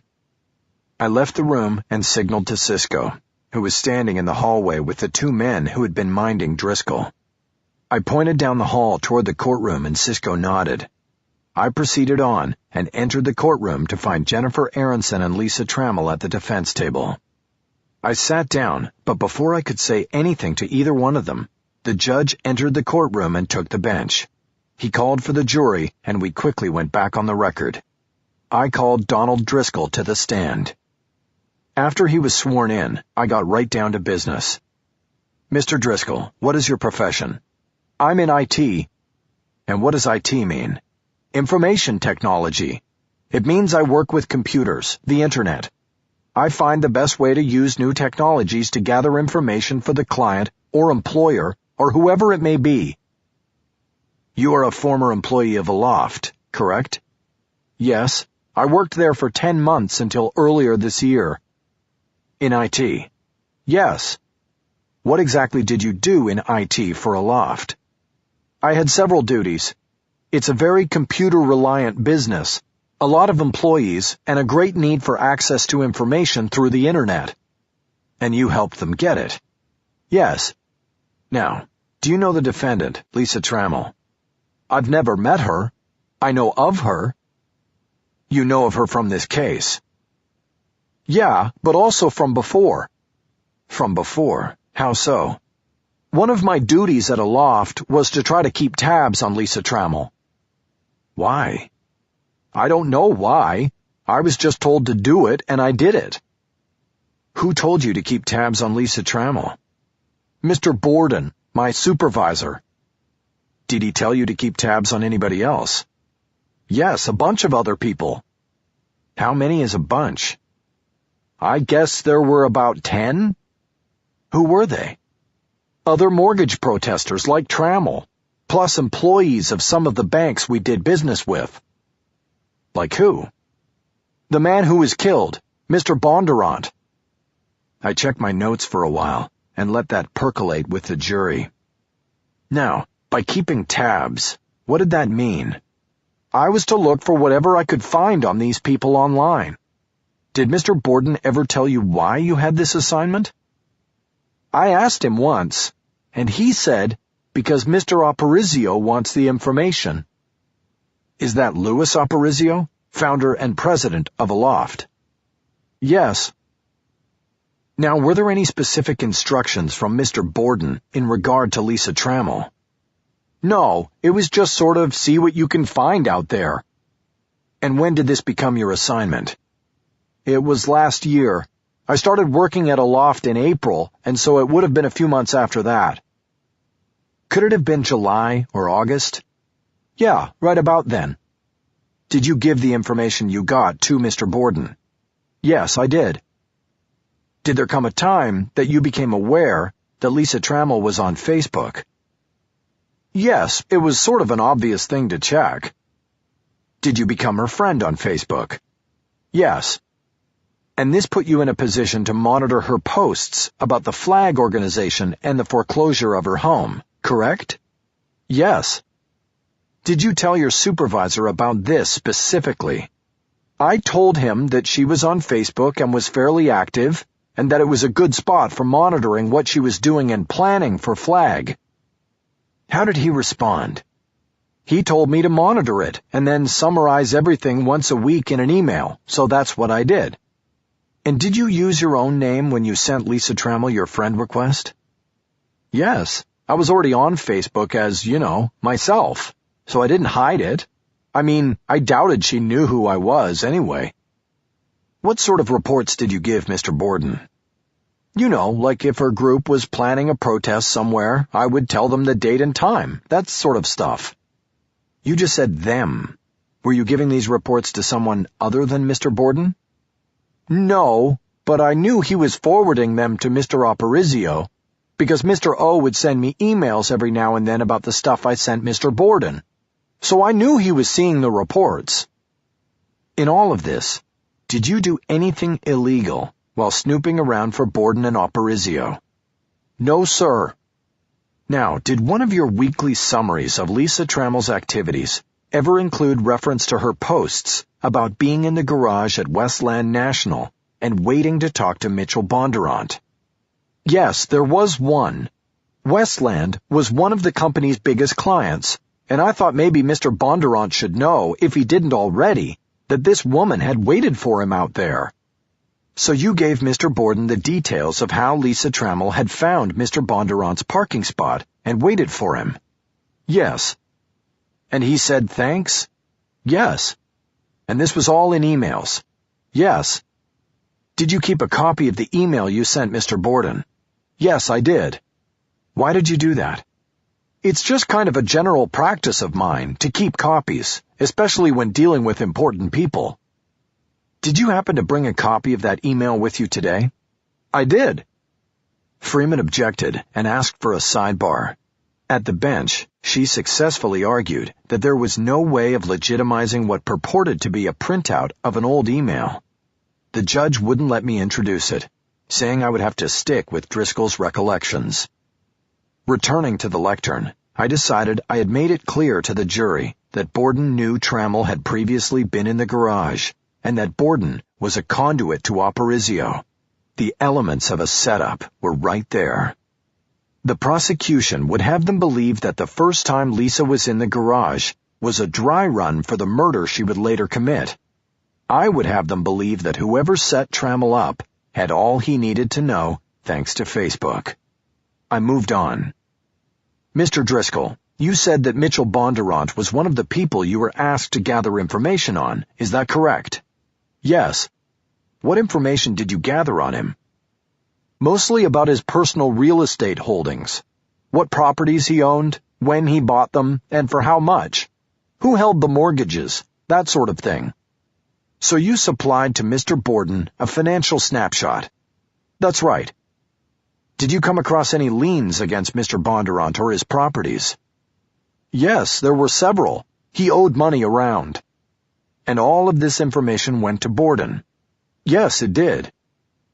I decided to leave it there on Bondurant. I didn't want the jury straying too far from the main point of Driscoll's testimony, that Aloft had been watching Lisa and had all the information needed to set her up for murder. Driscoll had been effective, and I would now close out his testimony with a bang. Mr. Driscoll, when did you leave your position at Aloft? February 1st. Was it your choice, or were you fired? I told them I was quitting, so they fired me. Why did you want to quit? Because Mr. Bondurant had gotten murdered in the parking garage, and I didn't know whether the lady who got arrested, Lisa Trammell, did it, or if there was something else going on.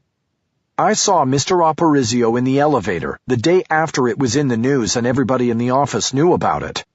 We were going up, but when we got to my floor, he held my arm while everybody else got off. We went up to his floor alone, and he didn't say anything until the doors opened. Then he said, "Keep your fucking mouth shut," and got off, and the doors closed. Those were his words? Keep your fucking mouth shut? Yes. Did he say anything else?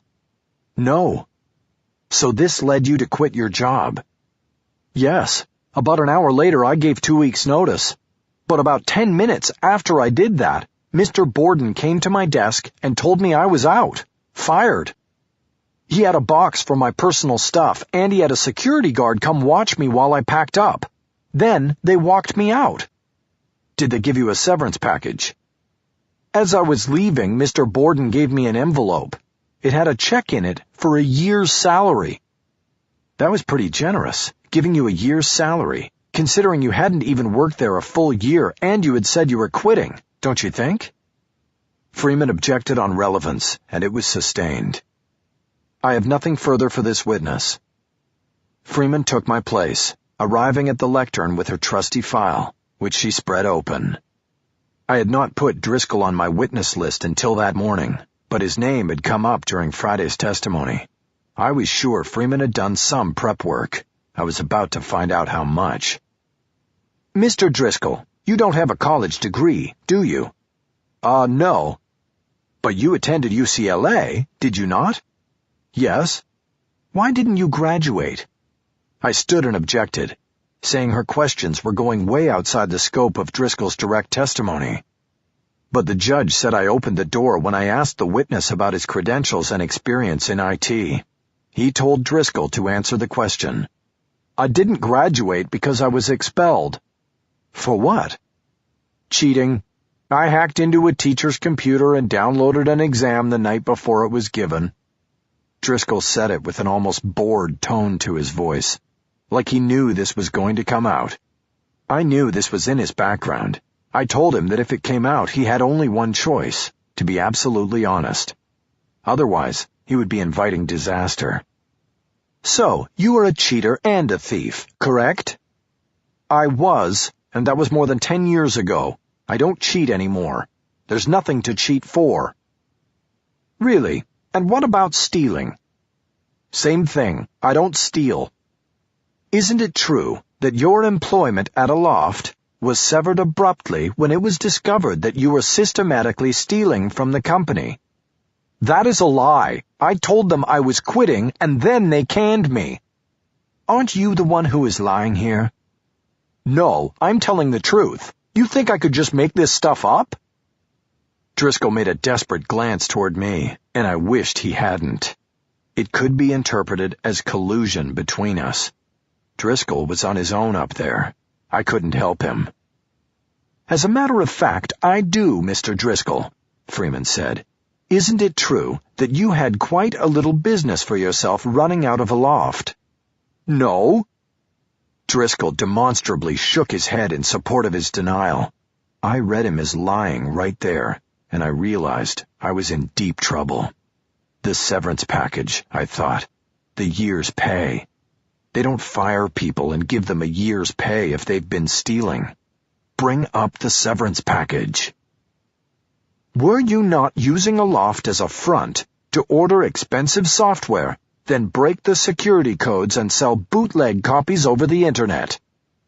That's not true. I knew this would happen if I told anyone what I know. This time, he did more than look at me. He pointed at me. I told you this would happen. I told you these people don't— Mr. Driscoll, the judge boomed.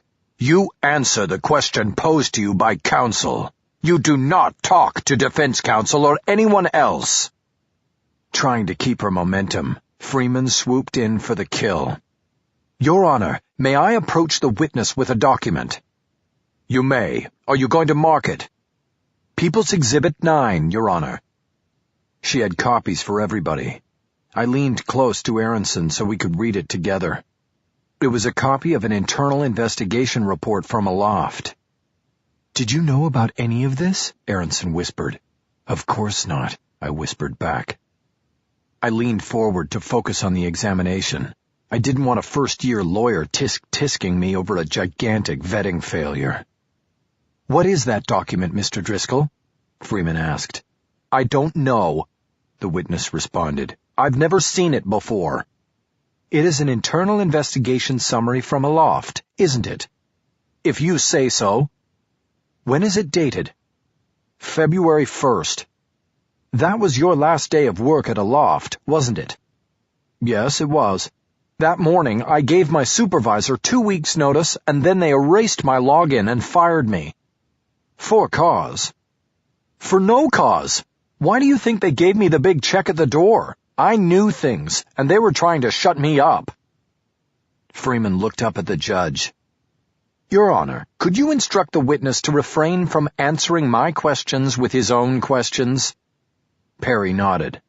The witness will answer questions, not pose them. It didn't matter, I thought. He had gotten it out there. Mr. Driscoll, could you please read the paragraph of the report I have highlighted in yellow? I objected, stating that the report was not in evidence. The judge overruled, allowing the reading to proceed, subject to a later evidentiary ruling. Driscoll read the paragraph to himself, and then shook his head. Out loud, Mr. Driscoll, the judge prompted. But this is all complete lies. This is what they do to— Mr. Driscoll, the judge intoned grumpily. Read the paragraph aloud, please. Driscoll hesitated one last time, and then finally read. The employee admitted that he had purchased the software packages with a company requisition and then returned them after copying the copyrighted materials. The employee admitted he has been selling counterfeit copies of the software over the internet using company computers to facilitate this business. The employee admitted earning more than $100,000. Driscoll suddenly crushed the document with both hands into a ball and threw it across the courtroom. Right at me. You did this! He yelled at me, following his pitch with a pointed finger. I was fine in the world till you showed up! Once again, Judge Perry could have used a gavel. He called for order and for the jury to return to the deliberations room. They quickly filed out of the courtroom, as if being chased by Driscoll himself. Once the door was closed, the judge took further action, signaling the courtroom deputy forward. Jimmy, take the witness to the holding cell, while counsel and I discuss this in chambers. He got up and stepped off the bench and quickly slipped through the door to his chambers, before I could mount a protest over how my witness was being treated. Freeman followed, and I detoured to the witness stand. Just go, and I'll get this over. You'll be right back out. You fucking liar, he said, anger jumping in his eyes. You said it would be easy and safe, and now look at this. The whole world thinks I'm a fucking software thief. You think I'll ever find work again? Well, if I had known you were hijacking software, I probably wouldn't have put you on the stand. Fuck you, Holler. You better hope this is over, because if I have to come back here, I'm gonna make up some shit about you. The deputy was leading him toward the door that led to the holding cell next to the courtroom. As he went, I noticed Aronson standing at the defense table. Her face told the story. All her good work of the morning, possibly undone. Mr. Holler, the court clerk said from her corral. The judge is waiting. Yeah, I said. I'm coming. I headed toward the door. Chapter 47. Fort Green Fields was always dead on Monday nights. It was a bar that catered to the legal crowd, and it usually wasn't until a few days into the week that lawyers started to need alcohol to dampen the burdens of conscience. We could have had our pick of the place, but we took to the bar, Aronson sitting between me and Cisco. We ordered a beer, a Cosmo, and a vodka tonic with lime, and without the vodka. Still smarting from the Donald Driscoll fiasco, I had called the after-hours meeting to talk about Tuesday, and because I thought my two associates could use a drink. There was a basketball game on the TV, but I didn't even bother to check who was playing or what the score was. I didn't care, and couldn't see much further than the Driscoll disaster. His testimony had ended after the blow-up and finger-pointing. In chambers, the judge had worked out a curative address to the jurors, telling them that both the prosecution and defense had agreed that he would be dismissed from giving further testimony. Driscoll, at best, had been a wash. His direct testimony certainly set up the defense contention that Louis Aparicio had brought about the demise of Mitchell Bondurant. But his credibility had been undermined during cross-examination, and his volatile behavior and enmity toward me didn't help. Plus, the judge was obviously holding me responsible for the spectacle, and that would probably end up hurting the defense. So, Aronson said, after her first sip of Cosmo, what do we do now? We keep fighting is what we do. We had one bad witness, one fiasco. Every trial has a moment like this. I pointed up to the TV. You a football fan, Jennifer? I knew she had gone to UC Santa Barbara for her undergraduate degree, then Southwestern. Not much in the way of collegiate football powers. That's not football, that's basketball. Yeah, I know, but do you like football? I like the Raiders.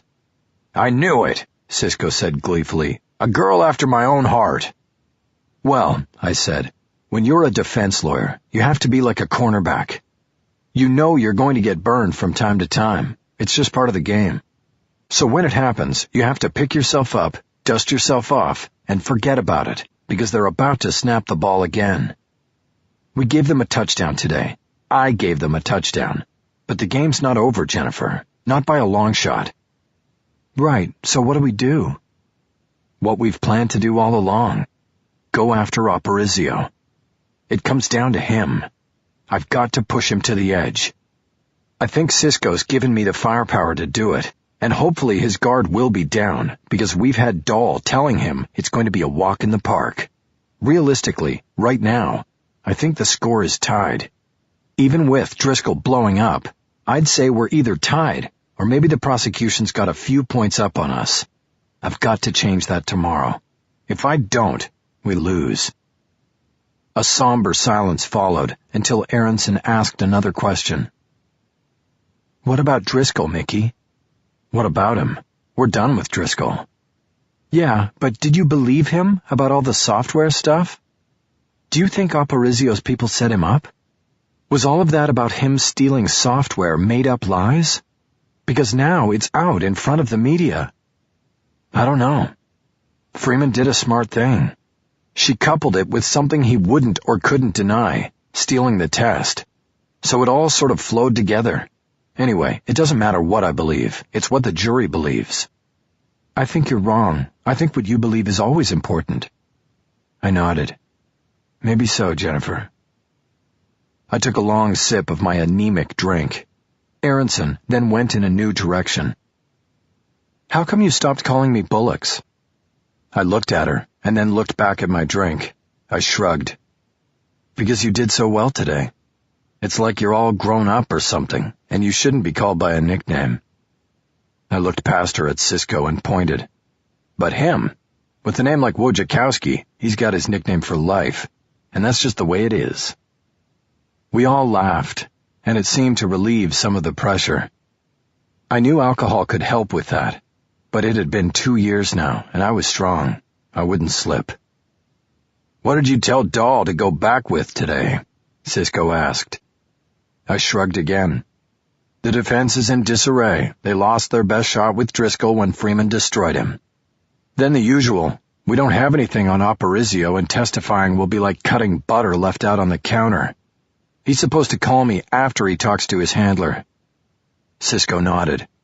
I continued in another direction. I'm thinking Aparicio is the way to end it. If I can get what Cisco has gotten for me to the jury in questions and his answers, and I push him to the nickel, then I think I'll just end it there. And Cisco, you won't testify. Aronson frowned, like she wasn't sure that would be a good move. Good, Cisco said. I won't have to wear the monkey suit tomorrow. He tugged at his collar like it was made of sandpaper. No, you have to wear it again, just in case. You have another shirt like that, don't you? Not really. I guess I'll have to wash this tonight. Are you kidding me? You only... Cisco made a low whistling sound and nodded toward the door behind me. I turned, just as Maggie McPherson slipped onto the open stool next to me. There you are. Maggie McPherson. She pointed to my drink. That better not be what I think it is. Don't worry, it's not. Good. She ordered a real vodka tonic from Randy the bartender, probably just to rub it in. So, drowning your sorrows without the drown.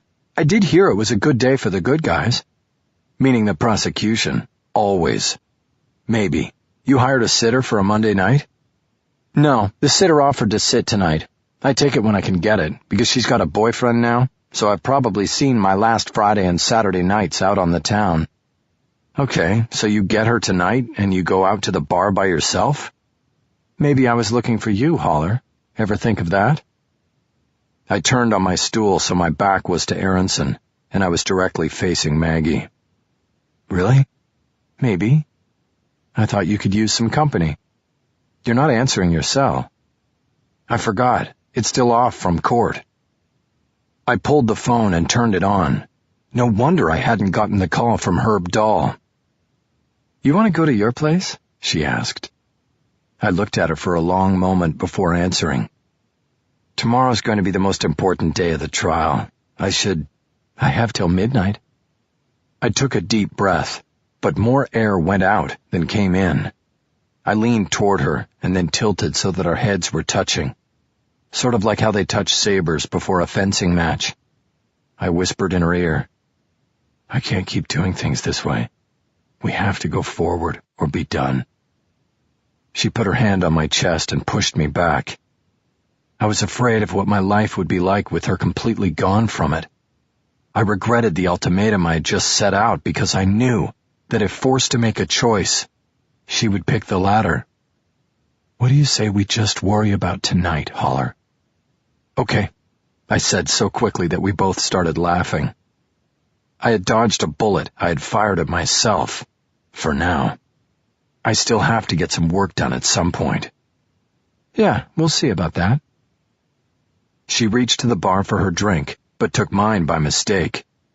Or maybe not by mistake. She sipped and then screwed up her face in disgust. That tastes just awful without vodka. What's the point? I know. Was that some sort of test? No, just a mistake. Sure. She drank from her own glass now. I turned slightly and looked back at Cisco and Aronson. They were leaning toward each other, engaged in a conversation and ignoring me. I turned back to Maggie. Marry me again, Maggie. I'm going to change everything after this case. I've heard that before, the second part. Yeah, but this time it's going to happen. It already is. Do I have to answer right now? Is it a one-time thing, or can I think about it? Sure, take a few minutes. I'm going to hit the head and then I'll be back.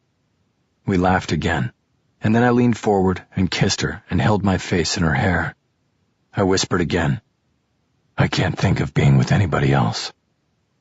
She turned into me and kissed my neck, then pulled back. I hate public displays of affection, especially in bars. Seems so cheap. Sorry. Let's go now. She slid off the stool and took a last sip of her drink while standing. I pulled my cash and peeled off enough to cover everybody, including the bartender. I told Cisco and Aronson I was going. I thought we were still talking about Aparicio, Aronson protested. I saw Cisco surreptitiously touch her arm in a not now signal. I appreciated that. You know what? I said. It's been a long day. Sometimes not thinking about something is the best way to prepare for it. I'll be in the office early tomorrow before going to court, if you want to come by. Otherwise, I'll see you in court at 9. We said our goodbyes, and I walked out with my ex-wife. You want to leave a car here or what? I asked. No, too dangerous to come back here after dinner and being in bed with you. I'll want to go in for one last drink, and then it might not be the last. I have the sitter to relieve and work tomorrow, too. Is that how you view it? Just dinner and sex and getting home by midnight? She could have really hurt me then. Said I was whining like a woman complaining about men. But she didn't. No, she said. I actually view it as the best night of the week. I raised my hand and clasped the back of her neck as we walked to our cars. She always liked that, even if it was a public display of affection. Chapter 48. You could feel the tension rise with each step as Louis Aparicio made his way to the witness stand on Tuesday morning. He wore a light tan suit with a blue shirt and maroon tie. He looked dignified in a way that bespoke money and power, and it was clear that he looked at me through contemptuous eyes. He was my witness, but obviously there was no love lost here. Since the start of the trial, I had pointed the finger of guilt at someone other than my client. I had pointed at Aparicio, and now he sat before me. This was the main event, and as such it had drawn the biggest crowd, both media and onlookers, of the trial. I started things out cordially, but wasn't planning to continue that way. I had one goal here, and the verdict was riding on whether I achieved it. I had to push the man in the witness box to the limit. He was there only because he had been cornered by his own avarice and vanity. He had ignored legal counsel, declined to hide behind the Fifth Amendment, and accepted the challenge of going one-on-one with me in front of a packed house. My job was to make him regret those decisions. My job was to make him take the Fifth in front of the jury. If he did that, then Lisa Trammell would walk.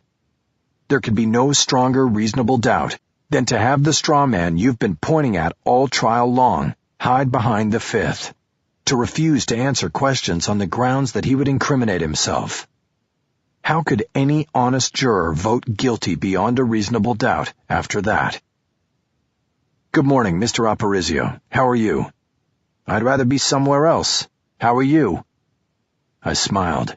He was feisty from the start. "I'll tell you that in a few hours," I answered. "Thank you for being here today. I noticed a bit of a northeastern accent. Are you not from Los Angeles?" "I was born in Brooklyn 51 years ago.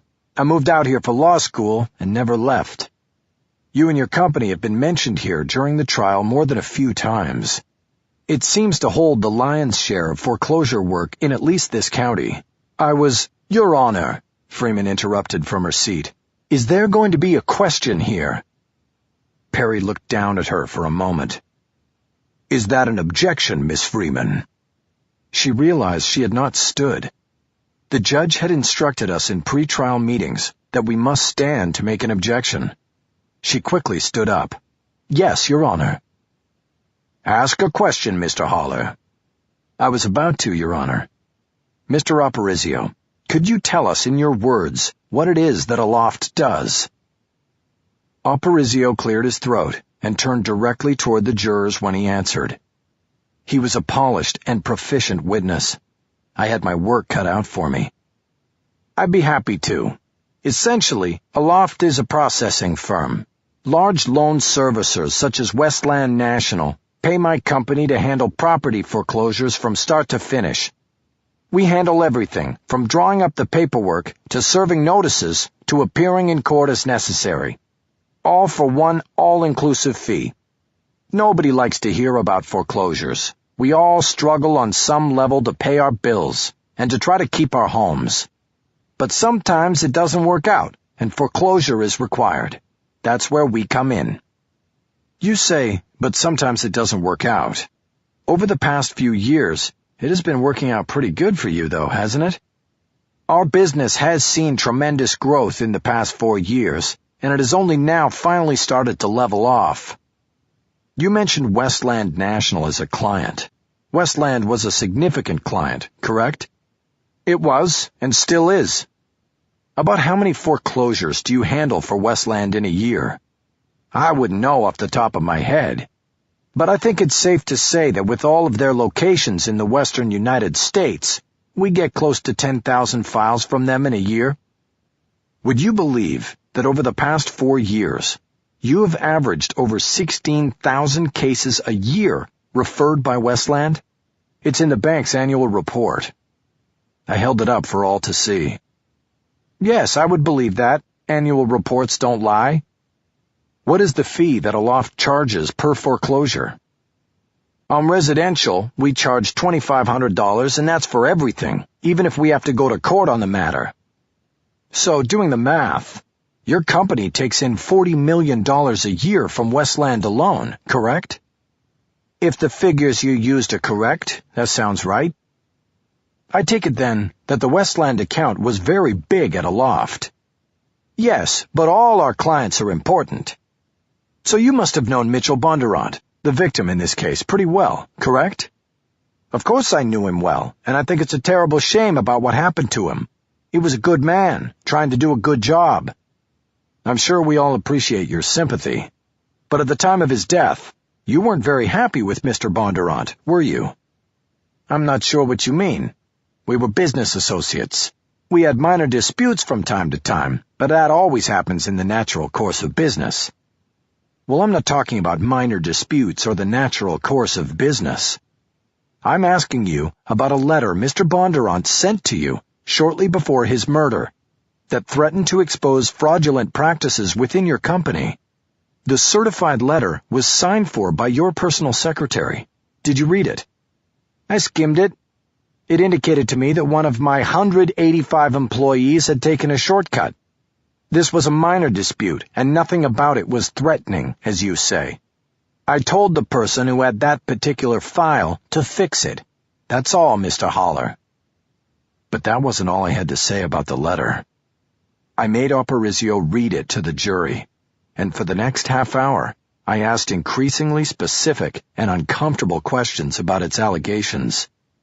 I then moved on to the federal target letter and made the witness read that as well. But again, Aparicio was unflappable, dismissing the federal letter as a shot in the dark. I welcome them with open arms, he said. But you know what? Nobody's come in. All this time later, and not a word from Mr. Lattimore or Agent Vasquez or any other federal agent. Because their letter didn't pay off. I didn't run. I didn't sweat. I didn't cry foul or hide behind a lawyer.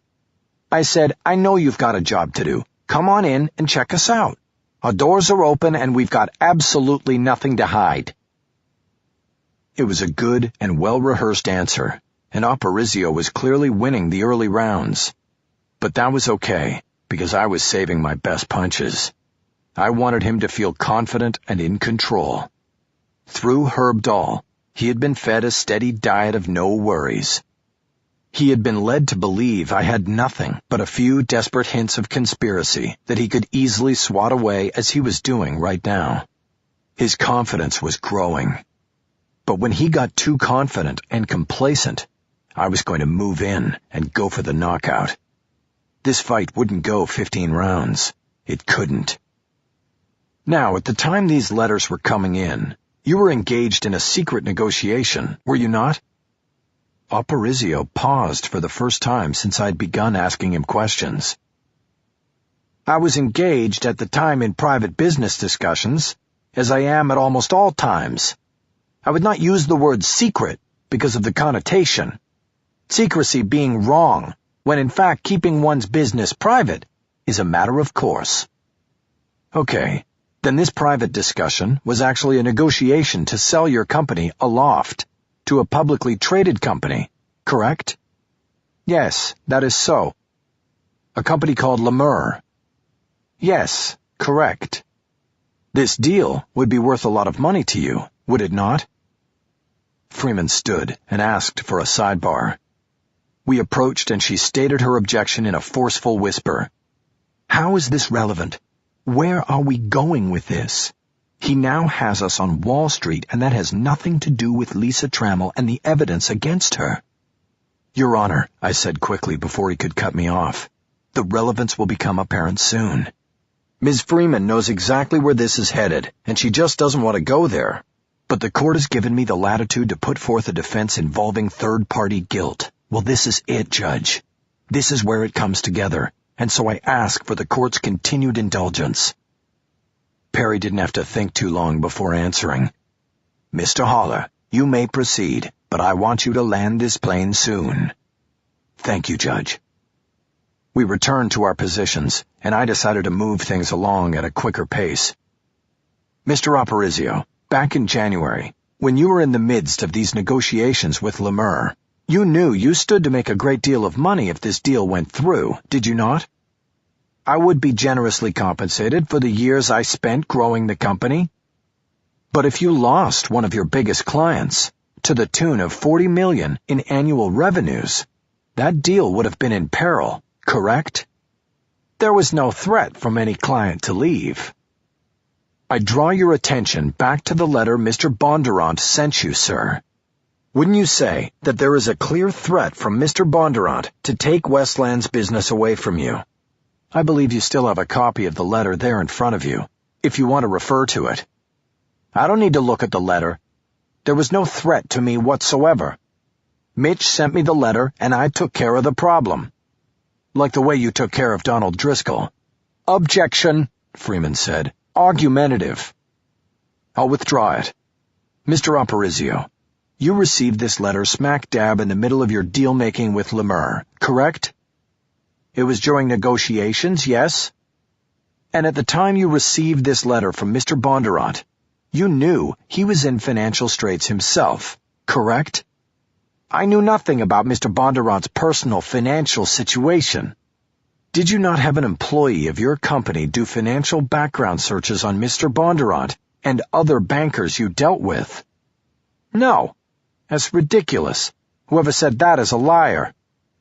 It was time for me to test Herb Dahl's work as a double agent. "At the time Mr. Bondurant sent you that letter, was he aware of your secret dealings with Lemur?"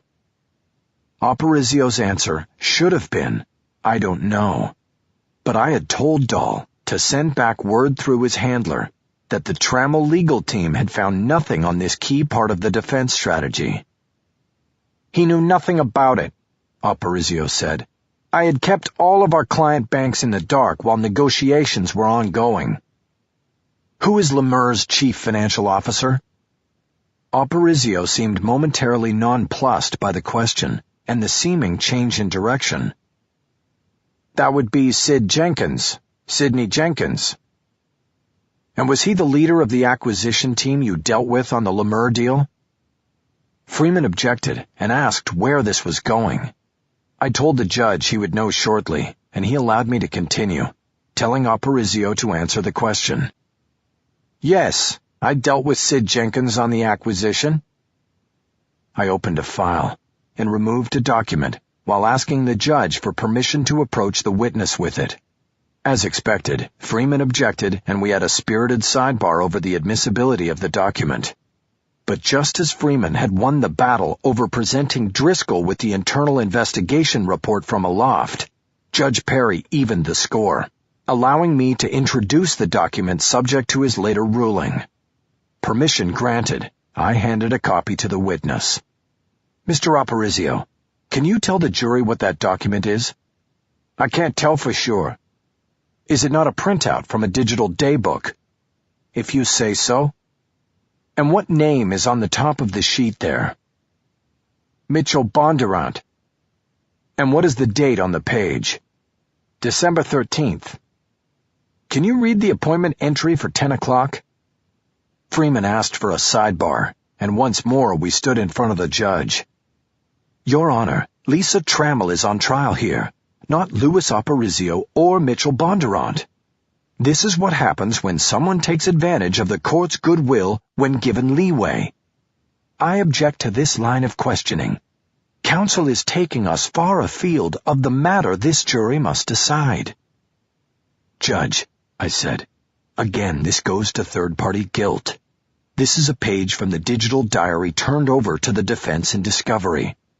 The answer to this question will make it clear to the jury that the victim in this case was involved in subtly extorting the witness, and that is a motive for murder." "Judge, that's enough, Ms. Freeman." "I will allow it." We returned to our places, and the judge told Aparicio to answer the question. I repeated it for the sake of the jury.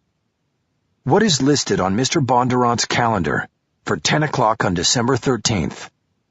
"It says Sidney Jenkins, Lemur." "So would you not take from that log line that Mr. Bondurant became aware of the Aloft Lemur deal in December of last year?" "I couldn't begin to know what was said at that meeting, or if it even took place." "What reason would the man leading the acquisition of Aloft have for meeting with one of Aloft's most important bank clients?" "You would have to ask Mr. Jenkins that." "Perhaps I will." Aparicio had developed a scowl in the course of the questioning. The Herb Dahl plant had worked well. I moved on. "When did the deal on the sale of Aloft to Lemur close?" "The deal closed in late February." "How much was it sold for?" "I'd rather not say." "Lemur is a publicly traded company, sir. The information is out there. Could you save us the time and $96 million. Most of which, as sole owner, went to you, correct?" A good portion of it, yes. And you got stock in Lemur as well, correct? That's right. And you remain president of Aloft, don't you? Yes, I still run the company. I just have bosses now. He tried a smile, but most of the working stiffs in the courtroom didn't see the humor in the comment, considering the millions he had taken out of the deal. So you are still intimately involved in the day-to-day operations of the company? Yes, sir, I am.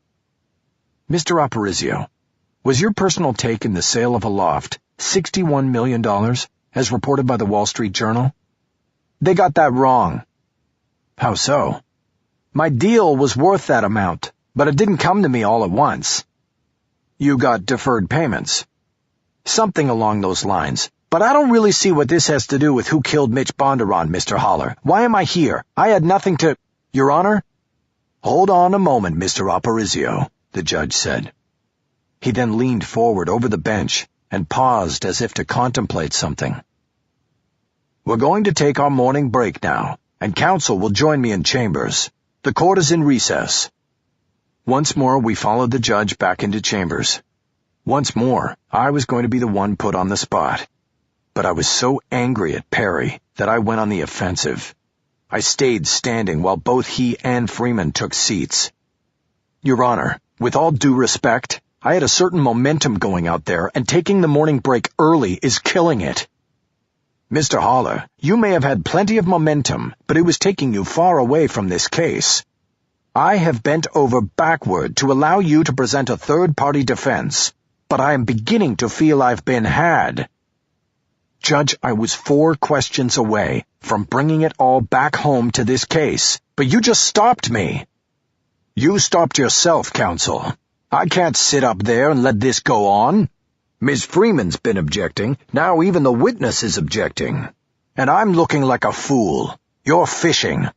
You told me, and you told those jurors, that you would not only prove that your client didn't commit the crime, but that you would prove who did. But we are now 5 witnesses into the defense case, and you are still fishing. Your Honor, I can't believe— Look, I am not fishing here. I am proving. Bondurant had threatened to cost that man out there $61 million. It is obvious, and anyone with common sense sees this. And if that is not motive for a murder, then I guess Motive isn't proof, Freeman said. It's not evidence, and you obviously don't have any. The defense's whole case is a charade. What's next? You name everybody Bondurant was foreclosing on as a suspect? I pointed down at her in the chair. That wouldn't be a bad idea, but the fact is, the defense case is not a charade, and if allowed to continue my examination of the witness, I will get to the evidence very quickly. Sit down, Mr. Holler, and please watch your tone when you are addressing me. Yes, Your Honor. I apologize.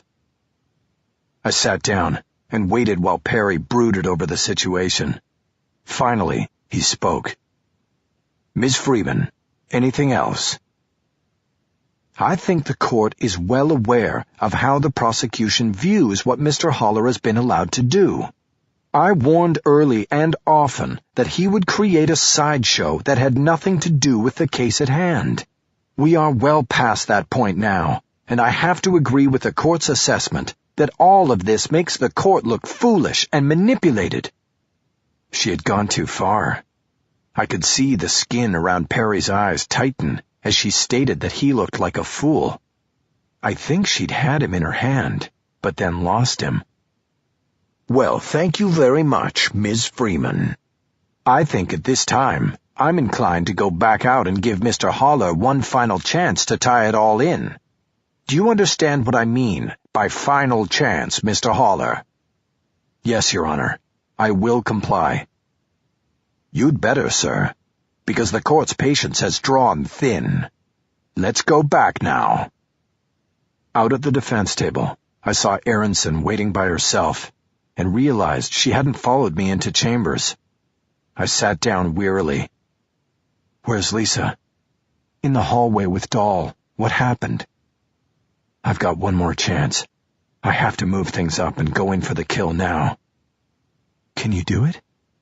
We'll see. I've got to run out to the facilities before we start again. Why didn't you come into chambers?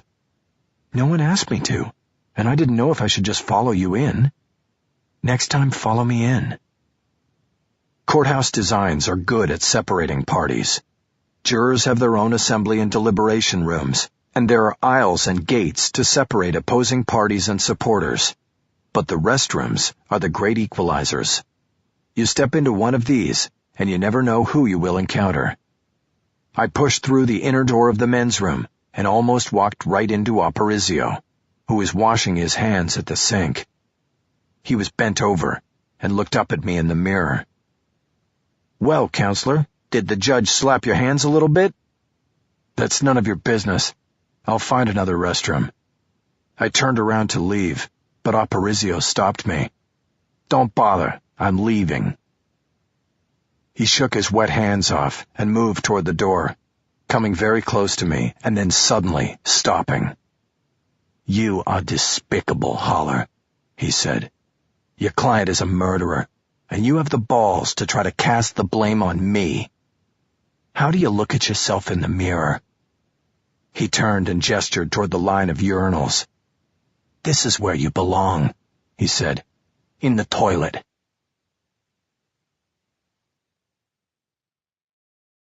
Chapter 49. It all came down to the next half hour, maybe an hour at the most. I sat at the defense table, composing my thoughts and waiting.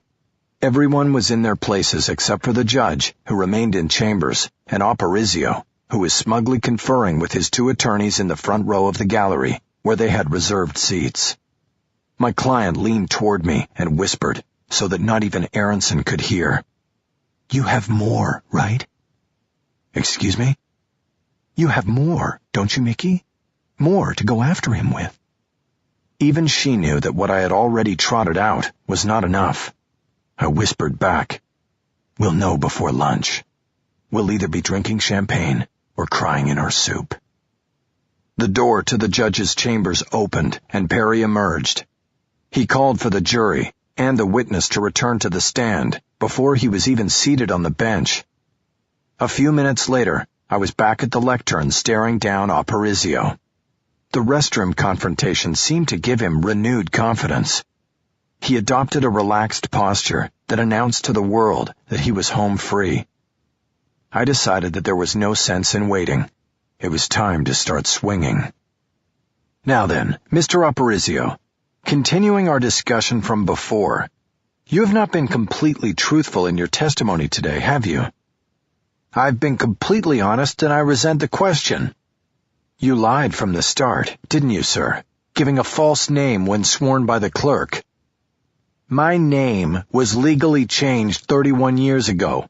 I did not lie, and it has nothing to do with this. What is the name that is on your birth certificate? Aparicio paused, and I think I saw the first inkling or recognition of where I was going with this.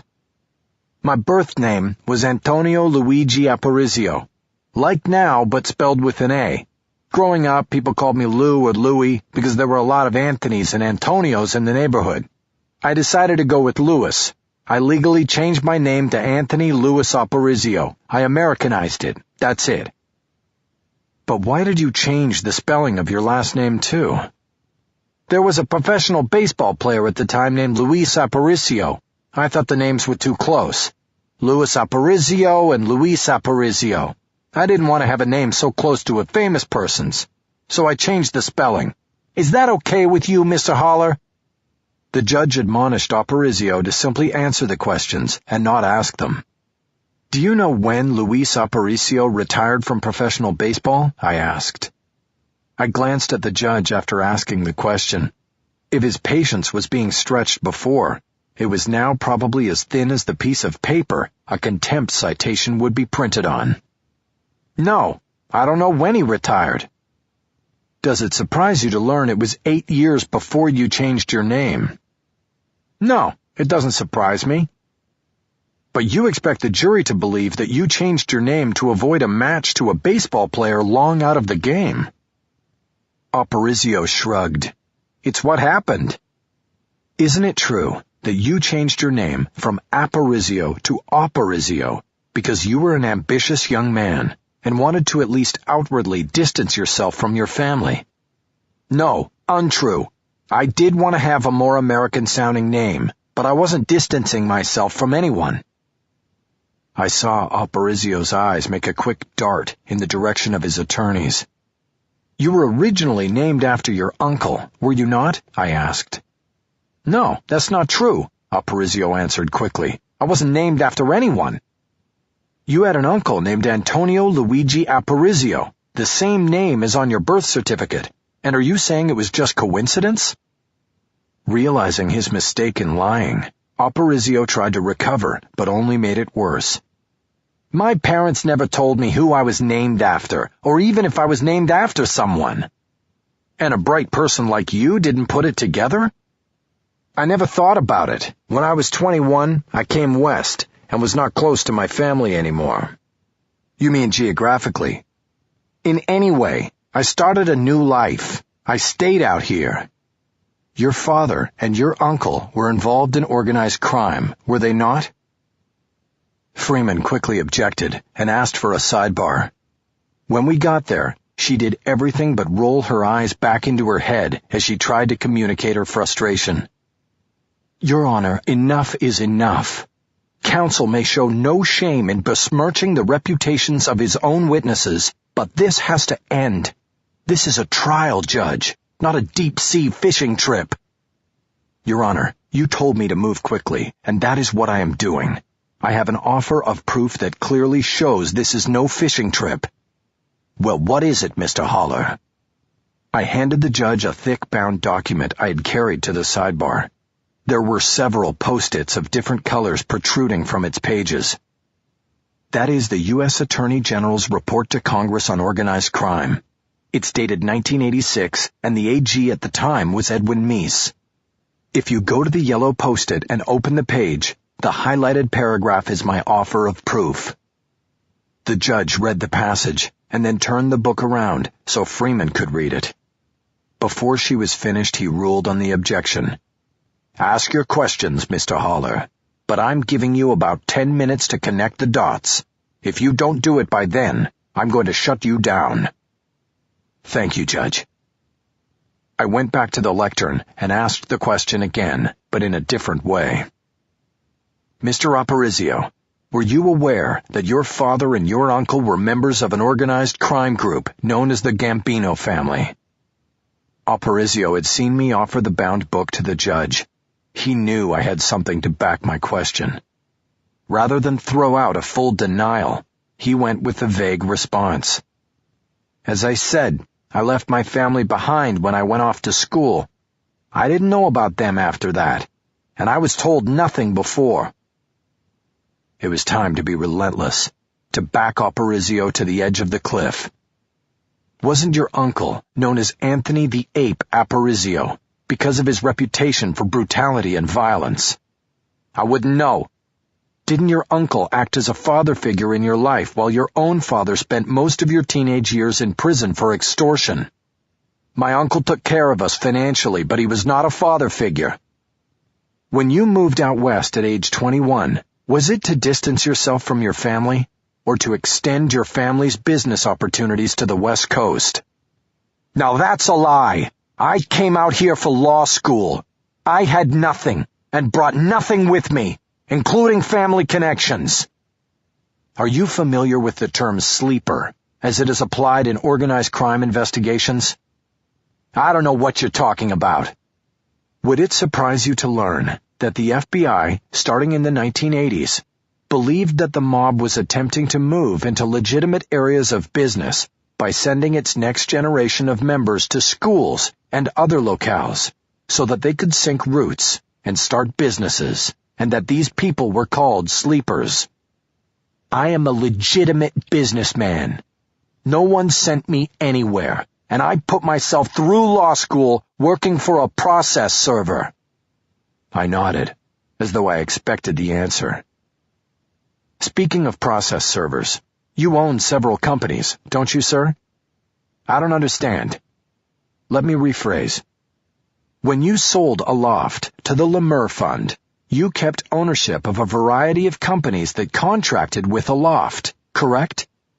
Aparicio took his time thinking about an answer. He made another furtive glance toward his attorneys. It was a get-me-out-of-this look. He knew where I was going, and he knew I couldn't be allowed to get there. But he was on the witness stand, and there was only one way out. I have ownership and part ownership in a variety of different enterprises. All of them legal, all of them above board and legitimate. It was a good answer, but it was not going to be good enough. What kind of companies? What services do they provide? You mentioned process serving. That's one of them. I have a paralegal referral and placement company. There's an office staffing company and an office furniture supply entity. Do you own a courier service? The witness paused before answering. He was trying to think 2 questions ahead, and I wasn't staying in a rhythm he could pick up on. I'm an investor. I'm not the sole owner. Let's talk about the courier service. First of all, what's it called? Wingnuts Courier Service. And is that a Los Angeles-based company? Based here, but with offices in 7 cities. It operates all over this state and Nevada. Exactly how much of Wingnuts do you own? I am a partial participant. I believe I own 40% of it. And who are some of the other participants? Well, there are several. Some aren't people. They're other companies. Like AA Best Consultants of Brooklyn, New York, which is listed on corporate records in Sacramento as part owner of Wings. Aparicio was again slow to answer. This time, he seemed lost in a dark thought until the judge prompted him. Yes, I believe that is one of the investors. Now, corporation documents held by the state of New York show that the majority owner of AA Best is one Dominic Capelli? Are you familiar with him? No, I am not. You are saying that you are unfamiliar with one of your partners in Wingnuts, sir? AA Best invested. I invested. I don't know all the individuals involved. Freeman stood. It was about time. I had been waiting for her to object for at least 4 questions. I was spinning my wheels waiting. Your Honor, is there a point to all of this? She asked. I was beginning to wonder about that myself, Perry said. You want to enlighten us, Mr. Haller? 3 more questions, Your Honor, and I think the relevance here will be crystal clear to everyone, I said. I begged the court's indulgence for just 3 more questions. I had stared at Aparicio the whole time I'd said it. I was sending the message. Pull the plug now, or your secrets will be put out there in the world. Lemur will know. Your stockholders will know. The U.S. Attorney's Office will know. Everyone will know. Very well, Mr. Haller. Thank you, Your Honor. I looked down at my notes. Now was the time. If I had Aparicio right, now was the time. I looked back at him. Mr. Aparicio, would it surprise you to learn that Dominic Capelli, the partner you claim not to know, is listed by the New York... Your Honor? It was Aparicio. He had cut me off. On advice of counsel, and pursuant to my Fifth Amendment rights and privileges granted by the Constitution of the United States and the State of California, I respectfully decline to answer this or further questions. There. I stood totally still, but that was only on the outside. Energy flooded through me like a scream. I was barely aware of the rumble of whispers that went through the courtroom. Then from behind me, a voice firmly addressed the court. Your Honor, may I address the court, please? I turned and saw it was one of Aparicio's attorneys, Martin Zimmer. Then I heard Freeman, her voice high and tight, calling an objection and asking for a sidebar. But I knew a sidebar wasn't going to do it this time, and so did Perry. Mr. Zimmer, you may sit down. We are going to break now for lunch, and I expect all parties to be back in court at 1 o'clock this afternoon. The jury is directed not to discuss the case with one another or to draw any conclusions from the testimony and request of this witness." Court broke loudly after that, with the members of the media talking among themselves. As the last juror was going through the door, I stepped away from the lectern and leaned down to the defense table to whisper in Aronson's ear, "You might want to come back to chambers this time." She was about to ask what I meant when Perry made it official. "I want counsel to join me in chambers, immediately. Mr. Aparicio, I want you to stay right there. You can consult with your counsel, but don't leave the courtroom." With that, the judge got up and headed back. I followed. Chapter 50. By now, I was intimately getting to know the wall hangings and furnishings and everything else in the judge's chambers, but I expected that this would be my last visit, and probably the most difficult. As we entered, the judge stripped off his robe and threw it haphazardly over the hat rack in the corner, rather than carefully put it on a hanger as he had on prior in-camera meetings. He then dropped into his seat and loudly exhaled. He leaned far back and looked up at the ceiling. He had a petulant look on his face, as though his concerns over what would be decided here were more about his own reputation as a jurist than about justice for a murder victim. "Mr. Haller," he said, as though he was releasing a great burden. "Yes, Your Honor?" The judge rubbed his face. "Please tell me that it was not your plan all along, and from the beginning, to force Mr. Aparicio into taking the fifth in front of the jury." "Judge," I said, "I had no idea he was going to take the fifth. After the motion to quash hearing we had, I thought there was no way he would. I was pushing him, sure, but I wanted the answers to my questions." Freeman shook her head. "You have something to add, Ms. Freeman?" "Your Honor, I think defense counsel has treated the court and the justice system with nothing but contempt from the start of this trial. He didn't even answer your question just now. He didn't say it wasn't his plan, Your Honor. He just said he had no idea. Those are two separate things, and they underline the fact that defense counsel is sneaky and has tried to sabotage this trial from the start. He has now succeeded. All along, Aparicio was a fifth witness, a straw man he could set up in front of the jury and then knock down when he took the fifth. That was the plan, and if that is not a subverting of the adversarial system, then I don't know what is." I glanced at Aronson. She looked mortified, and maybe even swayed by Freeman's statement. "Judge," I said calmly, "I can only say one thing to Ms. Freeman. Prove it. If she's so sure this was some kind of master plan, then she can try to prove it. The truth is, and my young idealistic colleague here can back me on this, we did not even become aware of Aparicio's organized crime connections until just recently. My investigator literally stumbled across them while tracking back all of Aparicio's holdings as listed in his SEC filings. The police and prosecution had the opportunity to do this, but either chose to ignore it or came up short of the mark. I think counsel's upset largely extends from that, not what tactics I employ in court." The judge, who was still leaning back and looking at the ceiling, made a waving gesture with his hand. I didn't know what it meant. "Judge?" Perry swung the chair around and leaned forward, addressing all three of us. "So what do we do about this?" He looked at me first. I glanced at Aronson to see if she had something to offer, but she looked frozen in place. I turned back to the judge. "I don't think there is anything that can be done. The witness invoked the fifth. He's done testifying. We can't go on with him selectively using the fifth whenever or wherever he wants. He's invoked. He's done. Next witness. I have one more, and then I'm done too.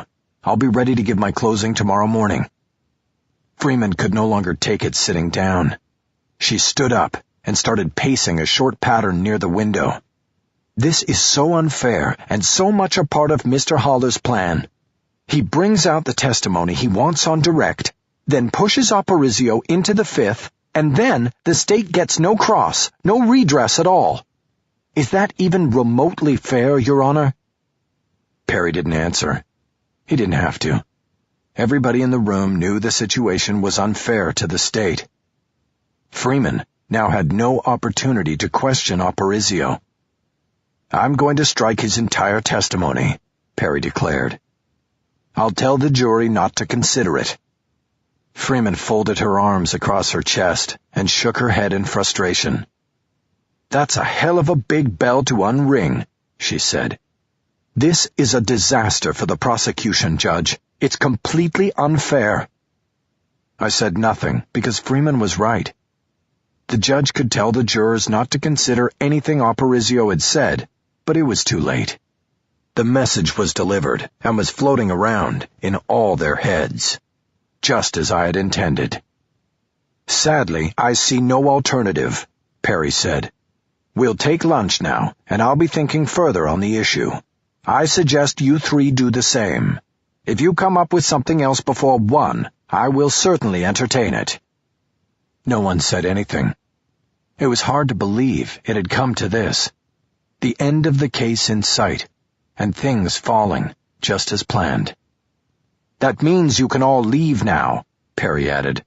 I'll tell the deputy that Mr. Aparicio is relieved as a witness. He probably has the whole media throng in the hallway waiting to devour him. And he probably blames you for that, Mr. Haller. You might want to steer clear of him while he's in the courthouse. Yes, Your Honor. Perry picked up the phone to call the deputy as we headed toward the door. I followed Freeman out and down the hallway to the courtroom. I was expecting it when she turned on me with nothing but pure and piercing anger in her eyes. Now I know, Haller. Now you know what? Why you and Maggie will never get back together again. That put a pause in my step, and Aronson walked right into me from behind. Freeman turned back around and kept going. That was a low blow, Mickey, Aronson said. I watched Freeman go through the door to the courtroom. No, I said. It wasn't. Chapter 51. My last witness was my trusty investigator. Dennis Cisco Wojciechowski took the witness stand after lunch, after the judge told the jurors that all of Louis Aparicio's testimony was stricken from the record. Cisco had to spell his last name twice for the clerk, but that was expected. He was indeed wearing the same shirt from the day before, but no jacket and no tie. The fluorescent lighting in the courtroom made the black ink chains that wrapped his biceps clearly visible through the stretched sleeves of the pale blue shirt. I'm just going to call you Dennis, if that is okay, I said. It will be easier on the court reporter. Polite laughter rolled through the courtroom. That's fine with me, the witness said. Okay, now, you work for me, handling investigations for the defense. Is that correct, Dennis? Yes, that's what I do. And you worked extensively for the defense on the Mitchell Bondurant murder investigation, correct? Correct. You could say that I piggybacked my investigation on the police investigation, checking to see if they missed anything, or maybe got something wrong.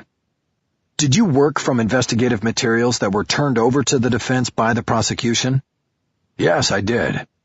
Included in that material was a list of license plate numbers, correct? Yes. The garage at Westland National had a camera positioned over the drive-in entrance. Detectives Curlin and Longstreth studied the recording from the camera and wrote down the plate number of every car that entered the garage between 7, when the garage opened, and 9, when it was determined that Mr. Bondurant was already dead. They then ran the plates through the law enforcement computer to see if any of the owners had criminal records or should be further investigated for other reasons. And were any further investigations generated from this list? According to their investigative records, no. Now, Dennis, you mentioned you piggybacked on their investigation. Did you take this list and check these plate numbers out yourself? I did, all 78 of them, as best I could without access to law enforcement computers. And did any merit further attention, or did you reach the same conclusion as Detectives Curlin and Longstreth? Yes, one car merited more attention, in my opinion, and so I followed up on it. I asked permission to give the witness a copy of the 78 license plate numbers. The judge allowed it.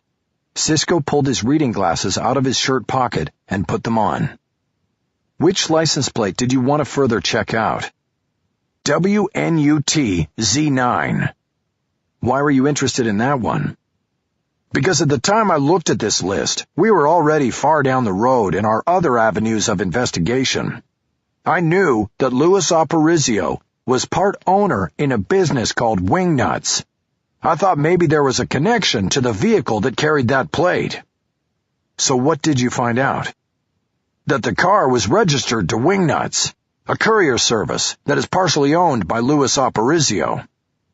And again, why was that worthy of attention?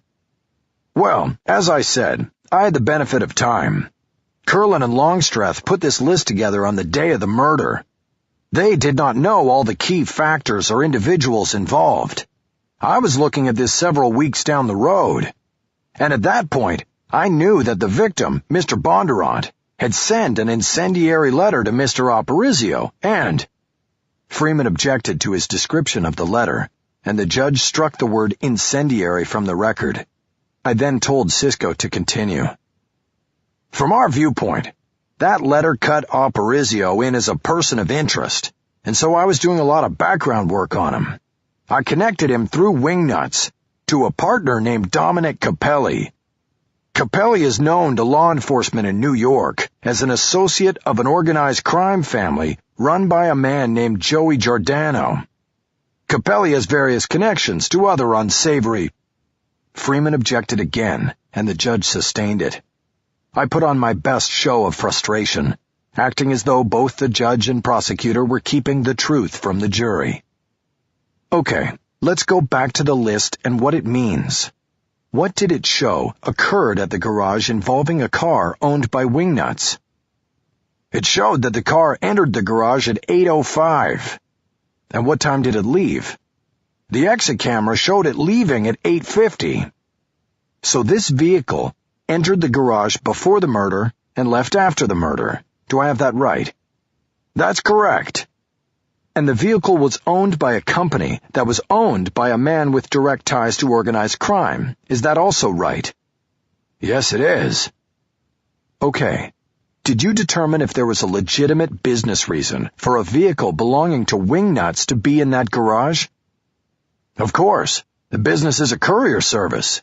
It is used regularly by a loft to deliver documents to Westland National.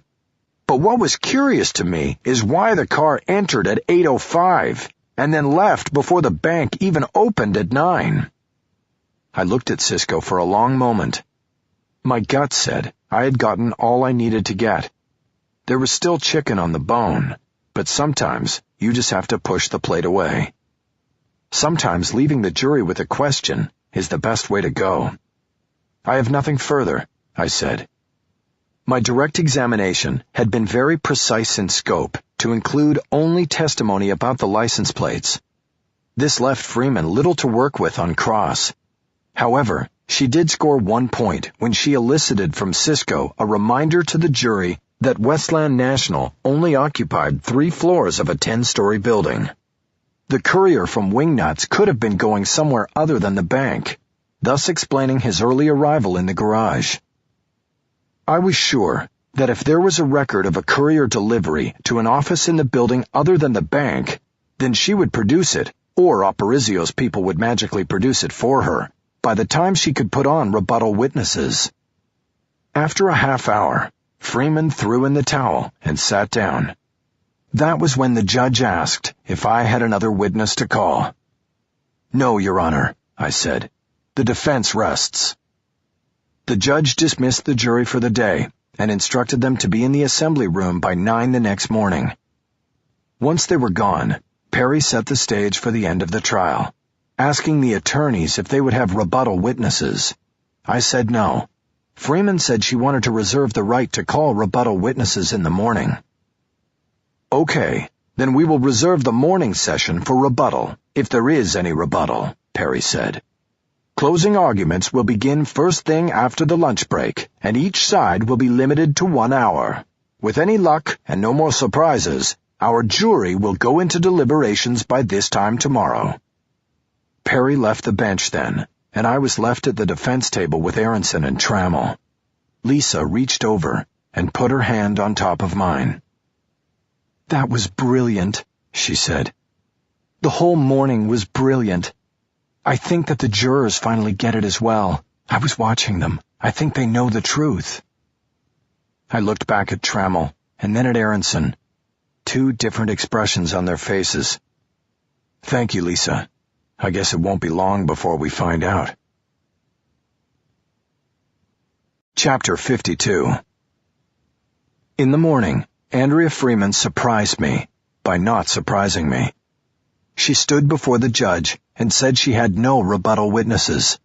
She then rested the state's case. This gave me pause. I had come to court fully prepared to face at least one final tilt with her. Testimony explaining the Wingnuts car in the bank garage, or maybe Driscoll's supervisor putting the boots to him. Even a prosecution foreclosure expert to contradict Aronson's assertions. But nothing. She folded the tent. She was going with the blood. Whether I had robbed her of her bolero crescendo or not, she was going to make her stand on the one incontrovertible aspect of the entire trial: the blood. Judge Perry recessed court for the morning so the attorneys could work on their closing arguments, and he could retreat to chambers to work on the jury charge, the final set of instructions jurors would take with them into deliberations. I called Rojas and had him pick me up on Delano. I didn't want to go back to the office. Too many distractions. I told Rojas just to drive, and I spread my files and notes out in the back seat of the Lincoln. This was where I did my best thinking, my best prep work. At 1 o'clock sharp, court reconvened. Like everything else in the criminal justice system, closing arguments were tipped toward the state. The prosecution got to speak first and last. The defense got the middle. It looked to me like Freeman was going with the standard prosecutorial format. Build the house with the facts on the first swing, and then pull their emotional strings on the second.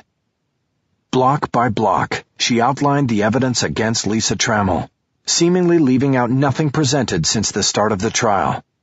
The discourse was dry but cumulative. She covered means and motive, and she brought it all home with the blood.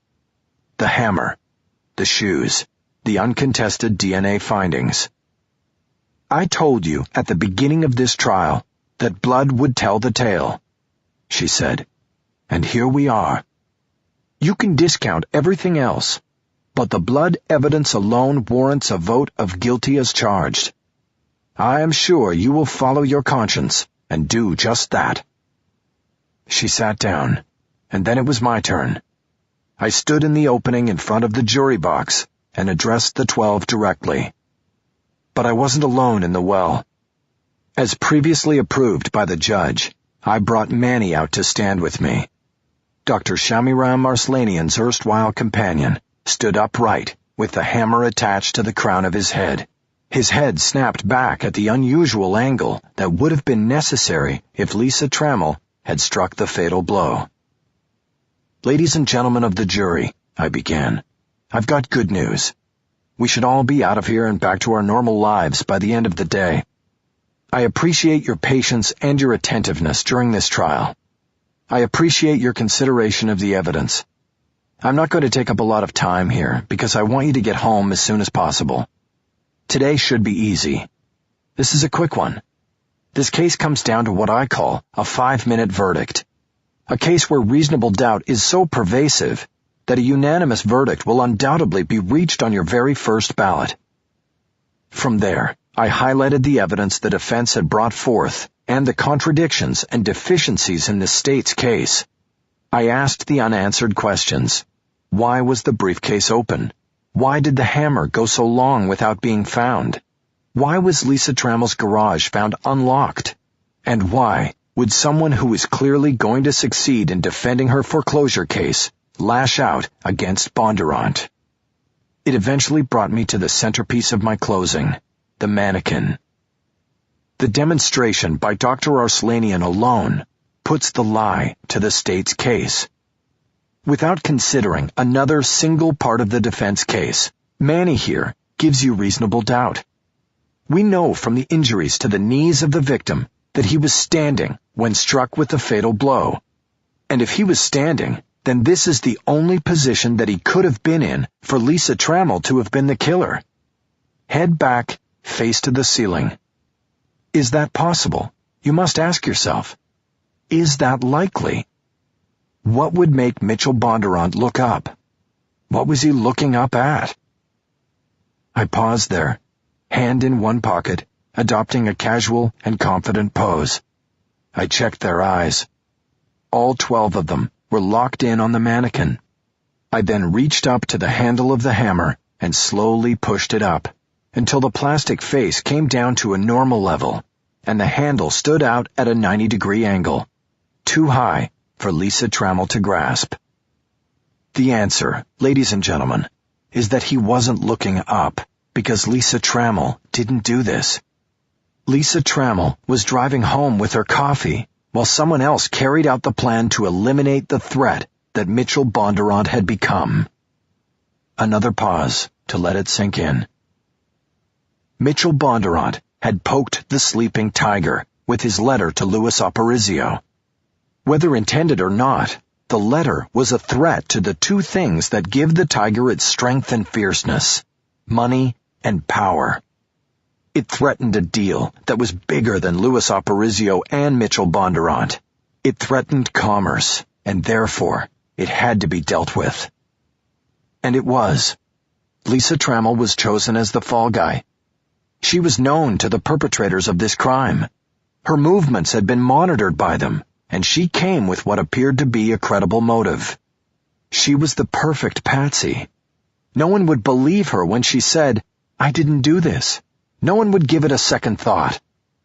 A plan was set in motion and carried out brazenly and efficiently.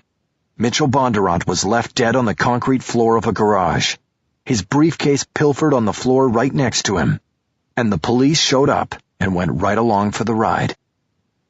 I shook my head in dismay, as though I carried the disgust of all society. The police had blinders on, like those blinders put on horses so they stay on track. The police were on a track that led to Lisa Trammell, and they would look at nothing else. Lisa Trammell, Lisa Trammell, Lisa Trammell. Well, what about a loft and the tens of millions of dollars that Mitchell Bondurant was threatening? Nope, not interested. Lisa Trammell, Lisa Trammell, Lisa Trammell. The train was on the track, and they rode it home. I paused and paced in front of the jury. For the first time, I looked about the courtroom. It was filled to capacity, with even some people standing in the back. I saw Maggie McPherson standing back there, and next to her was my daughter. I froze in mid-step, but then quickly recovered. It made my heart feel good as I turned back to the jury and brought my case to an end. But you see what they didn't see or refused to see. You see that they got on the wrong track. You see that they were cleverly manipulated. You see the truth. I gestured to the mannequin. The physical evidence doesn't work. The circumstantial evidence doesn't work. The case doesn't bear scrutiny in the light of day. The only thing this case adds up to is reasonable doubt. Common sense tells you this. Your instincts tell you this. I urge you to set Lisa Trammell free. Let her go. It is the right thing to do. I said thank you and returned to my seat, patting Manny on the shoulder as I passed. As we had previously planned, Lisa Trammell grabbed and squeezed my arm once I sat down. She mouthed the words, "Thank you," for all on the jury to see. I checked my watch under the defense table and saw I had only taken 25 minutes. I started to settle in for the second part of the state's closer when Freeman asked the judge to have me remove the mannequin from the courtroom. The judge told me to do so, and I got back up. I carried the mannequin to the gate, where I was met by Cisco, who had been in the audience. "I got it, boss," he whispered. "I'll take him outside." "Thanks." "You did good." "Thanks." Freeman moved to the well to deliver the second part of her summation. She wasted no time in attacking the contentions of the defense. "I don't need any props to try to mislead you. I don't need any conspiracies or unnamed or unknown killers. I have the facts and the evidence that prove well beyond any reasonable doubt that Lisa Trammell murdered Mitchell Bondurant." And it went from there. Freeman used her entire allotment of time, hammering the defense case while bolstering the evidence the state had shown. It was a fairly routine Joe Friday closing, just the facts, or the supposed facts, delivered like a steady drumbeat. Not bad, but not all that good either. I saw the attention of some of the jurors wandering through parts of it, which could be taken two ways. One, they weren't buying it, or two, they had already bought it and didn't need to hear it again. Freeman steadily amped it up until her big finish, a standard summing of the power and might of the state to cast judgment and exact justice. The facts of this case are unalterable. The facts do not lie. The evidence clearly shows that the defendant waited behind the pillar in the garage for Mitchell Bondurant. The evidence clearly shows that when he stepped out of his car, the defendant attacked. It was his blood on her hammer and his blood on her shoe. These are facts, ladies and gentlemen. These are undisputed facts. These are the building blocks of evidence. Evidence that proves beyond a reasonable doubt that Lisa Trammell killed Mitchell Bondurant. That she came up behind him and brutally struck him with her hammer. That she even hit him again and again after he was down and dead. We don't know exactly what position he was in or she was in. She is the only one who knows that. But we do know that she did it. The evidence in this case points to one person. And of course, Freeman had to point the finger at my client. Her, Lisa Trammell. She did it, and now through the tricks of her attorney, she asks you to let her go. Don't do it. Give Mitchell Bondurant justice. Find his killer guilty of this crime. Thank you. Freeman took her seat. I gave her closing a B, but I had already awarded myself an A, egotist that I am. Still, usually all it took was a C for the prosecution to triumph. It's always a stacked deck for the state, and often the defense attorney's very best work is simply not good enough to overcome the power and the might. Judge Perry moved directly into the jury charge, reading his final instructions to them. These were not only the rules of deliberations, but also instructions specific to the case. He gave great attention to Louis Aparicio and warned again that his testimony was not to be considered during the deliberations. The charge ended up being nearly as long as my closing, but finally, just after 3, the judge sent the 12 jurors back to the assembly room to begin their task. As I watched them file through the door, I was at least relaxed, if not confident. I had put the best case forward that I could. I had certainly bent some rules and pushed some boundaries. I had even put myself at risk. At risk based on the law, but also something more dangerous. I had risked myself by believing in the possibility of my client's innocence. I looked over at Lisa as the door to the deliberations room closed. I saw no fear in her eyes, and once again I bought in. She was already sure of the verdict. There wasn't a doubt on her face. "What do you think?" Aronson whispered to me. "I think we've got a 50-50 shot at this, and that's better than we usually get. Especially on a murder. We'll see." The judge recessed court after making sure the clerk had contact numbers for all parties and urging us to stay somewhere no more than 15 minutes away should a verdict come in. My office was in that range, so we decided to head back there. Feeling optimistic and magnanimous, I even told Lisa she could invite Herb Dahl along. I felt it would be my obligation to eventually inform her of her guardian angel's treachery, but that conversation would be saved for another day. As the defense party walked out into the hallway, the media started to gather around us, clamoring for a statement from Lisa or at least me. Behind the crowd, I saw Maggie leaning against a wall, my daughter sitting on a bench next to her while texting away on her phone. I told Aronson to handle the reporters, and I started to slip away. "Me?" Aronson said. "You know what to say. Just don't let Lisa talk, not till we have a verdict." I waved off a couple of trailing reporters and got to Maggie and Haley. I made a quick feint one way and then went the other, kissing my daughter on the cheek before she could duck away. "Dad!" I straightened up and looked at Maggie. She had a small smile on her face. "You pulled her out of school for me?" "I thought she should be here." It was a major concession. "Thank you," I said. "So what did you think?" "I think you could sell ice in Antarctica," she said. I smiled. "But that doesn't mean you're going to win," she added. I frowned. "Thanks a lot." "Well, what do you want from me? I'm a prosecutor. I don't like to see the guilty go free." "Well, that won't be a problem in this case." "I guess you have to believe what you have to believe." I was back to smiling. I checked my daughter and saw she was back to texting, oblivious to our conversation as usual. "Did Freeman talk to you yesterday?" "You mean about you pulling the fifth witness move?" "Yes. You don't play fair, Holler." "It's not a fair game." "Did she tell you what she said to me after?" "No. What did she say?"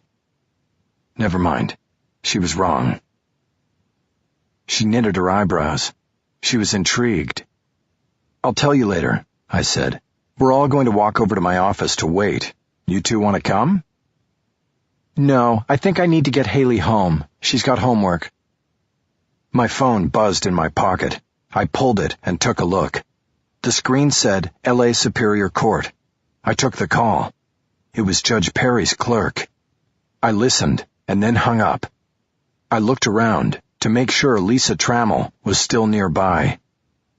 "What is it?" Maggie asked. I looked back at her. "We already have a verdict.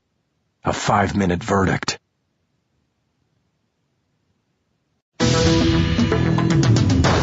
Part 5. The Hypocrisy of Innocence. Chapter 53. They came in droves, pouring in from all over Southern California, all brought by the siren song of Facebook. Lisa Trammell had announced the party the morning after the verdict, and now on Saturday afternoon, they were 10 deep at the cash bars. They waved the stars and stripes and wore red, white, and blue. Fighting foreclosure with the nearly martyred leader of the cause was now more American than ever before. At every door to the house and spaced at intervals in the front and backyards were 10-gallon buckets for donations to defray Trammell's expenses and keep the fight going. Flag pins for $1, cheap cotton t-shirts for 10, and posing with Lisa for a photo required a minimum $20 donation. But nobody complained. Fired in the kiln of false accusation, Lisa Trammell had emerged unscathed and appeared to be about to make the jump from activist to icon, and she wasn't unhappy about it. The rumor was that Julia Roberts was in talks to play the part in the movie. My crew and I were stationed in the backyard at a picnic table with an umbrella. We had come early and gotten the spot. Cisco and Lorna were drinking canned beer, and Aronson and I were on bottled water. There was a slight tension at the table, and I picked up enough innuendo to understand that it had something to do with how late Cisco had stayed at 4 Green Fields with Aronson back on Monday night after I'd left with Maggie McPherce. "Geez, look at all of these people," Lorna said. "Don't they know that a not guilty verdict doesn't mean she's innocent?" "That's bad etiquette, Lorna," I said. "You're never supposed to say that, especially when it's your own client you're talking about." "I know. She frowned and shook her head. You're not a believer, Lorna? Well, don't tell me you are. I was glad I was wearing sunglasses. I didn't want to reveal myself on this one. I shrugged like I didn't know, or it didn't matter. But it did. You have to live with yourself. Knowing that there was a solid chance that Lisa Trammell actually deserved the verdict she got made things a whole lot better when I looked in the mirror. Well, I'll tell you one thing, Lorna said. Our phone hasn't stopped ringing since the verdict came in. We're back in business big time. Cisco nodded approvingly. It was true. It seemed as though every accused criminal in the city wanted to hire me now. This would have been great if I had wanted things to continue the way they were going. Did you check out the closing price on Lemur yesterday on NASDAQ? Cisco asked. I gave him a look. You following the street now? Just wanted to see if anybody was paying attention, and it looks like they were. Lemur dropped 30% of its value in 2 days. Didn't help that the Wall Street Journal ran a story connecting Aparicio to Joey Giordano and questioning how much of that $61 million he got went into the mob's pocket. Probably all of it, Lorna said. So Mickey, Aronson said, how'd you know? Know what? That Aparicio would take the nickel. I shrugged again. I didn't. I just figured that once it became apparent that his connections were going to come out in open court, he would do what he had to do to stop it. He had one choice, the fifth. Aronson didn't look as though my answer appeased her. I turned away and looked across the crowded yard. My client's son was at a nearby table with her sister. They both looked bored, as if forced to be there. A large group of children had gathered near the terraced herb garden. A woman in the middle of the circle was handing out candy from a bag. She was wearing a red, white, and blue top hat like Uncle Sam's. How long do we need to stay, boss? Cisco asked. You're not on the clock, I said. I just thought we should put in an appearance. I want to stay, Lorna said, probably just to spite him. Maybe some Hollywood people will show up. A few minutes later, the main attraction of the day came out the back door, followed by a reporter and a cameraman. They picked a location with the crowd in the background, and Lisa Trammell stood for a quick interview. I didn't bother to try to listen. I'd heard and seen the same interview enough over the past 2 days. After Lisa finished the interview, she broke away from the media, shook some hands, and posed for some photos.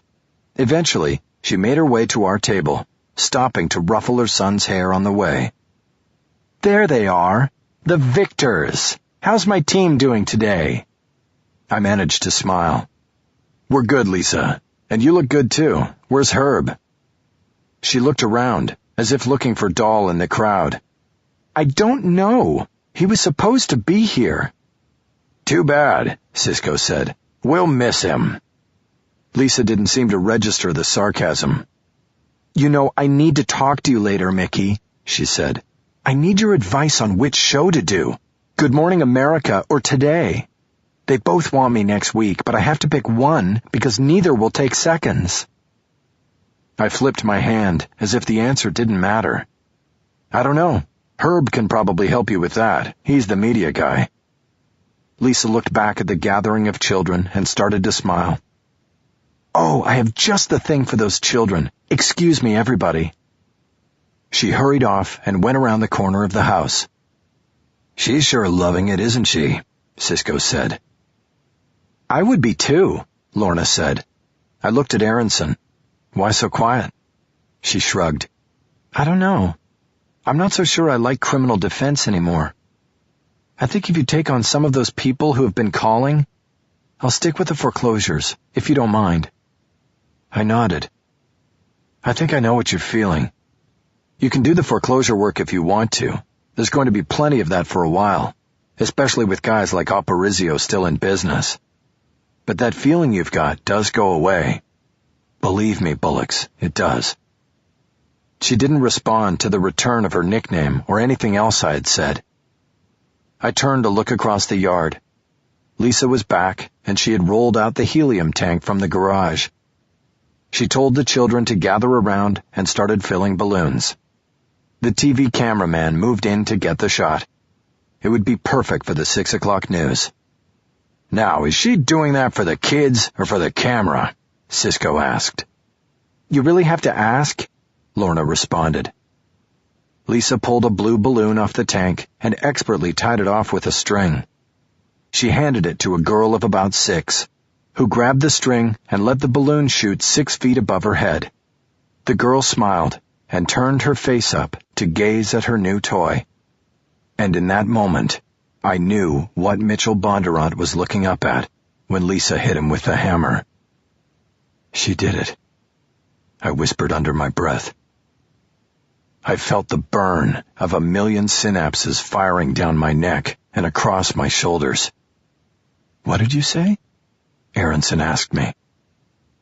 I looked at her, but didn't answer, and then looked back at my client.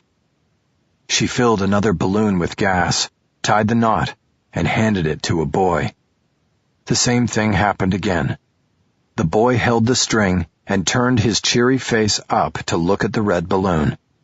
An instinctive, natural response. To look up at the balloon. "Oh my God," Aronson said. She had put it together too. "That's how she did it." Now Cisco and Lorna had turned.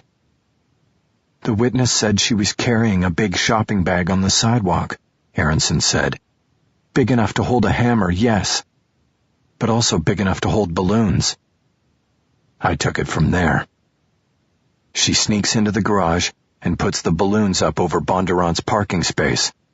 Maybe there's a note on the end of each string, so he's sure to see them. "Yeah," Cisco said. "Like, here's your balloon payment." "She hides behind the pillar and waits," I said. "And when Bondurant looks up at the balloons," Cisco concluded, "bang, right on the back of the head." I nodded. "And the 2 pops somebody thought were gunshots, but were dismissed as backfire, were neither," I said. "She popped the balloons on the way out." A dreadful silence fell over the table, until Lorna spoke. "Wait a minute. You're saying she planned it that way? Like she knew if she hit him on the top of the head it would throw the jury?" I shook my head. "No, that was just luck. She just wanted to stop him. She used the balloons to make sure he paused and she could come up behind him. The rest was just dumb luck. Something that a defense lawyer knew how to use." I couldn't look at my colleagues. I stared off at Lisa filling balloons. "So, we helped her get away with it." It was a statement from Lorna, not a question. "Double jeopardy," Aronson said. "She can never be tried again." As if on cue, Lisa looked over at us while she tied off the end of a white balloon. She handed it to another child, and she smiled at me. "Cisco, how much are they charging for the beer?" $5 a can. It's a rip-off." "Mickey, don't," Lorna said. "It's not worth it. You've been so good." I pulled my eyes away from my client and looked at Lorna. "Good? Are you saying I'm one of the good guys?" I got up and left them there and headed toward the backyard bar, where I took my place in line. I expected Lorna to follow me, but it was Aronson who came up next to me. She spoke in a very low voice. "Look, what are you doing? You told me not to grow a conscience. Are you telling me you did?" "I don't know," I whispered. "All I know is that she played me like a fucking fiddle, and you know what? She knows I know. She just gave me that smile. I saw it in her eyes. She's proud of it. She pulled the tank into the yard so I would see it, and I would know." I shook my head. She had me wired from day one. Everything was part of her plan. Every last... I stopped as I realized something. "What?" Aronson asked. I paused as I continued to put it together. "What, Mickey?" Her husband wasn't even her husband. "What do you mean?" "The guy calling me, the guy who showed up. Where is he now for the big payday? He's not here because that wasn't him. He was just part of the play. Then where is the husband? That was the question. But I had no answer. I didn't have any answers anymore. I'm leaving. I stepped out of the line and headed toward the back door. Mickey, where are you going? I didn't answer. I quickly passed through the house and out the front door. I had arrived early enough to catch a curb slot only 2 houses down. I was almost to the Lincoln when I heard my name called from behind. It was Lisa. She was walking toward me in the street. Mickey, you're leaving? Yes, I'm leaving. Why? The party's just starting. She came up close to me and stopped. I'm leaving because I know, Lisa. I know. What do you think you know? That you used me like you use everybody, even Herb Dahl. Oh, come on. You're a defense lawyer. You'll get more business out of this than you've ever had before. Just like that, she acknowledged everything. What if I didn't want the business? What if I just wanted to believe something was true? She paused. She didn't get it. Get over yourself, Mickey. Wake up. I nodded. It was good advice. Who was he, Lisa? I asked. Who is who? The guy you sent me who said he was your husband. Now, a small, proud smile curled her bottom lip. Goodbye, Mickey. Thank you for everything. She turned and started walking back toward her house, and I got in my Lincoln and drove away. Chapter 54. I was in the back seat of the Lincoln, cruising through the 3rd Street tunnel, when my phone started to buzz. The screen said it was Maggie. I told Rojas to kill the music, it was Clapton's latest, and took the call. Did you do it? She asked first thing. I looked out the window as we broke clear of the tunnel and into the bright sunlight. It fit with the way I was feeling. It had been 3 weeks since the verdict, and the further I got away from it, the better I felt. I was on the road to something else now. I did. Wow. Congratulations. I'm still the longest long shot you'll ever see. The field is full, and I've got no money. Doesn't matter. You're a name in this town, and there's a certain integrity about you that people see and respond to. I know I did. Plus, you're an outsider. Outsiders always win. So don't kid yourself. The money will come. I wasn't sure integrity and me belonged in the same sentence. But I'd take the rest. And besides, it was the happiest I'd heard Maggie McPherson in a long, long time. Well, we'll see, I said. But as long as I have your vote, I don't care if I get another. That's sweet, Holler. What's next? Good question. I have to go open a bank account and assemble a... My phone started beeping. I had another call coming in. I checked the screen and saw that it was blocked. Mags, hold on a second. Let me just check this call. Go ahead. I switched over. This is Michael Holler. You did this. I recognized the angry voice. Lisa Trammell. Did what? The police are here. They're digging up the garden looking for him. You sent them. I assumed the him she referred to was her missing husband, who never quite made it to Mexico. Her voice had the familiar shrill tone it took on when she was on the edge of losing it. Lisa, I need you here. I need a lawyer. They're going to arrest me. Meaning that she knew what the police would find in the garden. Lisa, I'm not your lawyer anymore. I can recommend a... No! You can't abandon me! Not now! Lisa, you just accused me of sending the cops. Now you want me to represent you? I need you, Mickey. Please. She started crying. That long, echoing sob I had heard too many times before. Get somebody else, Lisa. I'm done. With any luck, I might even get to prosecute you. What are you talking about? I just filed. I'm running for district attorney. I don't understand. I'm changing my life. I'm tired of being around people like you. There was no response at first, but I could hear her breathing. When she finally spoke, her voice had a flat, emotionless tone to it. "I should have told Herb to have them maim you. That's what you deserve." Now I was silent. I knew what she was talking about. The Mack brothers. Dahl had lied to me and said Aparicio had ordered the beating. But that didn't fit with the rest of the story. This did. It had been Lisa who wanted it done. She was willing to have her own attorney attacked if it would deflect suspicion and help her case. If it would help me believe in other possibilities. I managed to find my voice and say my final words to her. "Goodbye, Lisa, and good luck." I composed myself and switched back over to my ex-wife. "Sorry, it was a client, a former client." "Everything all right?" I leaned against the window. Rojas was just turning on Alvarado and heading to the 101. "I'm good. So you want to go somewhere tonight and talk about the campaign?" "You know, while I was on hold, I was thinking, why don't you come to my place? We can eat with Haley and then talk while she does her homework." It was a rare invite to her home. "So a guy has to run for DA to get invited over to your place?" "Don't press your luck, Holler." "I won't. What time?" 6. "See you then."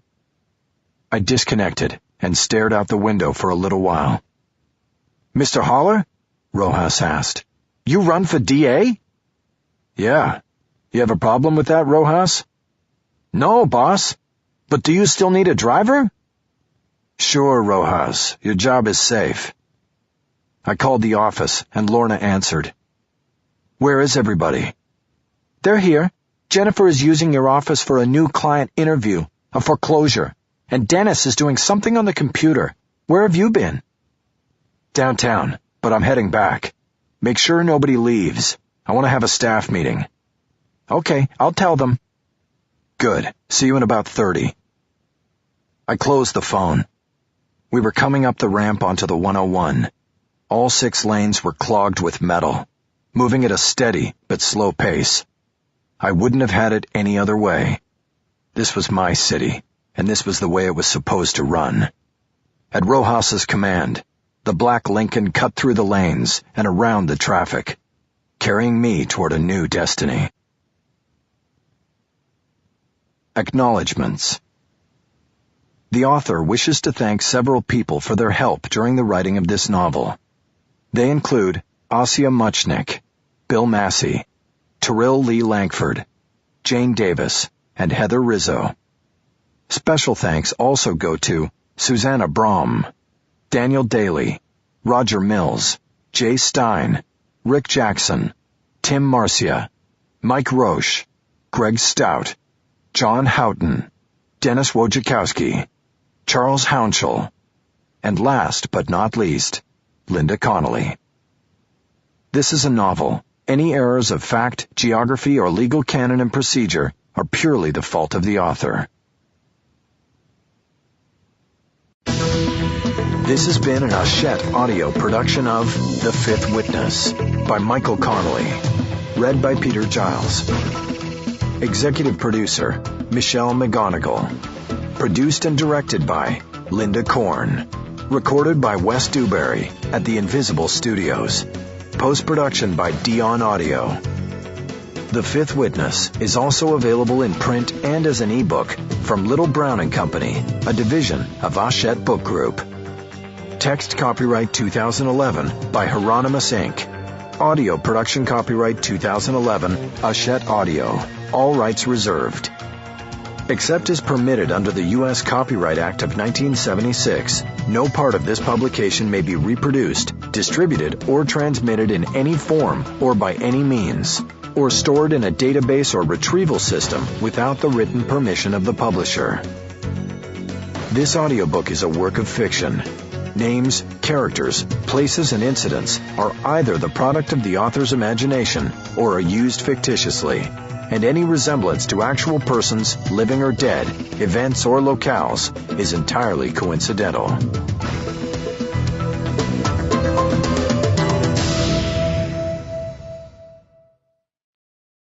Hello, this is Linda Korn, and I'm speaking with Michael Connelly, best-selling author of The Fifth Witness, the latest in his Mickey Holler series. Hi, Michael. Hello. In The Fifth Witness, Holler, in tough economic times, has been standing up for the many victims of foreclosure. Did you feel a particular sensitivity towards this aspect of the recent economic crisis?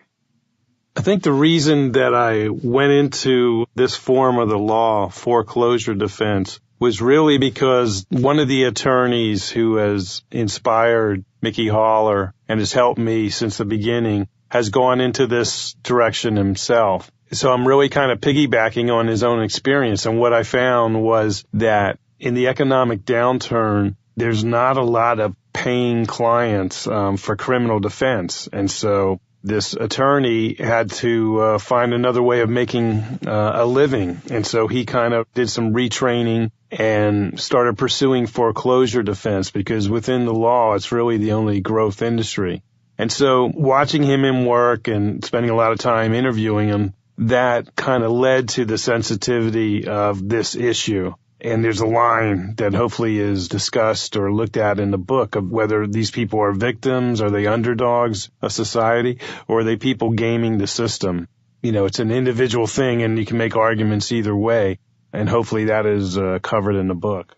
Yeah, absolutely. And it's so current that you really capture the time and then get into this incredibly creative crime that takes place. So I'm wondering who or what inspired the character of this woman, Lisa Trammell, accused of murdering the bank officer. Well, I guess there's not a real inspiration for Lisa Trammell in this book. It's just part of my continuing efforts to be accurate, to kind of bring a realism to my books. The attorneys that I deal with in terms of research for these stories have often told me that the relationships with their clients are not always good. Especially when you're in the world of criminal defense, you often deal with people who have various levels of behavioral issues and psychological issues. So I was just looking for a way of bringing that into this story, and that would further cloud the question of did she do it or did she not do it? I mean, just because someone has a disagreeable personality doesn't necessarily mean they're guilty of a crime. And so I just kind of throw these things in there to make it a little bit harder to figure it out for the reader or listener. It was interesting to me that you chose a woman to be in this position, and it was very interesting that she ended up being separated and left with this house. Was that based on a real event, or did you specifically choose that scenario? The scenario with the defendant being a woman coming into this through a foreclosure case is purely fictional. I'm kind of in a box. I found that you kind of get hemmed in when you're doing a series involving a criminal defense attorney, you know, because there's only so many different themes you can have to a crime. Did they do it? Did they not do it? Did they get away with it? Those kind of things. And I've written 3 other stories featuring Mickey Holler, and in each of those, the defendant was male. So it was purely a question of, like, try something new, try to get into a character of a female. I've done that in the past in other books unrelated to Mickey Holler, so I just felt instinctively that it was time to go in that direction. But Lisa's not really based on any real case that I came across in the research. Mickey Holler, Bosch, Lisa Trammell. Nobody has too many happy marriages in the book. You know, that is a repetitive theme in my books, I guess, and it's not necessarily a theme about marriage. It's more a theme about happiness and pursuit of happiness and searching, looking for something. I think it's leaning against a crutch, but it's certainly easier to draw characters that have a missing part and are looking for it, who have that, you know, at the end of the day when they come home to an empty house, or they come home to a difficult relationship. It certainly makes, I think, the drama of the fiction a lot easier to draw, and maybe that's why I've fallen into that. You know, I think, though, hopefully, Mickey's moving towards some happiness. He makes some progress in this book of trying to restore his family. You know, there's a setup towards the end of the book for the next story where hopefully that will be in place.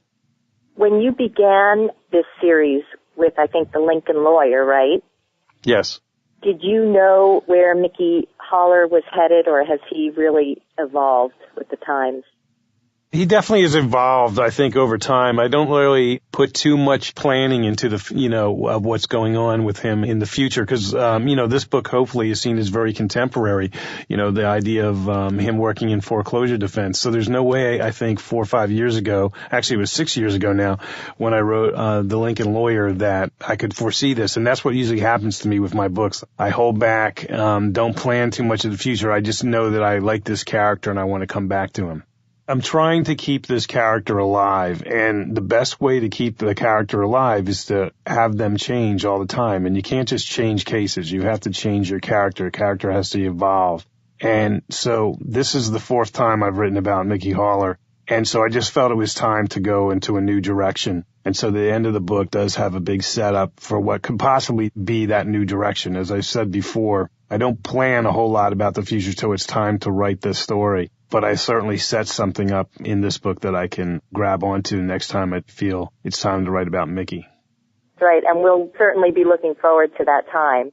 Just to discuss, there is a movie being made of The Lincoln Lawyer, is that right? Yeah, it's already made.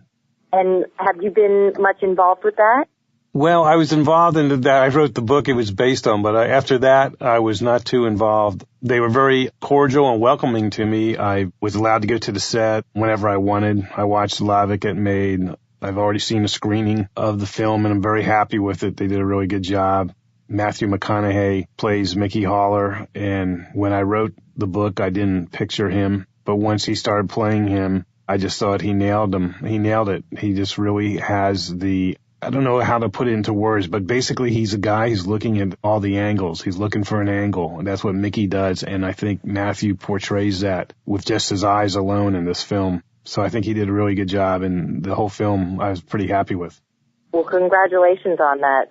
It's going to be very exciting. And I'm wondering if there's anything you'd like to say to your audiobook fans out there. I just want to say that I really appreciate the support of my work in any form, whether you're reading or listening. It's storytelling, and I get a lot of responses from people who listen to the books, and it's very fulfilling. I just hope it continues and people continue to enjoy my stuff. Well, thank you so much for talking with us, Michael, and we certainly look forward to all that's to come next. Thank you very much, Linda. Audible hopes you have enjoyed this program.